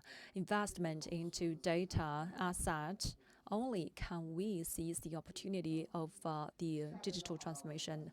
With that, I'd like to invite another especially invited expert, Mr. Xu Hongcai, the Deputy Director of the Economic Policy Commission and the non-resident Senior Fellow of the CCG. So from the economic development trends, what is your take about the sci-tech eco-environment nurturing in China, in Beijing? Thank you very much for your introduction. So I think today's topic is about innovation and eco-environment for innovation. There are 2 aspects, internationally and domestically. So from the international aspect, I think we may feel very genuinely that the current international environment has been fundamentally changed. Between China and United States, the competition between each other has become more and more complicated. And the Secretary of Commerce from the United States who came to China and is saying that the segregation actually exists. And there exists the delinking of the relation between China and U.S. It does exist in some aspects. And the global supply chain right now also have been hampered. The United States is reshaping the global supply chain system and also the innovation system. The technology cooperation agreement has not been renewed after expiry. In the past 40 years, we renew it every 5 years, but now it has become a problem. China and the United States are big countries, so our innovation cooperation has seen some changes. This is one of the background circumstances. About 1,000 staff of the Stanford University wrote a joint letter to the National Security Council and President Biden of the United States to appeal for the renewal of this agreement. You know, the United States cannot just monopolize all technology innovations. In technology innovation, China is also leading the world in many areas. So such isolation has really politicized the trade activities with China. That can be bad for both sides. It is not good for future economic development. And from the perspective of China, we need to look at the market mechanism, which is playing an important role, and the companies as the main market actor or innovation actor, they have become more and more important. But on the other hand, the government's role is also very important and indispensable. In the past few decades, in our practices, we have also learned a lot from the successful cases as well as the failures. The megacities like Beijing and Shanghai have a lot of innovation resources, but the vitality for innovation cannot compare with Shenzhen or Hangzhou, which are new cities. So that means that the institutional problems are there. In the past, we talk about collaboration between university research and industry and academia. But actually, there are not many innovations coming out of companies from the universities. So TASTEC and Beida Fangzheng and many other companies have went bankrupt. So it means there are problems here. So the market mechanism need to play a still role, but we need some factors that should work together to support it.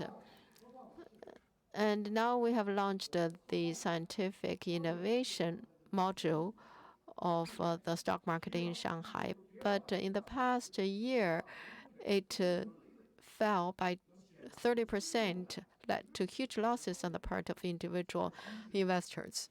So we also need the good financial innovation mechanisms. So here we have the problem. In the future, how can we ensure that the market will play a decisive role, and the government also need to play its due role? So this is a permanent topic we need to work on continuously. So internationally speaking, innovation has been politicized a lot. And innovation cooperation and economic cooperation, which are ballasts,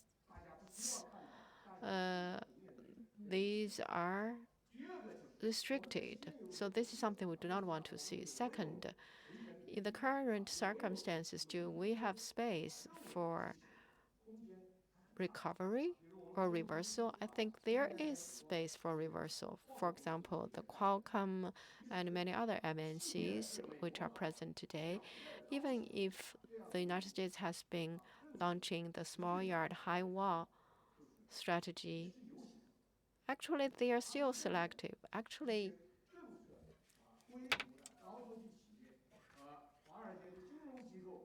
the Washington's policies probably may not be totally the same as the Wall Street companies. There may be a lot of divergences. When the U.S. Commerce Secretary is here in China, some people say that she is speaking for the Huawei mobile phones. Actually, the chips of Honor of Huawei are sold by Qualcomm, actually. Although it is a state-owned company, actually our normal business operations are still going smoothly. So it's not a simple one-size-fits-all cut. I don't think the conflicts are what we want. I think the private sector needs to exert its positive influence to catalyze the process in order to help the policy making to move in the right direction. I think that will also be good for the future innovation policy. From the domestic perspective, what can we do to ensure collaboration between universities and other actors? That is also something we need to do. Thank you. I think you have covered a lot, and you are also very specific too. I will follow your logic, and I would like to give the floor to Tang Jianguo from Qualcomm. No, I will give the floor to our representative from Qualcomm. Thank you. I'm very honored to be here at this roundtable and share my views. A few words about Qualcomm. It is also connected with the topic of this roundtable. It's about open innovation and ecosystem building. You know, Qualcomm in China is only for 30 years. Qualcomm is a familiar enterprise in mobile phone chips, and also advanced computing and peripheral AI are also the areas where we are expanding cooperation with our partners, and we are also expanding into IoT and automobile. We have been committed to high ratio of R&D expenditure, and now cumulatively it exceeded $85 billion. So that is huge investment for Qualcomm. This year is the 4th consecutive year for Qualcomm to be here at CIFTIS in high-end terminals and 5G equipment, etc. And these exhibits have point to the omnipresent of interconnectivity. We have made a lot of breakthroughs. For example, the first achievement of Mega Universe 5G application that all shows the advantage of Qualcomm in expanding into 5G businesses. So it also means that Qualcomm will have more space for development in China. We hope that we can work together with the partners to expand our market in China and globally to contribute to the digital transformation of China. Talking about open innovation and ecosystem development, actually, Qualcomm development is a good example of open innovation ecosystem building. As a globally leading semiconductor company, we have enabled our customers and partners to benefit from the scientific innovation outcomes and accelerate the industrial transformations. So we always say that only when our partners are successful can be truly successful. That also shows that China, that is also an example of our association with China. I also want to mention Beijing. And today we have the representatives from the two zones office. You know, Beijing is always a base of our innovation and cooperation. We work together with Xiaomi, Zhongke Chuangda, and BOE for cooperation. And we work together for 5G and AI application in many areas. We have also been attending CIFTIS for exhibitions to demonstrate our outcomes with our partners. And every year, one of our highlights is the Made in China mobile phone family gathering. It brings together actually the mobile phone manufacturers with our chips, because each terminal really shows the special innovation of each factory. And last year, we also worked together with China Mobile and the Beijing Worker Stadium to promote the XR event experience plan to explore a smart worker stadium. And this year at our exhibition, for the first time, we achieved the 5G-based web page integration. That is a big breakthrough. So Qualcomm's development in China cannot be possible without the participation of our partners. And I'd like to echo the line from Professor Liu, that we really highly value the encouragement and the policies from the government to us, because that can inject impetus for us to unleash our potential, played a very positive role. And especially I'd like to thank Beijing municipal government, especially in terms of optimizing the do business environment. Right now we are headquartered in Dongcheng district, highly valued by the government of the district. A lot of policies are also tilting in favor of us. And I think the optimization of the do business environment is something that we are also working on together with the government. We hope that the economic development and the digital economic development, both in the city and at the nation, can be contributed somehow by us. Thank you very much for your sharing, which is very informative. And welcome the industry and the partners. Yes, we agree that Qualcomm is really good partner with us and with the government.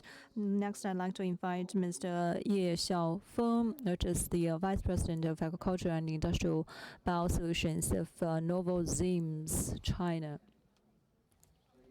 Thank you. So, Mr. Ye, you will be the last but not least, but still, you probably will be the person under the greatest pressure to make the speech. Yeah, thank you, Mike, and I'd like to thank CCG inviting us to be seated together to talk about the most interesting issue, innovation. This is a grand topic just now.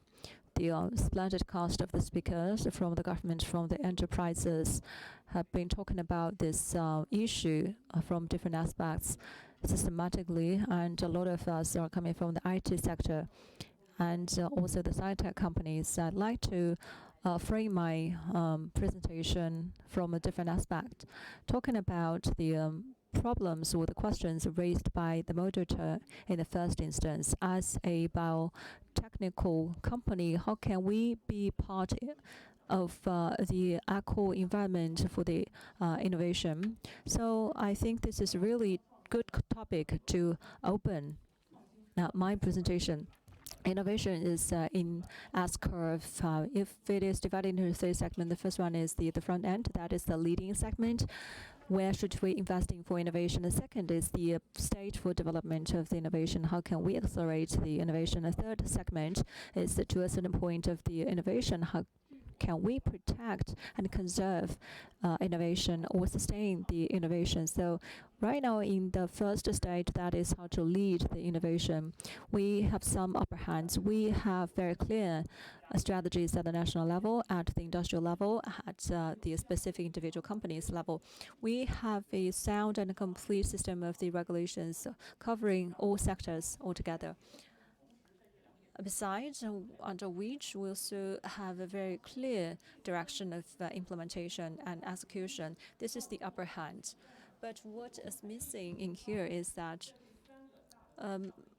under the guidance of these 3 trends, how can we mobilize the factors and the forces from the market to land these trends and to materialize this trend? How to regulate these new innovations? Different sectors and different industries have different features, but the priorities from the government will be somehow different. Different countries have different considerations and highlights, but the highlights have been had to be the guiding principle to lead the innovations. In the second stage, how to accelerate innovation. Upper hands are also numerous and also very big. I can give you an example, the advantages of the talents, of the systems and the market efficiency, and the efficiency of the conversion of the findings into something real. And there are some figures in 2025. It is estimated the talents PhD will be 2 times of that of the United States, about 70,000. This is clear advantages of talents. And second is the investment. In 2019, the investment on R&D is reaching 2.12 trillion, 2.23% of the GDP. That is also very big. Absolute number is big, but the percentage is relatively small. And it can be merged into the different sectors. And here, I'd like to highlight one issue. China's industrial chain is very complete. So this deployment of the industrial chain can help us to nurture the seamless and bottleneckless communications between the different sectors and the disciplines. It is a matter of the continuous investment. Looking around the world, a lot of enterprises are time-honored, like Microsoft and SAP, and so on and so forth. They are time-honored brands, very famous brands, and we're also willing to see a lot of brands like this in China. In the industry, in the sector, at the national level, we need to see more encouragement to nurture this kind of brands to be formulated, come into being, and encouraged. From the market aspect and from the legal aspect, what we hope is that we can create the environment for the virtuous circle of the different elements to flow and to interact. At the legal level, we also have to have a clear-cut and transparent dimension to encourage the fair competition, and also we have to encourage the fair competition and fair participation of all the participants. Yes, right now, we only have less than 7,000 employees, but we have some advantages in here. First of all the 13% of the revenues are put into innovation and R&D. Among the employees, so 7,000 employees, but we also had 7,000 plus patents at hand. So on average, 1 patent, 1 person. That also demonstrates the huge investment and commitment on R&D. From the corporate perspective, there are 4 bullet points. First one is the very clear strategy direction of the innovation. Actually, innovation could happen at any aspect, but the directions could be very numerous. But right now, the trend has to be tilting towards the greatest need of the society. As a biological technological company, there are 2 clear directions for innovation. First is that we want to improve the livelihood of the human beings. Biotechnologies, I'm sorry to remind you, so this is really a hard job as a moderator. And I have to remind you about the time. I think what you said is very good. Innovation is a matter of investment. And also I want to do something innovative starting from you. Each one of you would have 30 seconds to wrap up your feedback, like by summarizing the 4 viewpoints, your viewpoints. How about I will start from you, and you can have extra 30 seconds. Starting from Mr. Ye, not in the alphabetic order, but backward. So as the customers, industries, and governments, what are the highlights that you'd like to share with us as wrap up? Thank you. Innovation requires clear direction. Innovation need to have partnership. We need to have the leading companies, peers, cross sectors.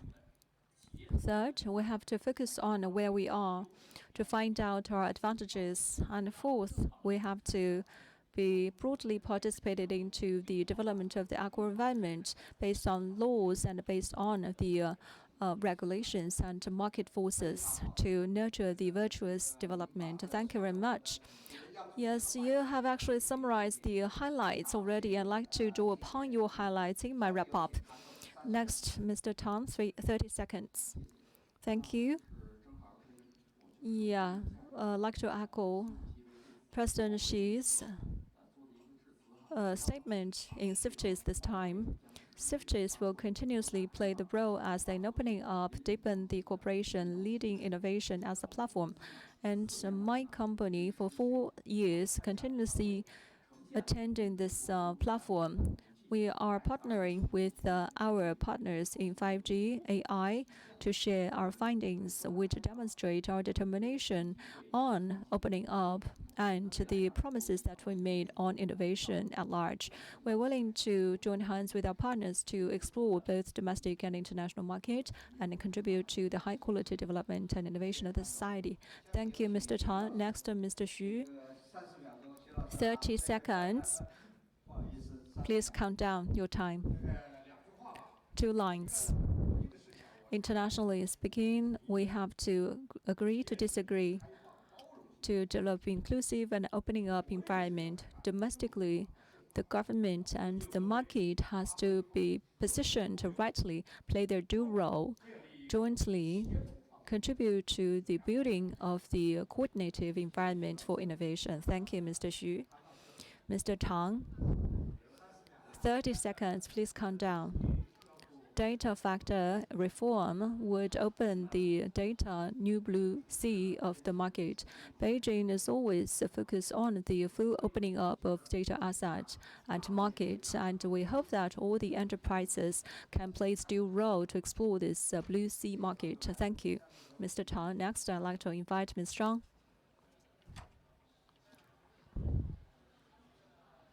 Yes. From Microsoft perspective, the multinationals are the important part of innovation and agro-environment nurturing for innovation in China.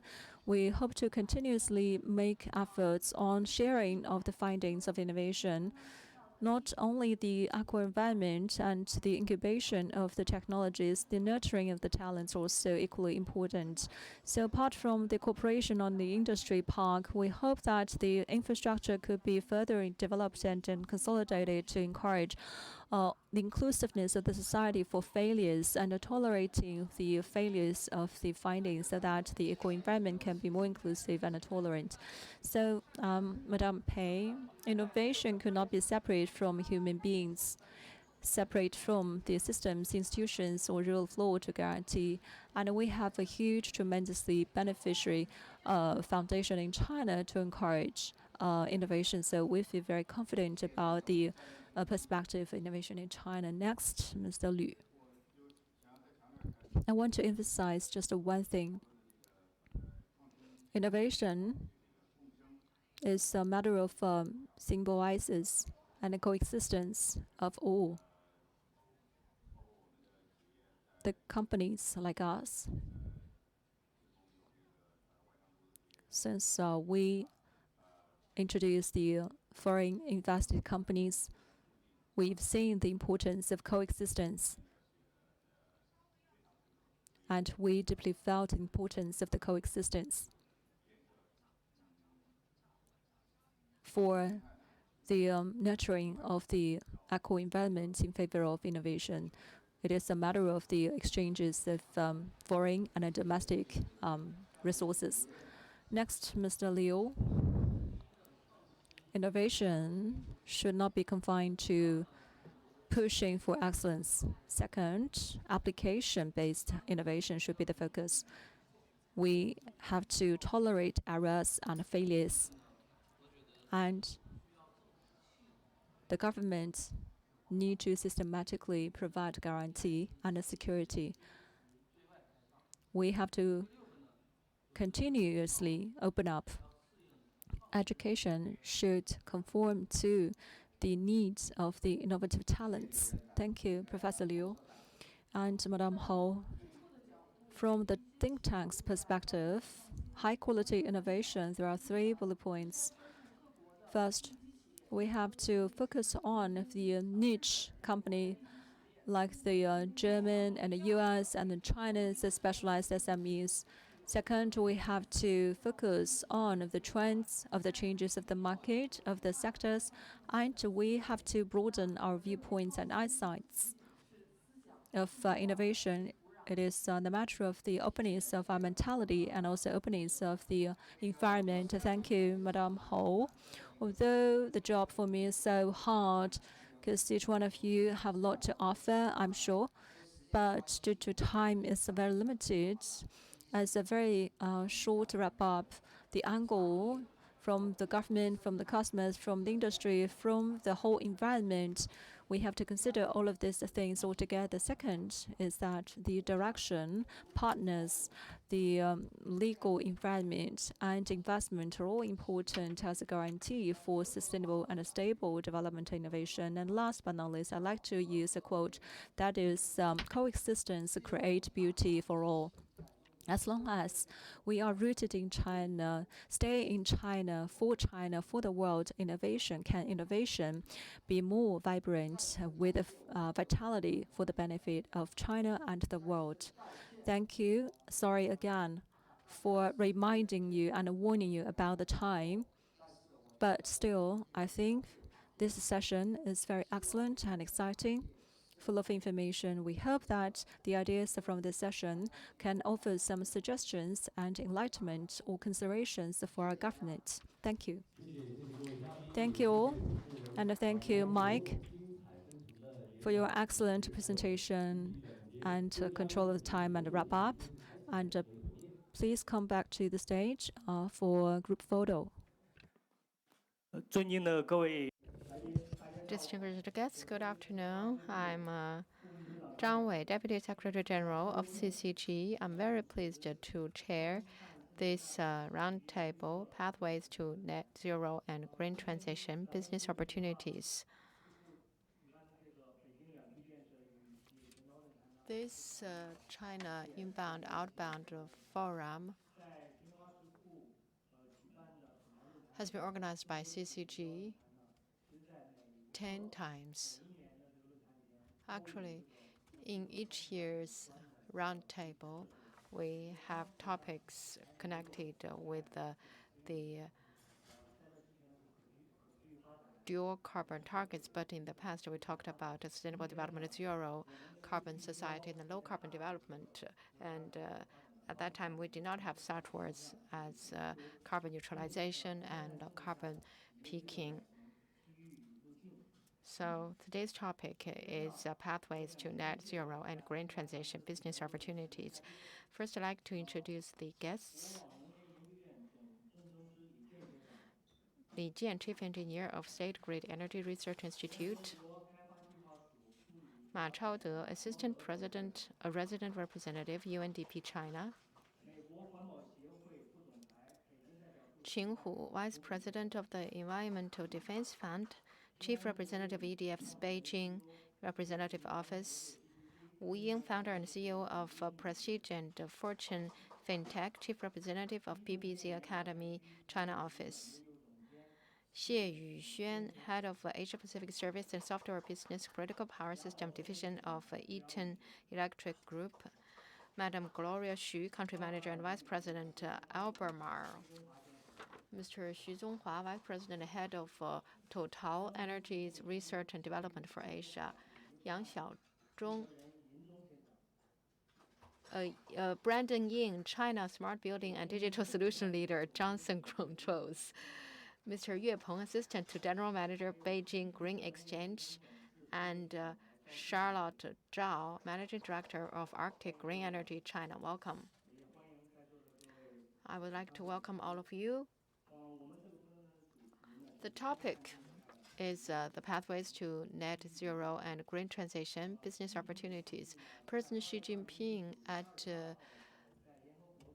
the UN Sustainable Development Summit of the United Nations announced China's carbon neutrality and peaking goals in 2022. And that points out the direction for green and low carbon development. At the National Environmental Protection Conference, he said again that we need to promote the two goals to build an energy efficient, secure, and clean energy system. That shows that China is determined in the two goals, and China is determined in promoting the green transition of the economy and society. In order to achieve the two goals, the government has also taken a lot of policies and measures, including the carbon emissions control goals, clean energy development, green technology innovation and transition, carbon trading, international cooperation, etc. Companies are the drivers for green transition. In the past few years, the global economy was in recession. There was low growth, and in the future, there will also be sluggish growth and pressures. But when we have more and more uncertainties, the companies need to find opportunities to achieve better development. That is a very important thing for every company. So we have the following topics to explore today. We hope that you can be inspired when you think about our theme. First, the dual carbon policies will encourage the companies to promote low carbon development and energy transition. What are the measures that the companies have taken, and what are the technologies have been employed by the companies to achieve the goals? Second, the role of the double carbon goals. For example, in energy efficiency improvement and new technology application and development, how can companies use the double carbon goals to build your competitiveness? And third, green development need innovative plans. What are the policies can help the companies to cut costs and improve competitiveness by providing more opportunities? Fourth, for companies, the goal has also brought challenges. How should companies see these challenges, and how can companies establish corresponding strategies? Fifth, the new trends in the United States and the EU. For example, in April, the EU Parliament and the European Council adopted the EU CBM, carbon boundary adjustment mechanism, and it has started to operate it. And with that, there will be more and more similar policies in the world. What will be the impact on China, and how can Chinese companies address to the green barriers in trade? So those are the 5 topics we can explore. This roundtable is similar to the previous 2 roundtables. So each speaker will have 5 minutes to share your views. If we have more time after that, we can give each guest an opportunity to summarize your ideas in 1 or 2 sentences. And now first I'd like to give the floor to Dr. Ma Chao, the Assistant Resident Representative of the UNDP China. Please, the floor is yours. Okay, thank you very much, Mr. Zhao. Distinguished guests, panelists, good afternoon. I'm very pleased to be here at this roundtable, and the topic is very interesting. That is the pathways to net zero and green transition business opportunities. We all know that in 2015, the United Nations member countries adopted the 2030 Sustainable Development Goals, especially the 17 targets which have been recognized by the international community. It's designed to promote a better future for the Earth and for mankind. It provides a good blueprint.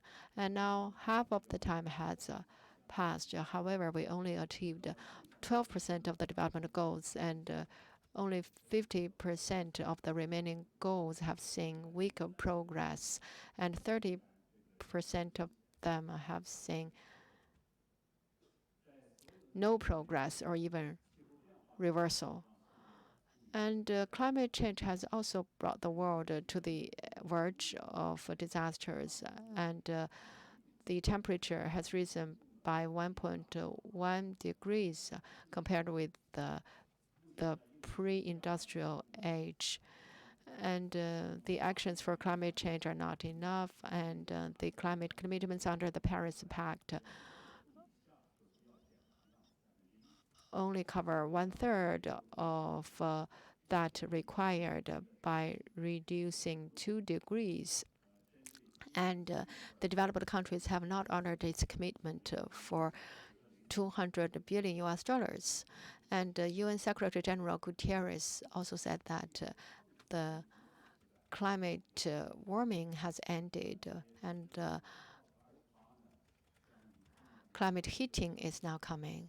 We know that COP28 will be held in Dubai in November, and how to implement the commitments under the under the climate framework, and the United Nations and the international community should take new measures. And China has also reached a new level in its economic development, and President Xi also talked about the 2030 and 2060 goals, and Chinese companies are the backbone for achieving the two goals. To achieve net zero emissions require a lot of technology and investment, and the companies will be the important drivers for promoting the two goals. And the green transition will also help the companies to maintain its maintenance and achieve better growth globally. We also know that the companies in achieving the two goals are also facing a lot of challenges. For example, technology, finance, organization, and international and domestic environments. Technology-wise, the companies do not know the technology portfolio at the minimum level, and they are facing some restrictions technologically. And second, the cost is rising, so the motivation for companies to do so is going down. And third, organizationally, for those complicated structured companies, they are facing more and more difficulties. And because of geopolitical obstacles, the companies are also facing unprecedented challenges in achieving the two goals. And the companies want to achieve these goals, and they want to know how to address these challenges.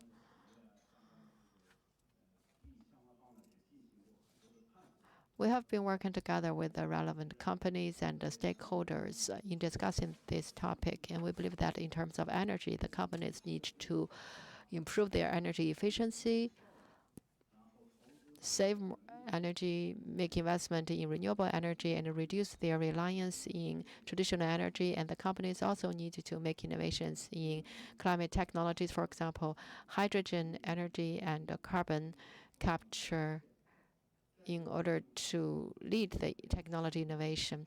And through digital technology and AI and big data and big network, they need to support their decision-making and improve decision-making efficiency.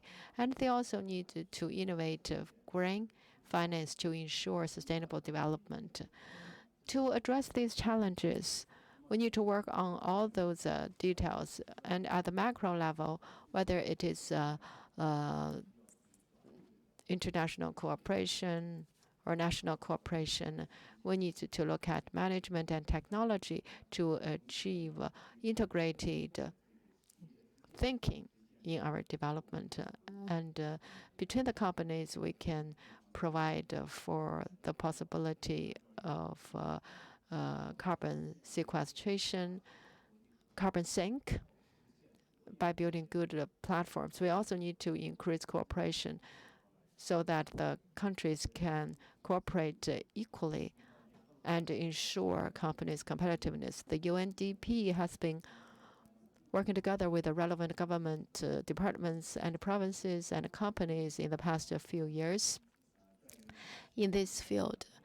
In the domain of information, we have established the Sustainable Development Impact Standards and investor maps so that the investors can achieve both investment effects and decarbonization. And also, we have been promoting green financing in biodiversity protection in over 40 countries in the world. We have achieved the biodiversity financing in Shandong and Shanghai in China, and also in Guizhou, we have carried out some pilots.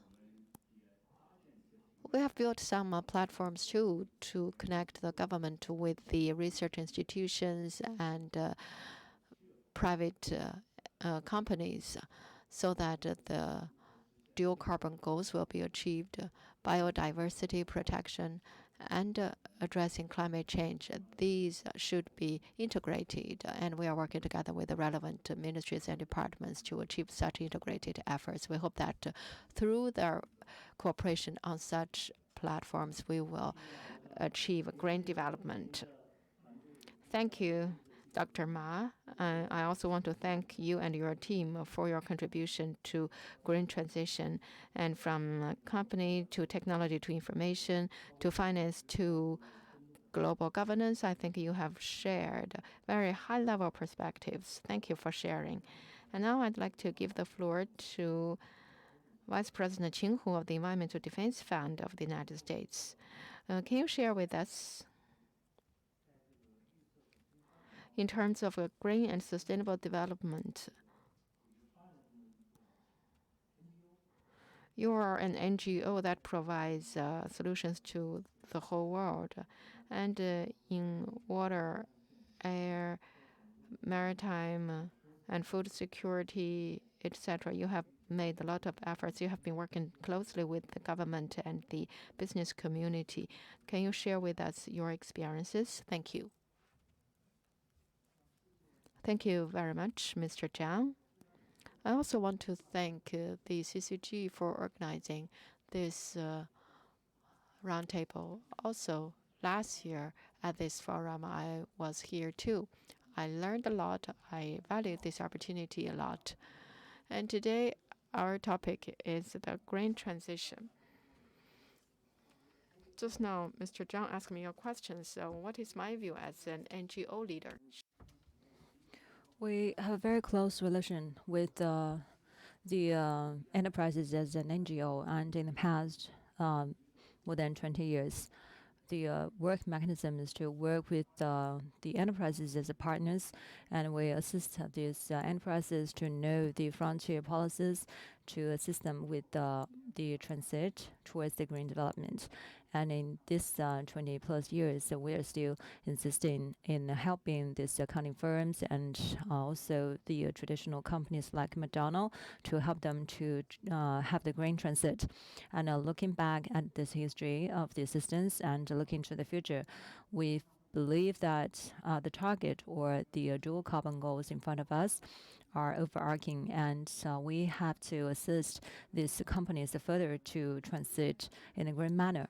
And I'd like to share with you some viewpoints of myself from my experiences and practices. In the beginning, the questions listed in the first instance are very meaningful, talking about the green transit and the core issues of the enterprises during this transition. I think the green transition on Earth has to rely on innovation. In the past several years, after the two carbon goals are being initiated, the needs for the innovation is very dramatic. Like IEN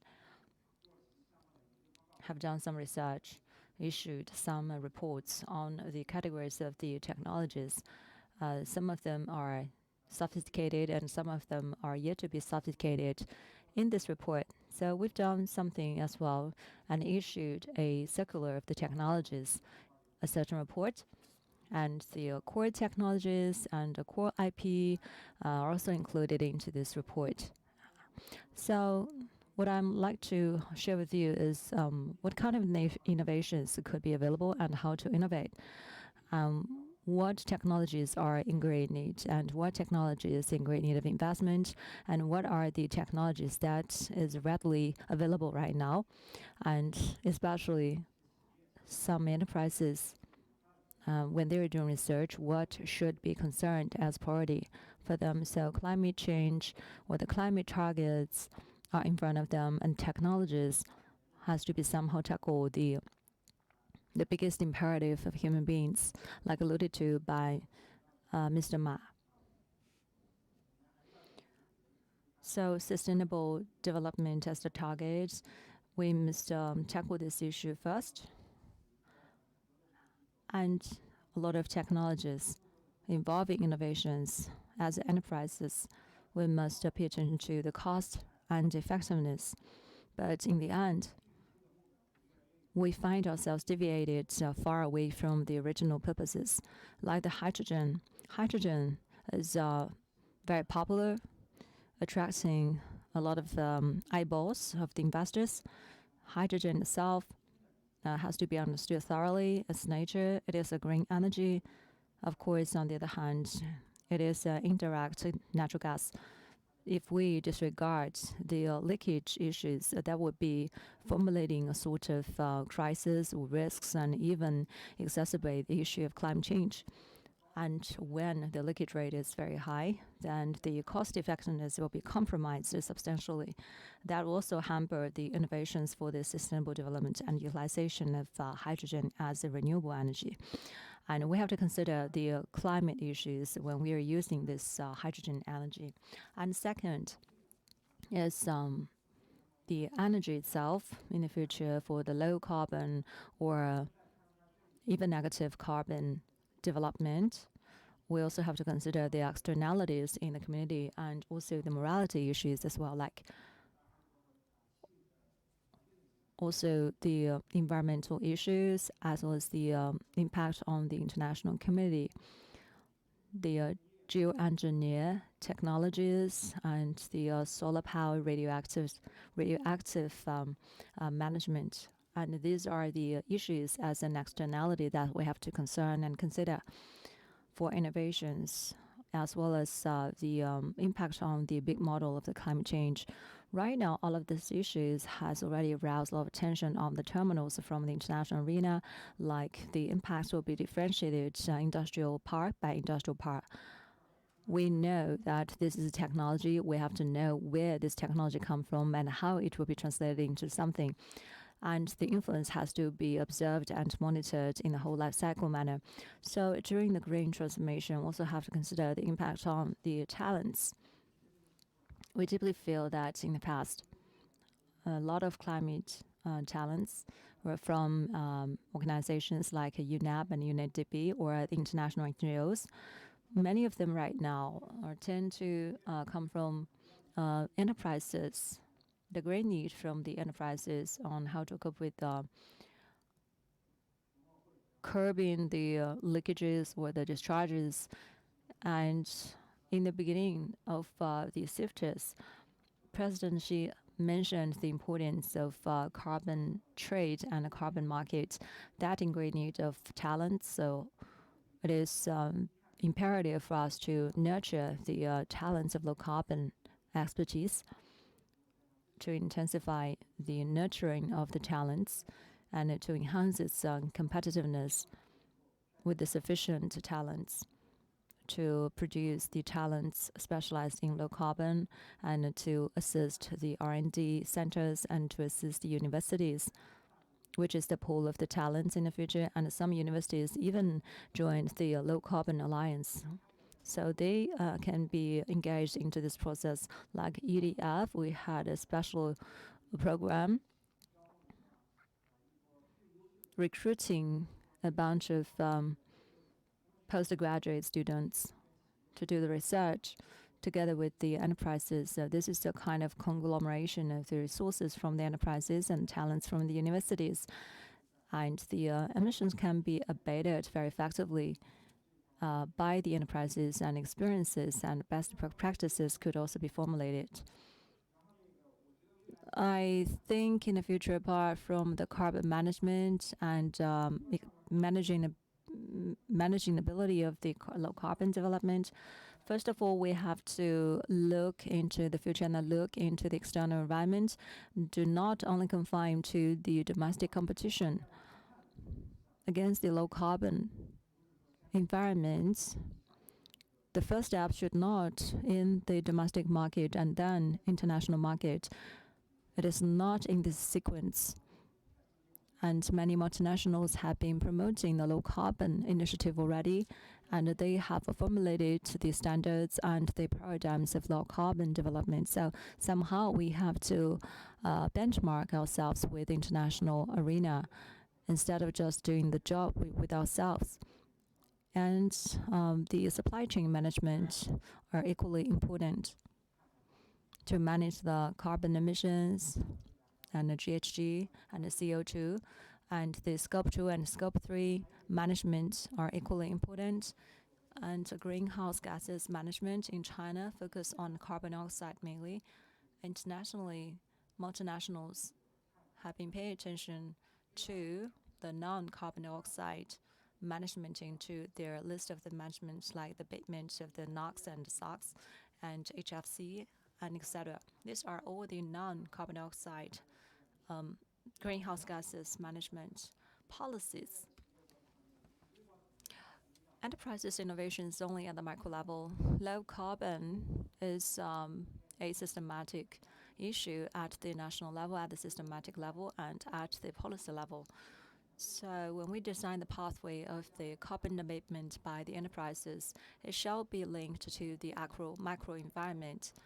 By 2035, we have to reach a certain goal, but that cannot be met without the individual contributions by the enterprises. But at the same time, it also involves a great framework and a milestone and a pathway at the policy level, and influence from the common sink and from the long-term consideration has to be matched by the government. Thank you very much.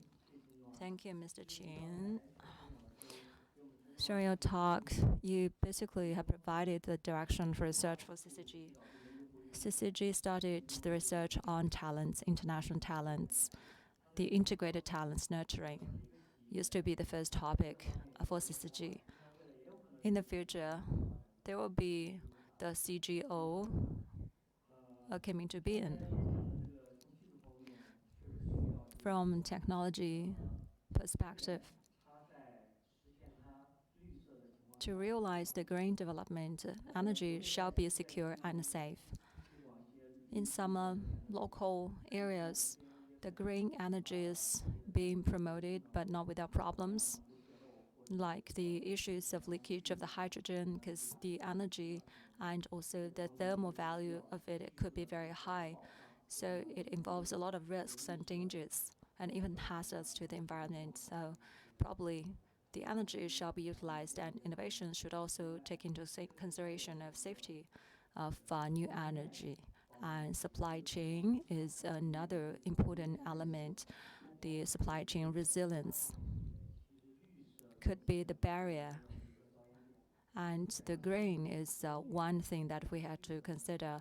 The green resilience is something that we will research on this year. And we know that Albert Marl also specialized in chemicals. So, Ms. Xu, thank you very much, and thank for CCG's invitation. About the questions and issues raised by Mr. Qin, yes, and Mr. Ma, you have raised 4 topics and moderator, and what had been done by the enterprises due to our carbon goals are far-reaching right now and touch the hearts of everyone. I believe that all of the companies have their respective carbon goals and a carbon peaking goals and a carbon neutrality goal, be it 2030 or 2035. My firm is in the emerging industry, which is also green. It is initiated by both the mineral resources and green energy. So as a green energy sector, we also have to be green, because otherwise we will not deliver the promises we do to this sector. And Albemarle, we are specialized in the extraction of the aluminum from hard rock and from the other land metamorphoses. So they could be very complicated, geologically speaking.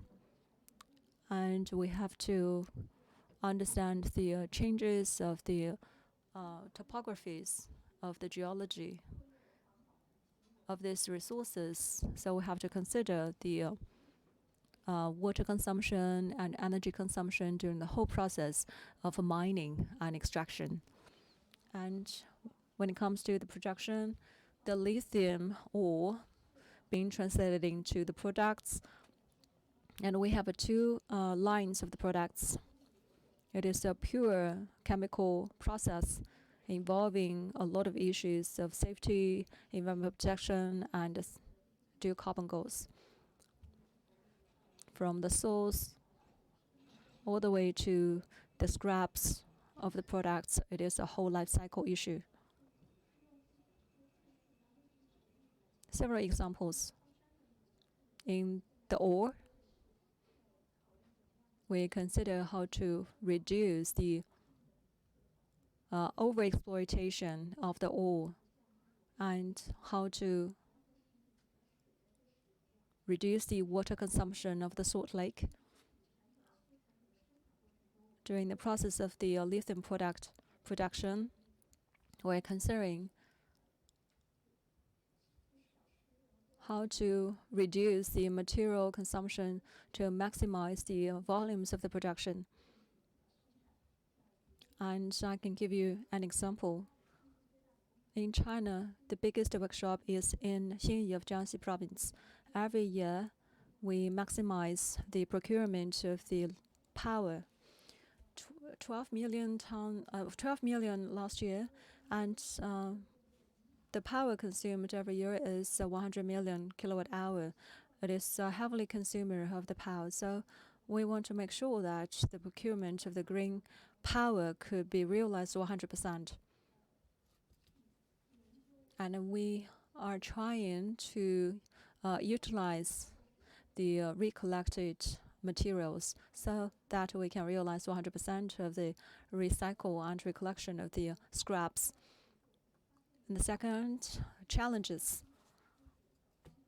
Dual carbon goals and the passion for the innovation is very high.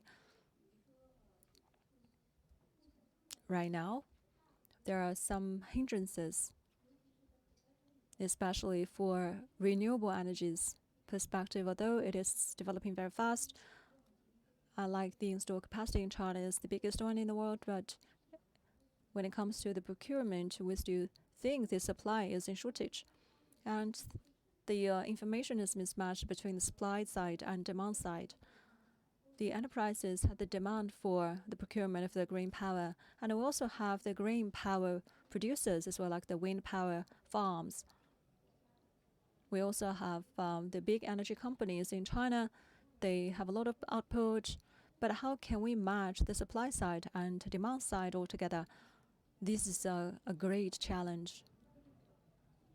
And here, the market of the supply and the market of the demand probably are not in the same place.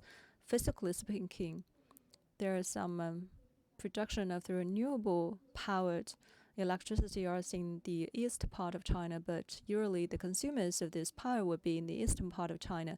So they are actually located far away from each other. And the third issue is the identification of renewable energies. There's no hindrances in here at all. But for wind and PV power generation, the green power, there's no meaning to talk about the identification of it. But how about the hydropower? Can the hydropower be deemed as a green power? There is some debate on it, especially in the international arena. There is a lot of disagreement on that. So 1 degree or 2 degree temperature control in front of us, all the technology pathways would not be missing and compromised. We need them all. We need some intergovernmental negotiations so that we can have some consensus, and then that will help the companies to buy green energy. And let's come to the third point. That is your fifth question. So the global trends impact on our industry. You also talk about the EU's carbon tariff mechanism. Actually, there is a new act, that is the EU Batteries Act, that will have a bigger impact on us. And also we have a Critical Mineral Act, because starting from 2024, the EU requires all those battery exports to have a digital passport, so it will penetrate all of the battery chain. So it will cover all of the footprint of the industry. Actually, so far as I know, many of the companies are not prepared. For example, when we read the annual reports of the listed companies, many of the companies will publicize their sustainable development report and the social responsibility report.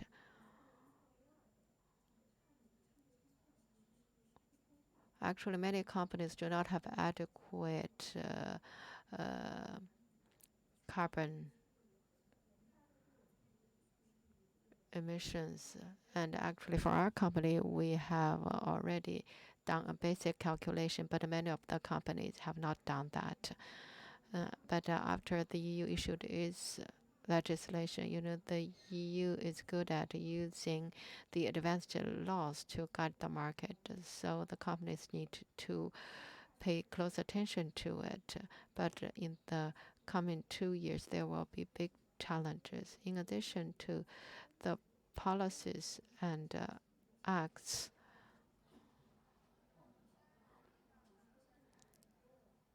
it will also drive the value chain and industrial chain. For example, the main automobile factories, the energy-related suppliers need to be certified by a responsible mining agreement. You need to get over 50 markets, and then they will be able to procure your products. You know, this certification involves 800 indices. You need to pass each of the 800 indices. But the lead companies' certification will also accelerate the progress of the supply chain. So I think in addition to the acts, we also need to pay attention to the lead companies, what they have been doing in sustainable development and dual carbon goals. Finally, let's go back to the services. Actually, for the consulting industry and the certification industry, they will provide huge commercial opportunities. So please grasp these opportunities. Thank you, Madam Xu. Thank you for coming back to this important point. It's hundreds of billions of market, actually. You know, Albemarle has been covering the whole value chain with advanced technologies. I think this is something other companies can learn from you. And in addition to technology, we also need to do something on the policy level. For example, ETS and many other things like the green passports. They give us an alarm bell whether you are in the green market or not in the future. Through such green and digital standard compliance, the companies need to be fully compliant, otherwise you will not enter its supply chain or its market. Otherwise, you will not be able to in the market. So for the companies, that means a lot of uncertainties. They need to make good preparations for it.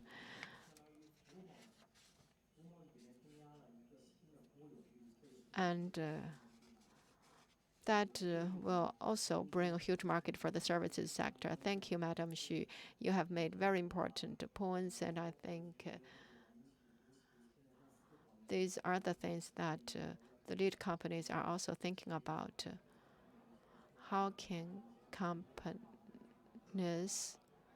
do the relevant layouts to prepare for it? And now I'd like to give the floor to Xu Zhonghua, Vice President and Head of Total Energies R&D for Asia. I know it is a diversified energy company. I think you also have your unique insights to share with us.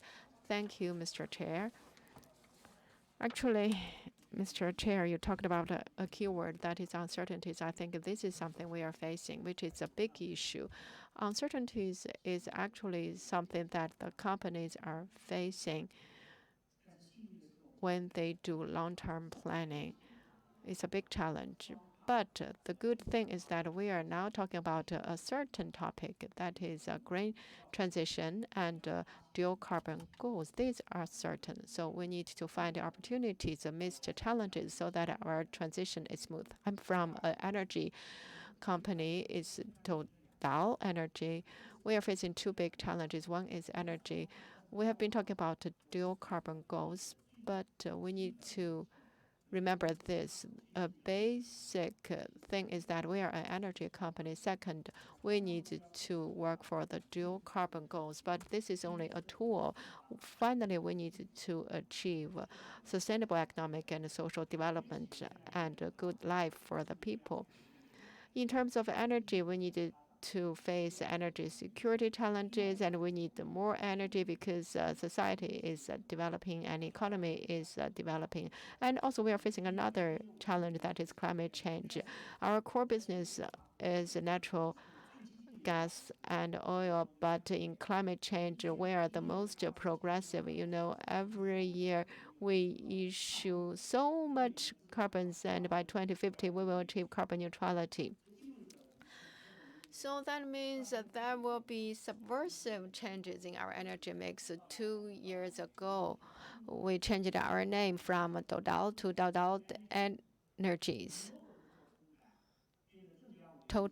From Total to Total Energies.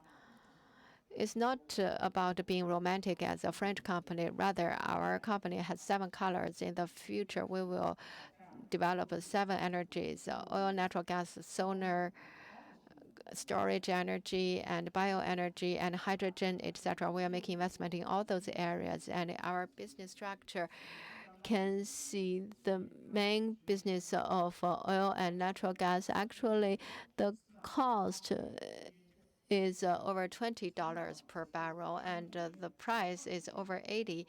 So by 2050, you know, half of it will come from electricity, 25 come from hydrogen, and 25% come from oil and natural gas. That will be a huge challenge. So in the past, we were focused on natural gas and oil, and we had now a new knowledge system. We are focused on semiconductor and biotechnology and mechanics, etc. Because we are developing the new energies, we need to build the talent and build our competitiveness. So that is a big challenge. And when we talk about carbon neutrality, it's not just about opportunities. It involves a lot of cost. The companies don't know what to do when they want to achieve the dual carbon goals, but we need to ensure a smooth transition. By 2030, we want to make investment of $60 billion in new energy. We hope that we can become the top 5 new energy company. And this year we are doing hydrogen. Probably when we do not talk about hydrogen power, probably we are not a truly energy company, but actually we are still facing a lot of challenges in hydrogen. Its application scenario and its cost and its security. And when we do new energy, we can have very good onshore experiences. So we will focus on wind power, and we have a good petrochemical knowledge. So we also have the transportation experiences. That is why we can focus on different aspects of the new energy so that we can achieve a smooth transition. However, all of the strategies should not neglect energy security. As an energy company, the companies need to have the affordable energy solutions. So in the coming decade or even longer, natural gas and oil are still an important part, but through our value chain, we will decarbonize, for example, online and offshore and onshore. We will reorganize our energy supply. And for CGS, 10% of our R&D in expenditure is on CGS. And in China, we are also promoting new energy. New energy is developing very fast. E-vehicle is developing very fast, but in the past 5 years or 10 years, actually the consumption for oil and natural gas is still growing. And in the coming years, it will also continue to grow, and the investment in new energy will continue to be huge.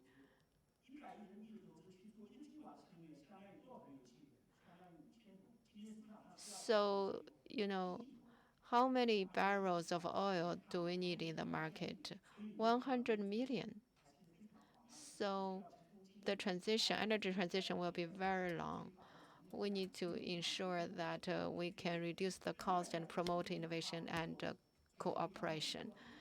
And in terms of climate change, we have done a lot.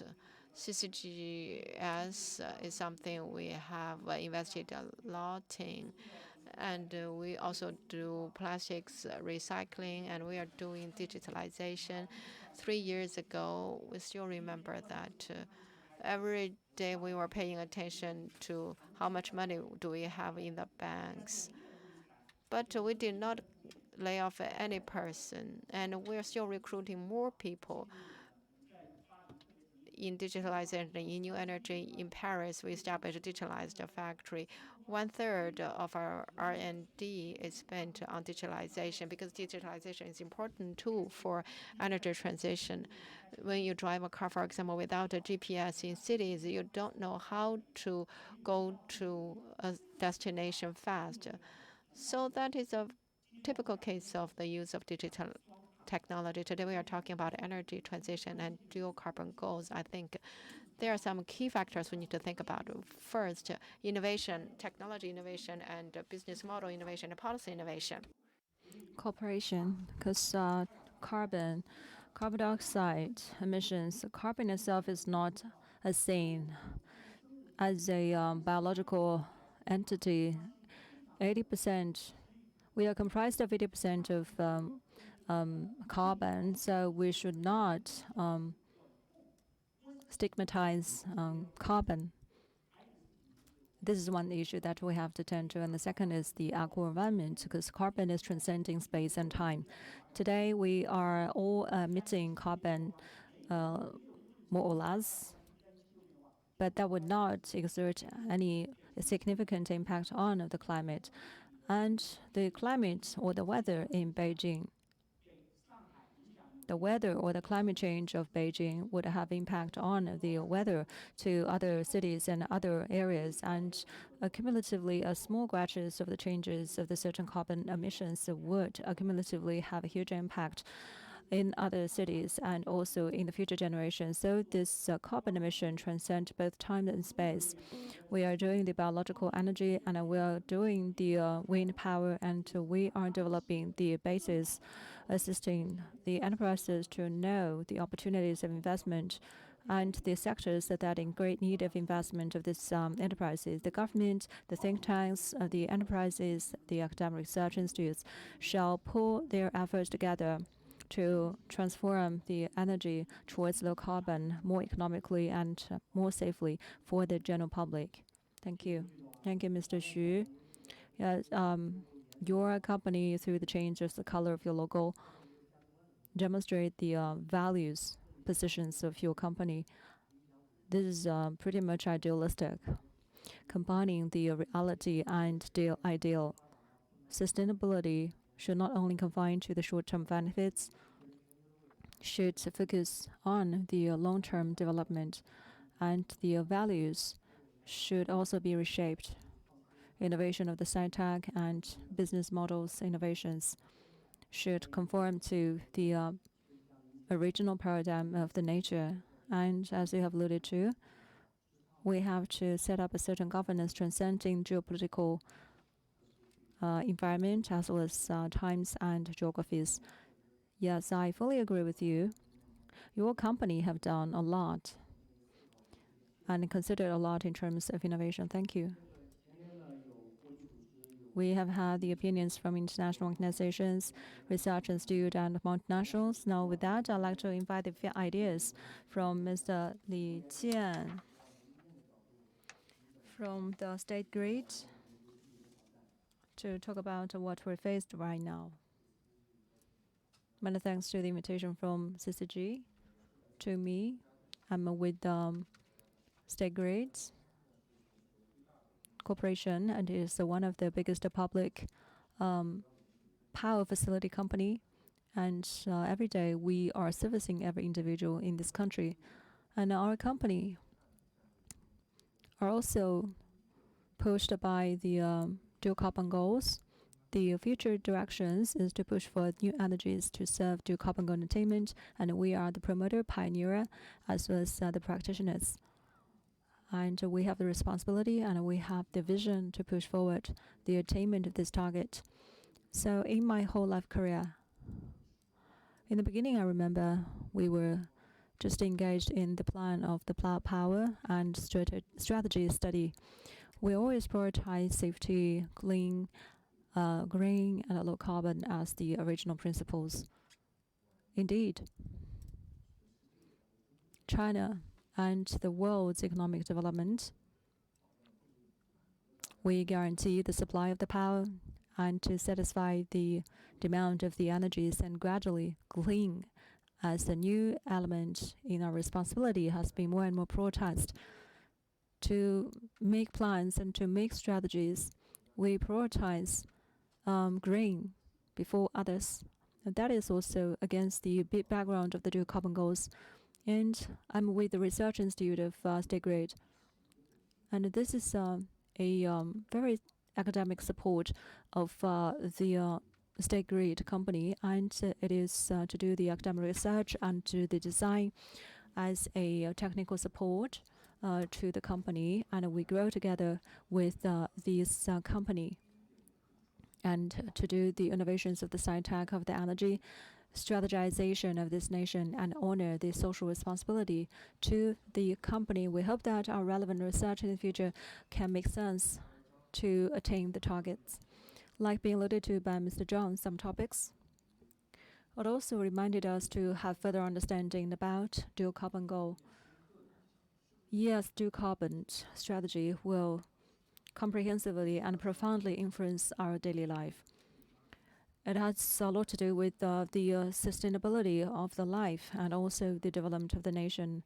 It is number one issue before it really being actioned on in the actual practices and activities as an enterprise in this industry. First of all, we think that under the whole framework of design, we have to do something step by step, but more importantly, we have to coordinate with each other, complement with each other.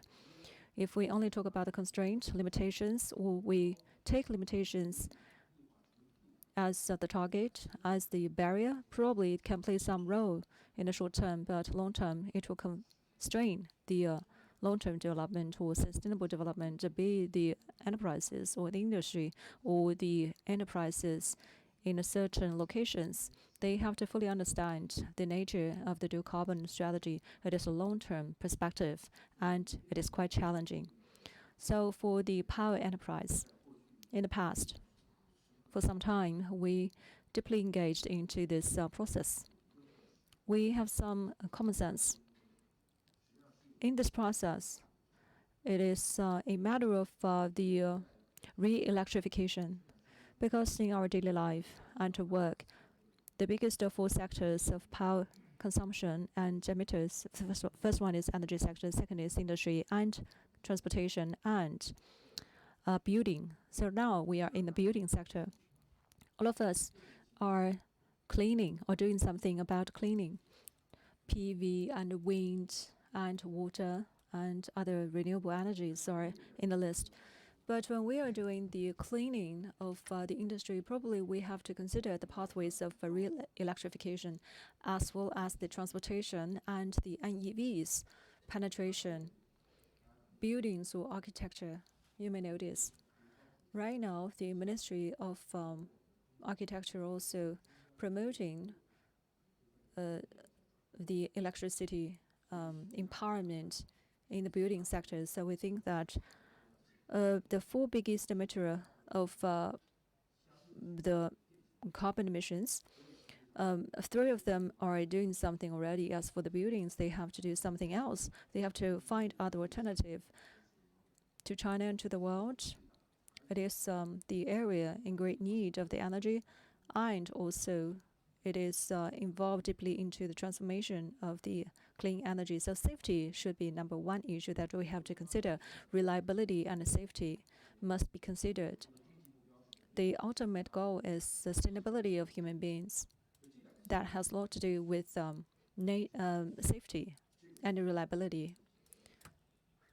Bear in mind with this principle. Electrification in the carbon market in 2021, the first batch of the compliant enterprises are electricity generators or the power companies. Step by step, they will merge into the cement sectors and other sectors. So in order to realize the transition, the common sense is sci-tech innovation, institutional innovation. These are the 2 wings of the same vehicle. They have to run all together. The PV and wind power generation has to make some breakthroughs, be it the efficiency or the grid-in connections. Burning the fossil fuel is not something that we have to abandon overnight. Right now, we can combine the different technologies complementary. The energy storage is another issue. The EVs consumption of power and the motor unit consumption of power could not be equalized. The technologies shall also have some breakthroughs to put these 2 things equally important. So the EVs or the IoT of the vehicles requires a huge amount of the breakthroughs of the technologies, and the interconnectivity of the terminals are also important. Hydrogen as a secondary energy, how can it be incorporated with the power as another secondary energy? This is also a question mark. A lot could be done. A lot of technologies could be researched. Energy conservation, the power consumption, could be very huge, but energy conservation still is very important. The energy saved is way less than the consumption wasted or the power wasted. Values could be created by innovation. Challenge could be very huge. Companies have seen that. The storage companies and the sectors are promising. So the emerging power industries and the sectors right now is on the way. Indeed, we must involve a lot of investment in innovation. Systematic innovation shall be involved. Innovation must trial the errors. Disruptive technologies that we have alluded to that could not be combined without repeated times of the failures. And we feel that how to discover innovation, how to monetize innovation, we have to keep exploring and trials. Our suggestion is to look at the electricity market. Power market is the trillions of RMBs of market. Transactions could be a huge volume.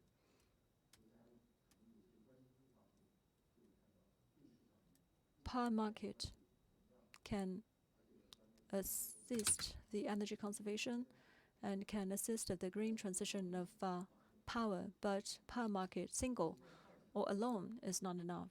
Carbon market is on the way. Both of them has to be worked on simultaneously. Carbon and a power market are having tremendous promise and potential equally. We have to monetize both markets. Electricity market alone is not enough and not strong enough and not sufficient. So the synergies between the power and the carbon. I think carbon is more accountable, trackable, and also verifiable. So both markets has to be coordinated together to set up a green certifiable market in China, acknowledged by the international arena. If it is not suitable for China, simply put ourselves into the international carbon market, it is very hard to say that we can crack down the barriers and join hands with our counterparts in the world. So, in this perspective, please pay attention to the synergy between the carbon and the power. We are researching on this aspect as well. My time is running out. So much for me. Thank you, Mr. Li. Very good points, very good sharing, and very good considerations. Clean energy and green energies have some constraints in the process of the transmission, and the companies may hurt in the process. That's why President Xi Jinping said that progressive arrangement need to be done for the transition shall be resilient. It is a matter of how to do and what to do. We need technology innovation and institutional innovation. We need to allow for mistakes. We need to allow for resilience. Otherwise, we will have to fight alone, and then that will be very risky. We also need the connection at different levels. For example, you talk about the connection between the electricity market and the carbon market. You know, as a company that uses a lot of energy, how to ensure that they can use green electricity, how to ensure green transactions. There is a lot of scope for exploration. Actually, in the future, China's energy will be electrified, and a lot of industries will be decarbonized. You know, electrification is the most important way towards digitalization. So electricity reaction is measurable, not like chemical reactions. Yes, hydrogen is very important and very clean. However, in digitalization, it is also different from electricity. So I think how to ensure that we can achieve a good ecosystem, that is very important. And today we are also with us Madam Wu Ying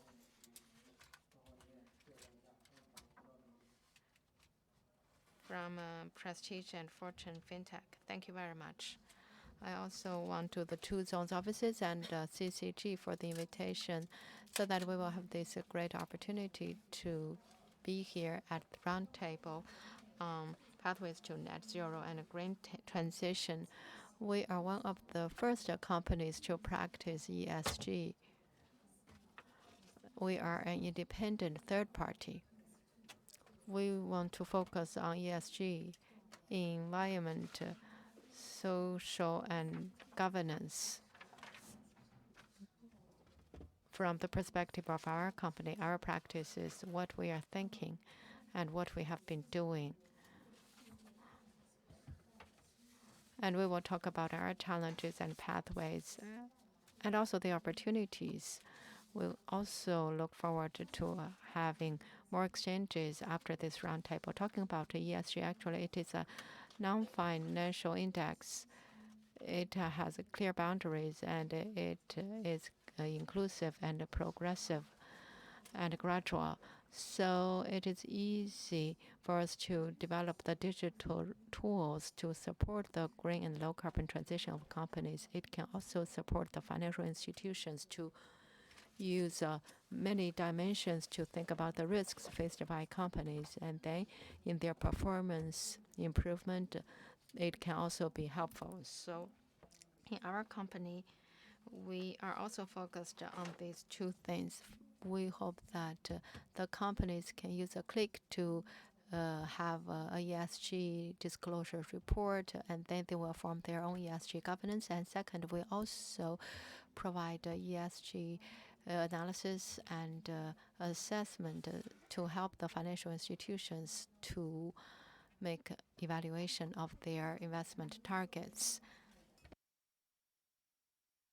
And now we will talk about what we have been seeing. First, from 2004 to 2015, the regulators did not issue many policies, and they were very slow. But starting from 2015 to this year, actually, we have seen annual issuance of policies, whether it is MEE or PBOC or the Financial Regulatory Authority.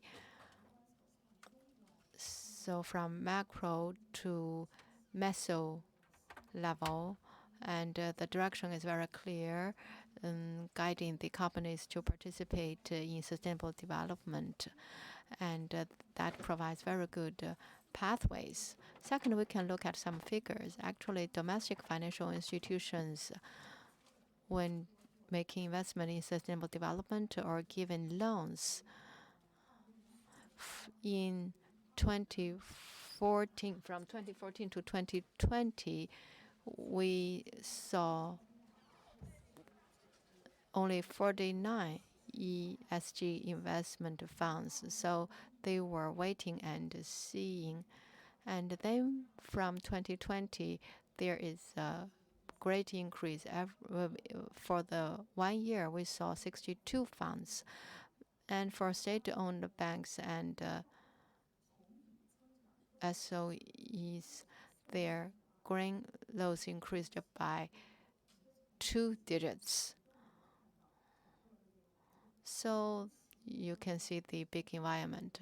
At the end of the companies, we can give you this number.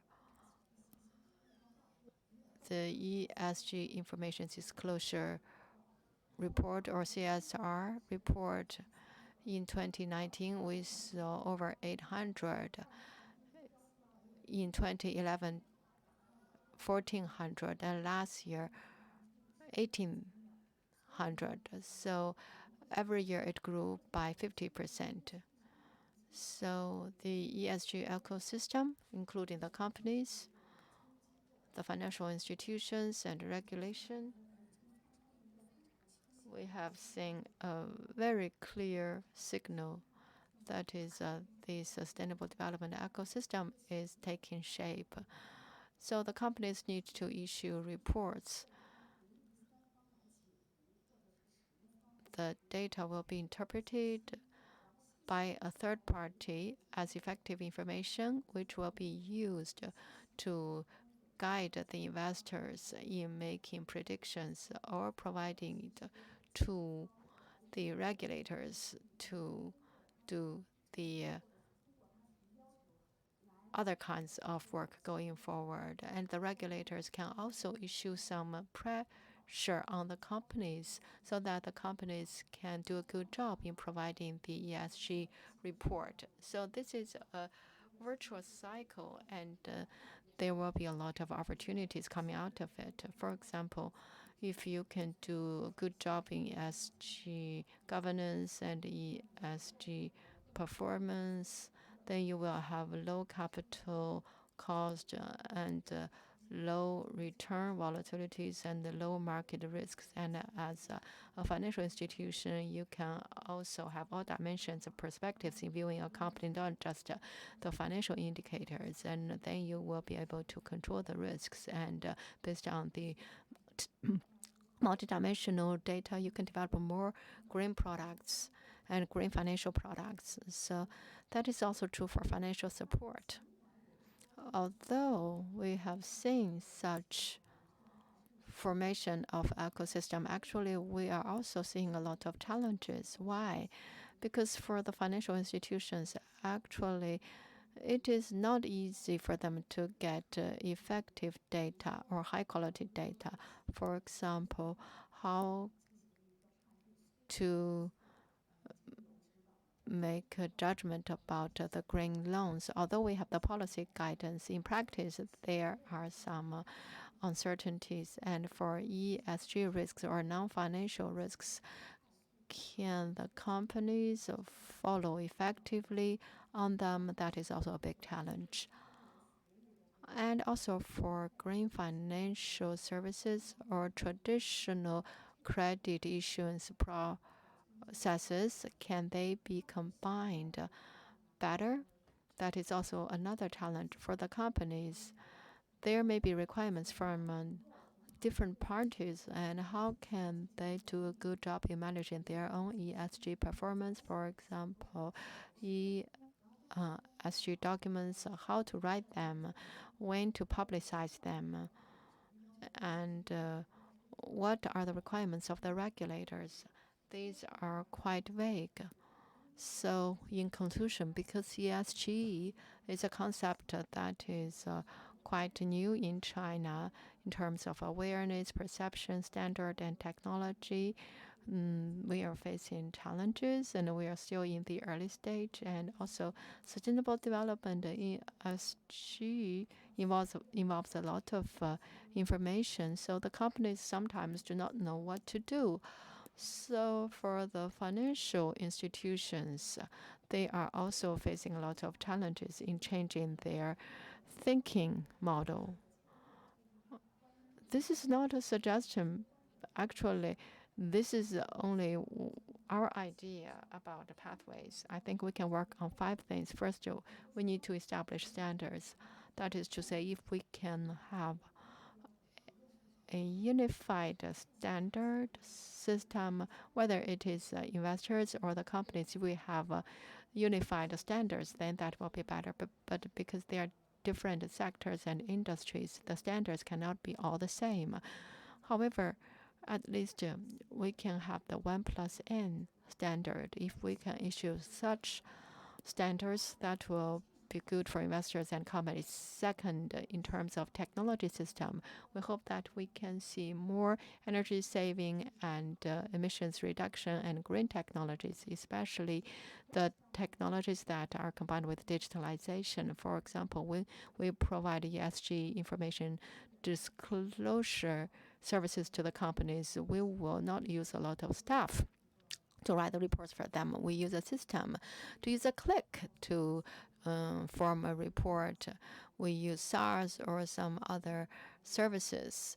so that the companies can have the ESG governance support. And we also have an investment system. We hope that when the policies are issued gradually, the investment system will also be improved and the investment products will be further innovated, because we can see a lot of overseas investment products, but in China we do not have so many investment products. And we do not support fake greening. And another important thing is talent. We started to do this in 2015, and we always explained what is ESG and why ESG. And today we are answering such questions as what can you do to ensure you will do better in ESG, or what can you do to ensure that you comply with international standards?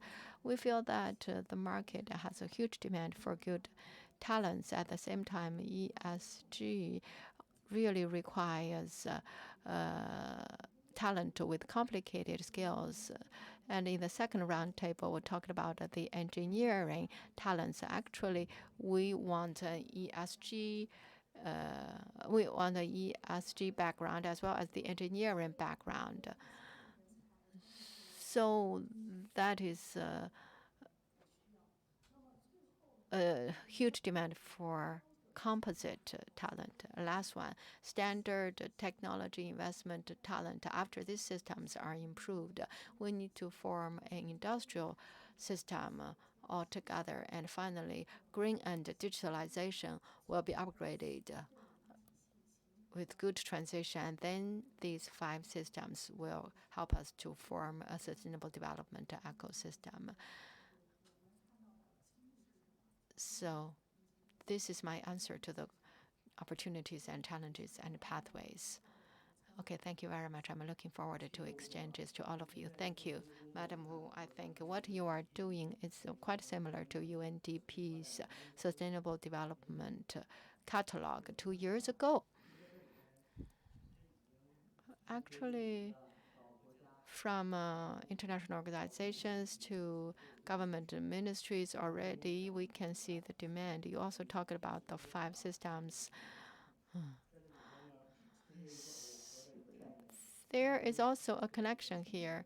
If you are doing it at different levels, you work together in an integrated way and a collaborative way, and you also need to form a product, but without the system, without the theories, without the talent, you cannot form the public welfare services. So you mentioned talent again. I think CCG need to work on talent. I think in the future we need to have the CGO, Chief Green Development Officer. I believe within 5 years, this new job will emerge. Otherwise, the companies will face so many risks. How to coordinate those risks? It covers so many areas.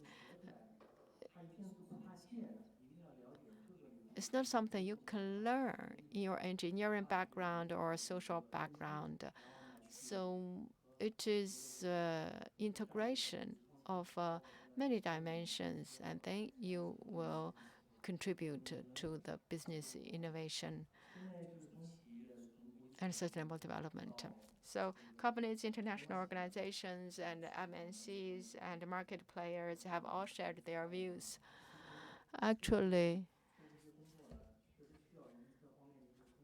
we do need such a kind of service platform in Beijing. In 2018, we already established the green transaction exchange, and it's been over 15 years. So, Mr. Yue, can you talk about it? So you are working on this platform. Yes, I want to thank Mr. Zhang for the invitation. I'm also honored to have this opportunity to be here with the distinguished guests to explore this important topic, pathways to net zero and green transition, business opportunities. Just now I heard policy perspectives, talent, research, technology, and market perspectives. They have all explored this topic from different perspectives. I want to give you a little information about my exchange. We are called the Beijing Grain Exchange. It was established in 2008.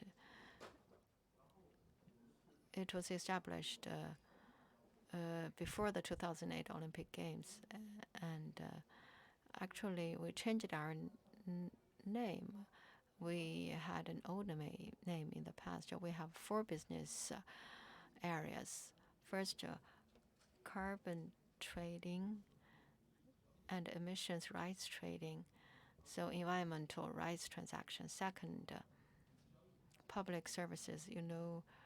Transaction can solve some environmental problems, but we also need taxation and financial tools to solve the problem. And green public service is also part of our business, and mandated by the government. We use tax and financial policies to promote the green development and low carbon transportation and green architecture. And finally, carbon emissions reduction. And third is the green financing. We focus on standard and product research guided by the regulators. And then we will connect with the green transaction and the future carbon market. Then we will be able to provide the low cost of financing for green development. And last one, consulting and training related to green development. When we talk about the dual carbon goals and green development, we know that you are all professionals, but if we look at the whole of society, I think there's a lot for us to do to improve public awareness. Let's come back to this topic. For a company, how to ensure that a company can address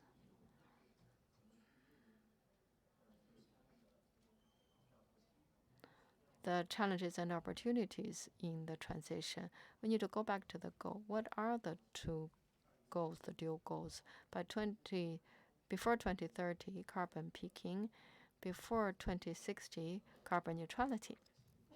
So under these preconditions, the companies need to work in many aspects to work hard. And we also need to do a lot of institutional arrangements. First, the company's carbon account book needed to be made clear, and how they can make plans for their future. So they need to have a clear account book for their carbon emissions. And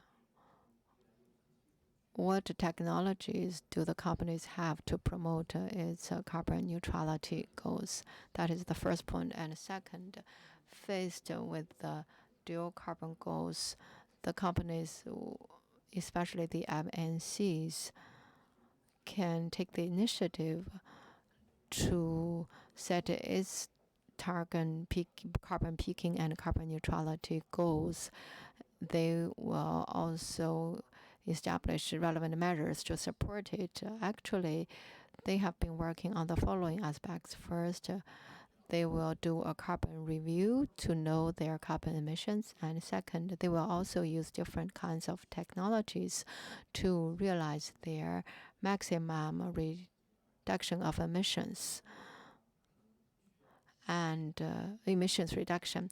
And third, they will invite a neutral and authoritative organization to account or calculate the emissions they really emit during their production or operation. And also, they support the carbon absorption or through some other projects to achieve carbon neutrality at their company level. So those are the pioneering companies that have been working hard to achieve carbon neutrality in their company as a way to lead a good example for society. And also, there are some other companies in their operations. They need to face an important challenge, that is the carbon trading. That is also in the context of the dual carbon goals.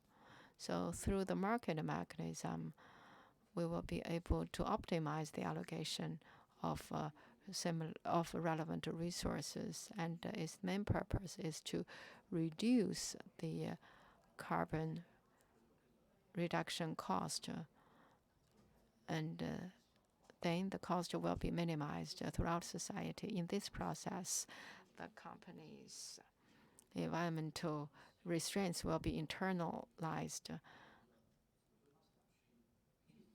and under the baton and guidance of carbon transactions, the companies will allocate their resources accordingly. If the cost is too high, they will buy some targets at the carbon market. If the companies are more innovative, they have more technologies, and through carbon reduction, they can, at the carbon market, get more economic incentives and benefits to promote their technology progress and achieve better financing for their carbon reduction. So carbon transaction and carbon trading and the carbon market can be a good way for the companies to achieve carbon goals. And there is another thing, that is carbon financing. I think that is also an important pillar that the country has been supporting. One of it is carbon financing. Through the carbon financing or green financing mechanism, the companies will get more financing for technology progress, and they can get beneficial financing.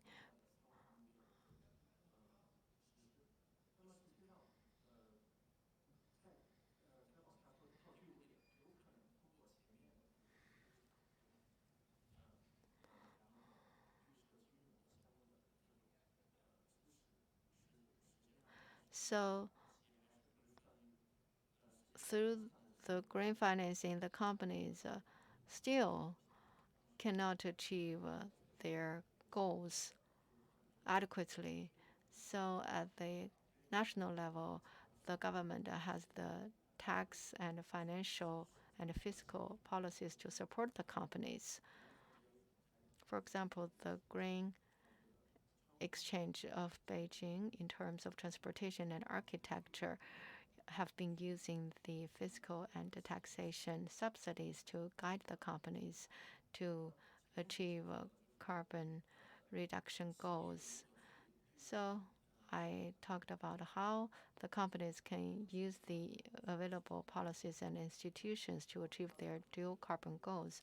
Let's come back to our forum, and you know, we are having the CIFTIS in terms of carbon transaction and green financing and consulting. Our organization has been working for over 10 years, and it is also a good way to support the services sector.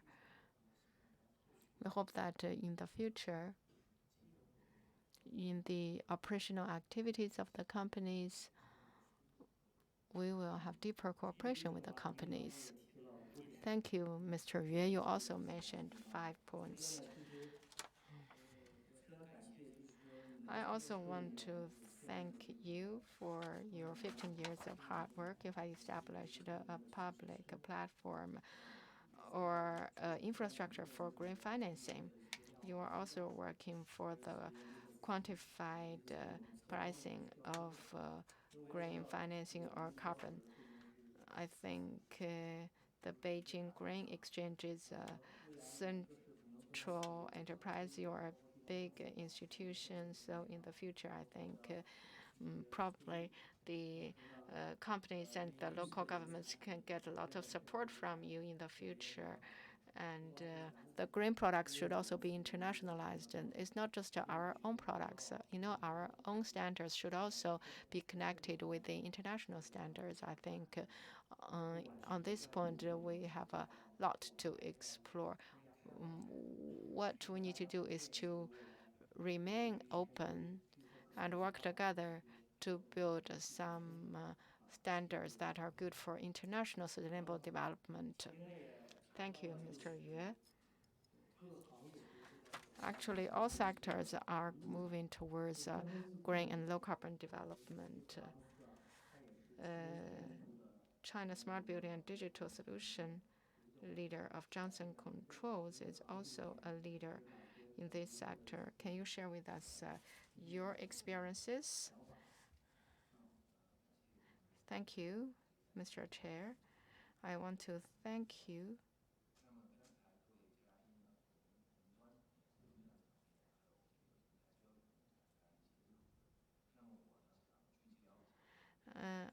I want to focus on architecture, actually. When doing the green transition, each company's architecture is an asset of a company, and architecture can account for 38% of the review. So how to ensure that we can manage our architecture well and the companies can achieve green transition? I think what is the relationship between architecture and Johnson Controls? Actually, we are the only company that is focused on architecture by providing a better living and working environment for mankind, which is energy saving and comfortable. Johnson Controls, since 2000, has been providing a review of over 30 million tons of emissions reduction for global companies. You may ask, what is the relationship then? Actually, you can feel that you are very comfortable here.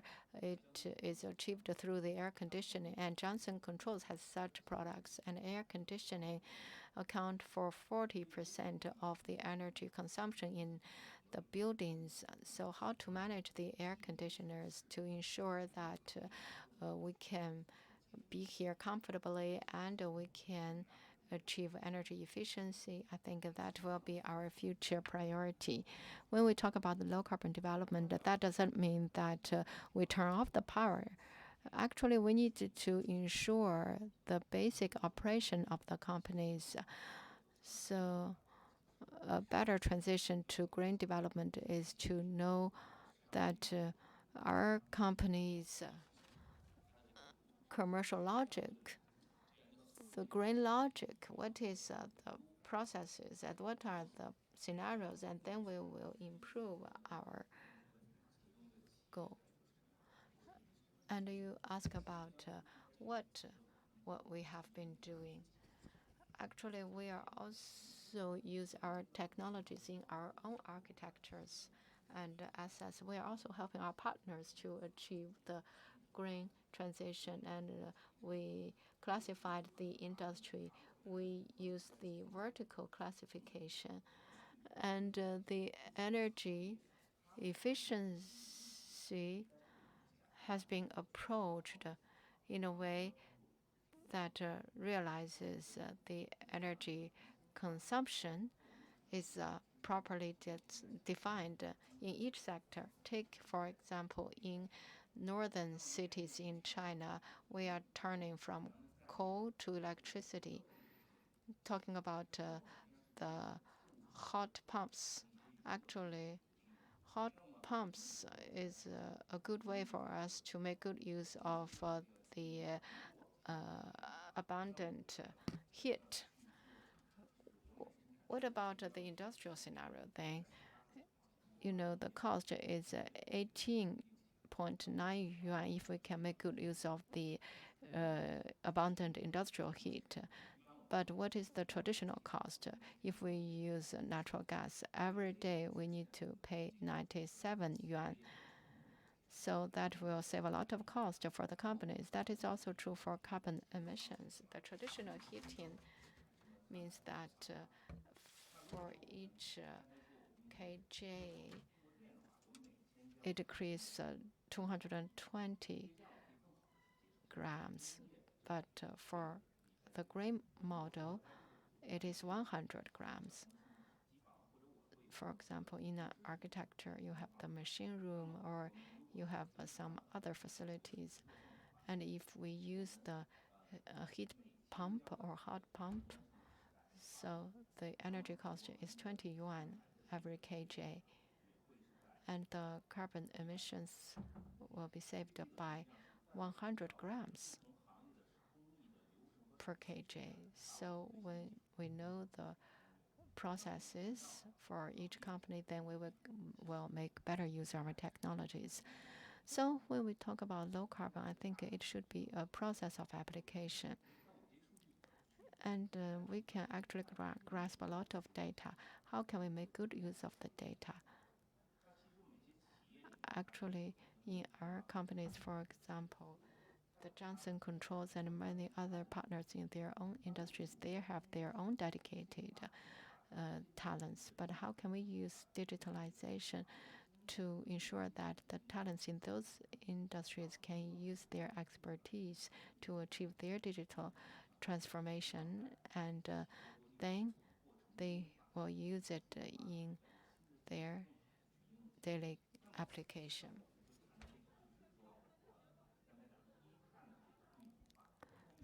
So the operationalization of low carbon, they need to turn their expertise into application.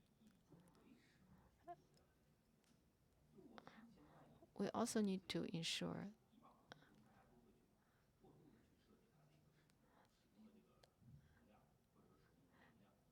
that, in the past, we can create a lot of energy waste. But now we realize that we need to provide our own technology and solutions to bring the changes to the whole industry and sector. In conclusion, we need to ensure that the data is scenario-based. You need to be based on scenario to make sure how technology are used. Second, the technologies should be tool-based. We need to make good use of the tools. Third, we need to ensure that the low-carbon development should be operationalized. It's not just about using highly efficient equipment. We need to use the data and the scenario to make good use of the data, and then we will achieve green and low-carbon transition. Thank you very much. Thank you for sharing. I think your conclusion is very helpful. Actually, you are actually standing at a higher level when thinking about architecture, energy efficiency, and how to turn the data as an asset, and how to ensure that digitalization is a tool of management.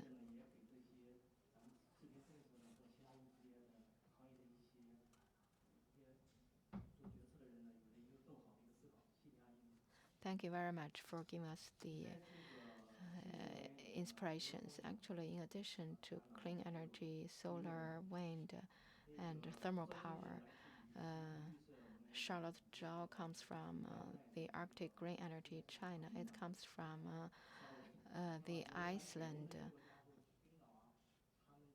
Iceland is very unique in this respect. Madam Zhao, can you share with us your views? Thank you, Mr. Zhang. I'm from the Arctic Green Energy. It's an Iceland company. Our advantage is to make good use of the leading geothermal development technology to develop a geothermal power in Asia and other countries. In Iceland, Hungary, in China, and in Singapore, we have a lot of projects. We work together with Patrol China. For 17 years, we established a joint venture for developing geopower geothermal power. It is the largest scale company with the most advanced technology in China in this area. And now we cover over 40 counties and cities in 8 provinces, serving over 2 million people and saving over 20 million carbon emissions. In 2010, we independently developed the CDM methodology. So we use geothermal power to replace coal. That is a big technology breakthrough in our country. Just now, a lot of experts talk about the talent challenge in the dual carbon area.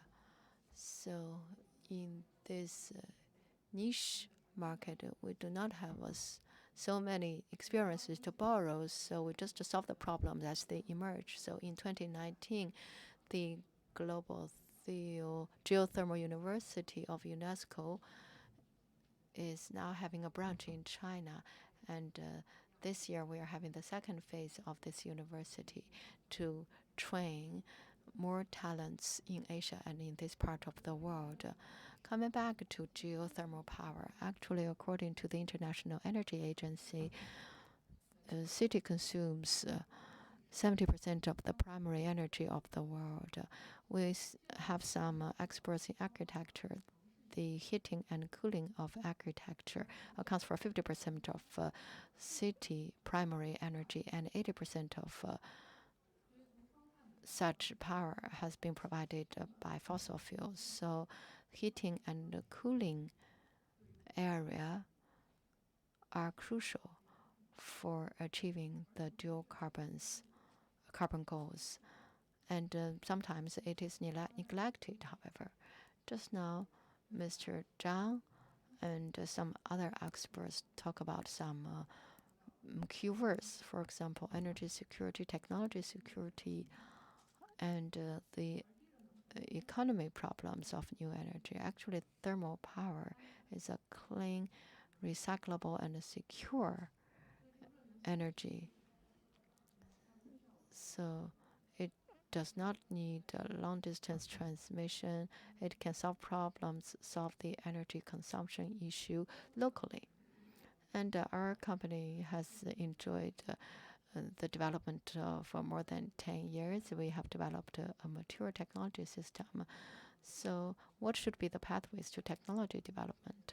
I can share with you 2 major technology systems out of the 6 technology systems. One is that is to say, when it is used, it will enter the public utility or other areas. However, when we dig to the 2,000 or 4,000 under the ground, we get the geothermal fluid. When it comes out of the well, it is not emitting externally. So we just use internal recycling. It will come back to its original layer, and then that will achieve the sustainable development of energy itself. So that is true energy sustainability. And second, in recent years, with the development of the dual carbon goals, there have been a lot of demands from the local governments, and companies have a lot of development opportunities. We have given full play to the base load of geothermal, different from photovoltaic or wind power. Geothermal is the only form of energy that can run 24 hours a day, around the clock. So we are using the geothermal plus model. It uses its advantage, plus wind, plus light, plus industrial redundant heat, plus energy storage, so that can provide the heat or thermal power, heat power heat energy and cooling energy. Then it can help us to achieve smart integration and thus providing more efficient and clean source of heat to the government and to the residents. We have been talking about opportunities. Geothermal is a small sector. Without an intensive development model, probably people will pay little attention to geothermal. Dual carbon goals are opportunities for us. From our company's view, we believe this is an opportunity to take the lead. Our company has worked so hard, and we have gained the support from the international organizations, from the government, and from the companies. And we have developed our methodology to replace the coal with geothermal power. It is very hard, but we are quite romantic. We believe this is something we can contribute to the world. All companies and all individuals, no matter where you come from, as long as you can develop it and you can make good use of the technologies, you can enjoy the economic returns of carbon reduction. Another important leading opportunity is the leading standard in 10 days from September the 15th to the 17th.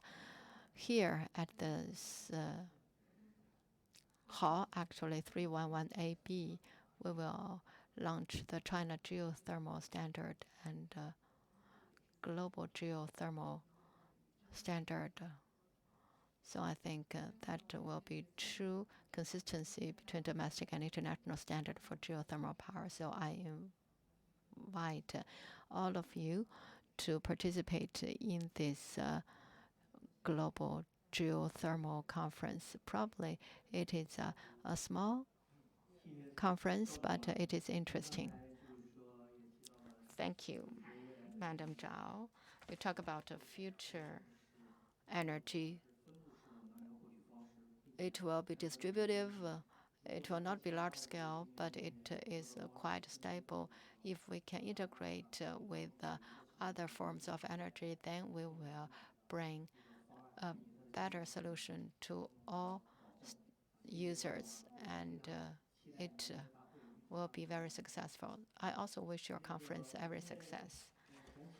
And now I'd like to invite Mr. Xie to share your views. In the future, the world will be electrified. You also provide sustainable power technology to improve people's standards. So can you share with us your views?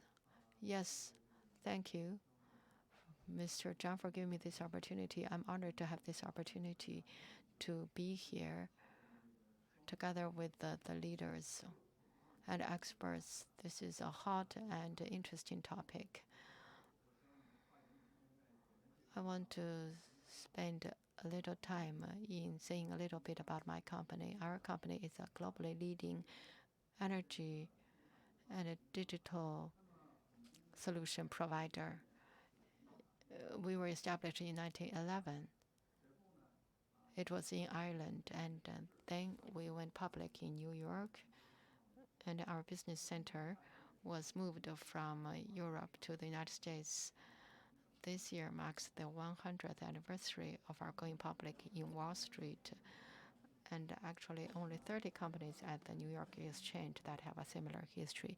And in 175 countries and regions we have businesses.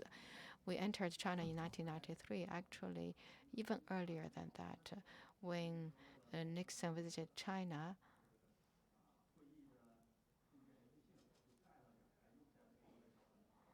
he brought 2 UPS equipment to China, and the equipment was provided by Eaton, actually. So you can see the association and connection with China. It's a long history. And our Asia Pacific headquarters in Shanghai Now in China, we have 29 manufacturing bases, 5 R&D centers, and in China, we have over 10,000 employees. And at the same time, a lot of our products have been localized in terms of R&D and design and manufacturing. So I'm not exaggerating. Eaton, in the past 30 years, has been working so hard on this market, and we have accumulated a lot of customers covering finance, manufacturing, healthcare, etc. At the same time, all of our products and solutions have 70% and more that are related to the dual carbon goals. So I'm really happy to have this opportunity to join you in this discussion. It is very relevant. Just now, a lot of the experts have shared their insights, and I want to add something. Actually, the dual carbon policies mean a lot for the companies. How should companies see the dual carbon goals? First, the dual carbon goals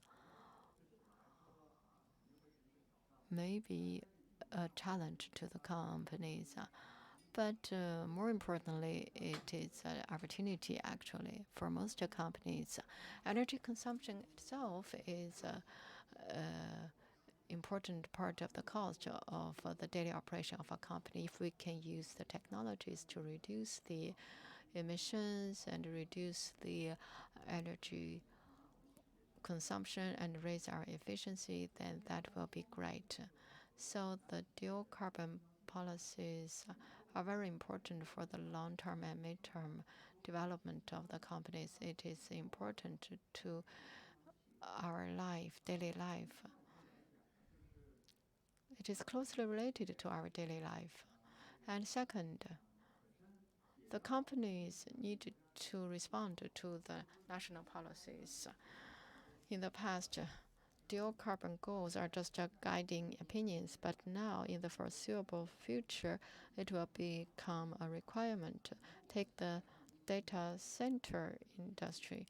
For example, the POE level of this industry cannot reach the national standard or requirement, then they will be closed. So that is also true for the companies responding to the dual carbon goals. You cannot select it, actually. It is something you must do. And also, if you can meet the demand of dual carbon goals, you will better shoulder your social responsibilities. That will also help the companies to be competitive in your mid and long-term development. Another thing is that just now a lot of experts have mentioned that in the future we want to achieve true carbon neutrality. That is a big challenge. We are now far from reaching that goal. For example,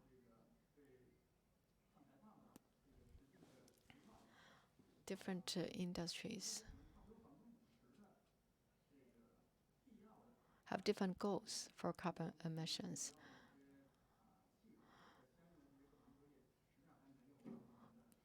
"50% of the technologies are not fully mature or launched, so that means a lot of room for improvement.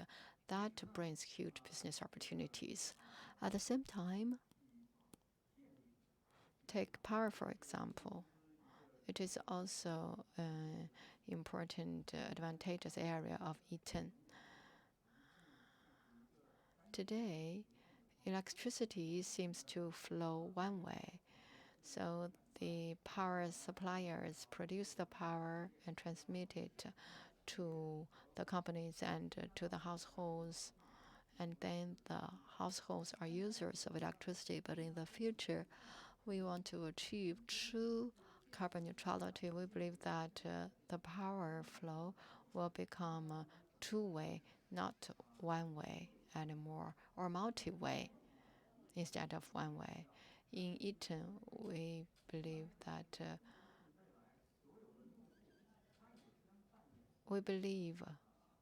In the future, our users will also become providers of power.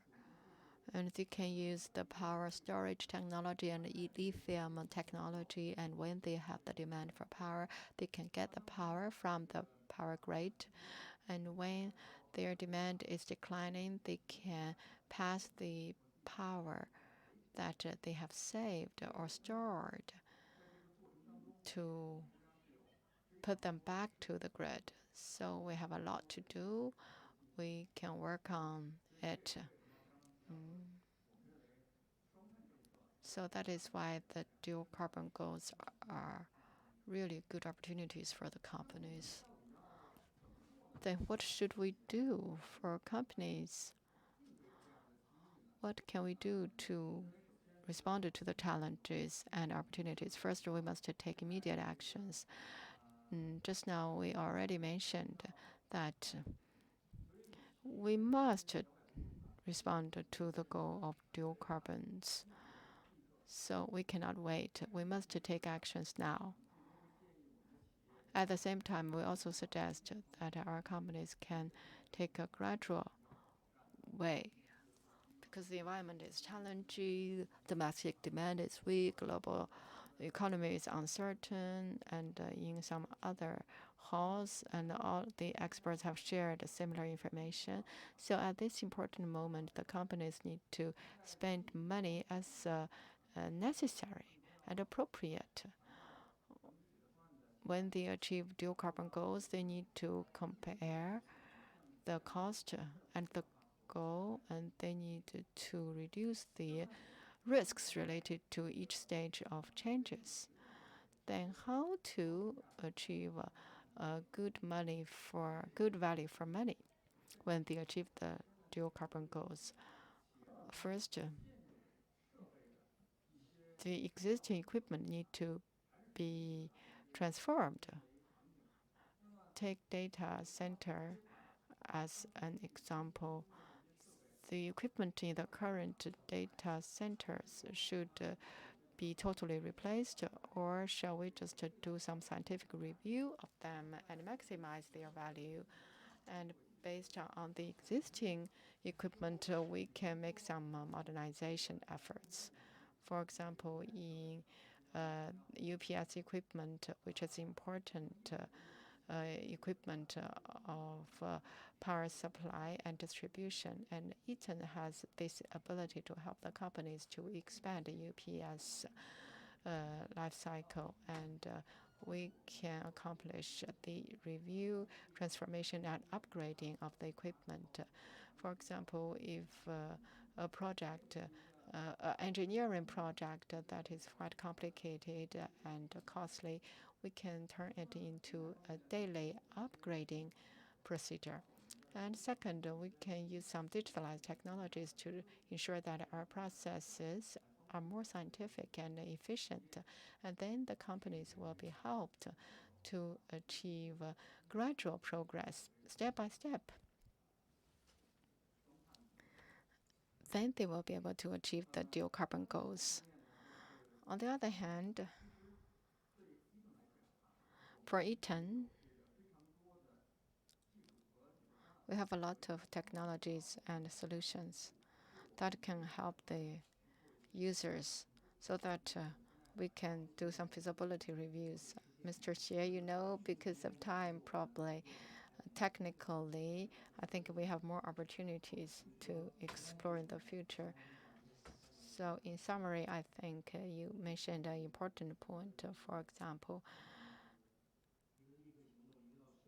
we need to take immediate actions. We need to use appropriate measures to ensure solid progress of carbon neutrality goals. That is a big direction. That is something we all agree on.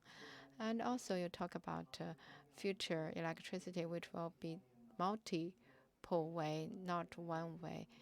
So in the future, the users will also become transaction parties and energy storage parties. So behind it, there is information flow and power flow. So that is why we are now using the energy internet. In the future, energy internet will also become a green digital energy system. And in the future, China can use it to take advantage of its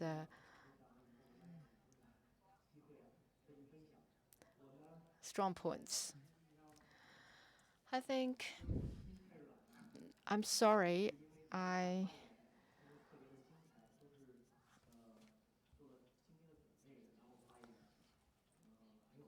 have not managed the time very well, but I believe you have all shared great insights. That is why I'm very sorry for the hardworking staff. I think they have been working for a whole day. We will continue our discussions in the future. I have no time for a summary, but this is only the beginning and a short summary from me. Just, I want to thank you all for giving us this opportunity to discuss this important topic. It requires multilateral cooperation, and all countries have more demand for green energy. Now, green transition is accelerating. The energy development model is also transitioning. And all governments, the chambers of commerce and experts and scholars need to engage in more dialogue to explore greater cooperation so that we can contribute to the green development and clean energy development and contribute to the low carbon, high quality development of each city and each place of the world. And we will work together to build a green global village. So that is my summary. And we have taken over 2 hours. And now, on behalf of the host and sponsor of the forum, I want to thank the EDF and Vice President Qin Hu of EDF for giving us the great contribution to the organizing of this forum. So that is all for this forum. I hope that you can stay for a group photo. Thank you very much.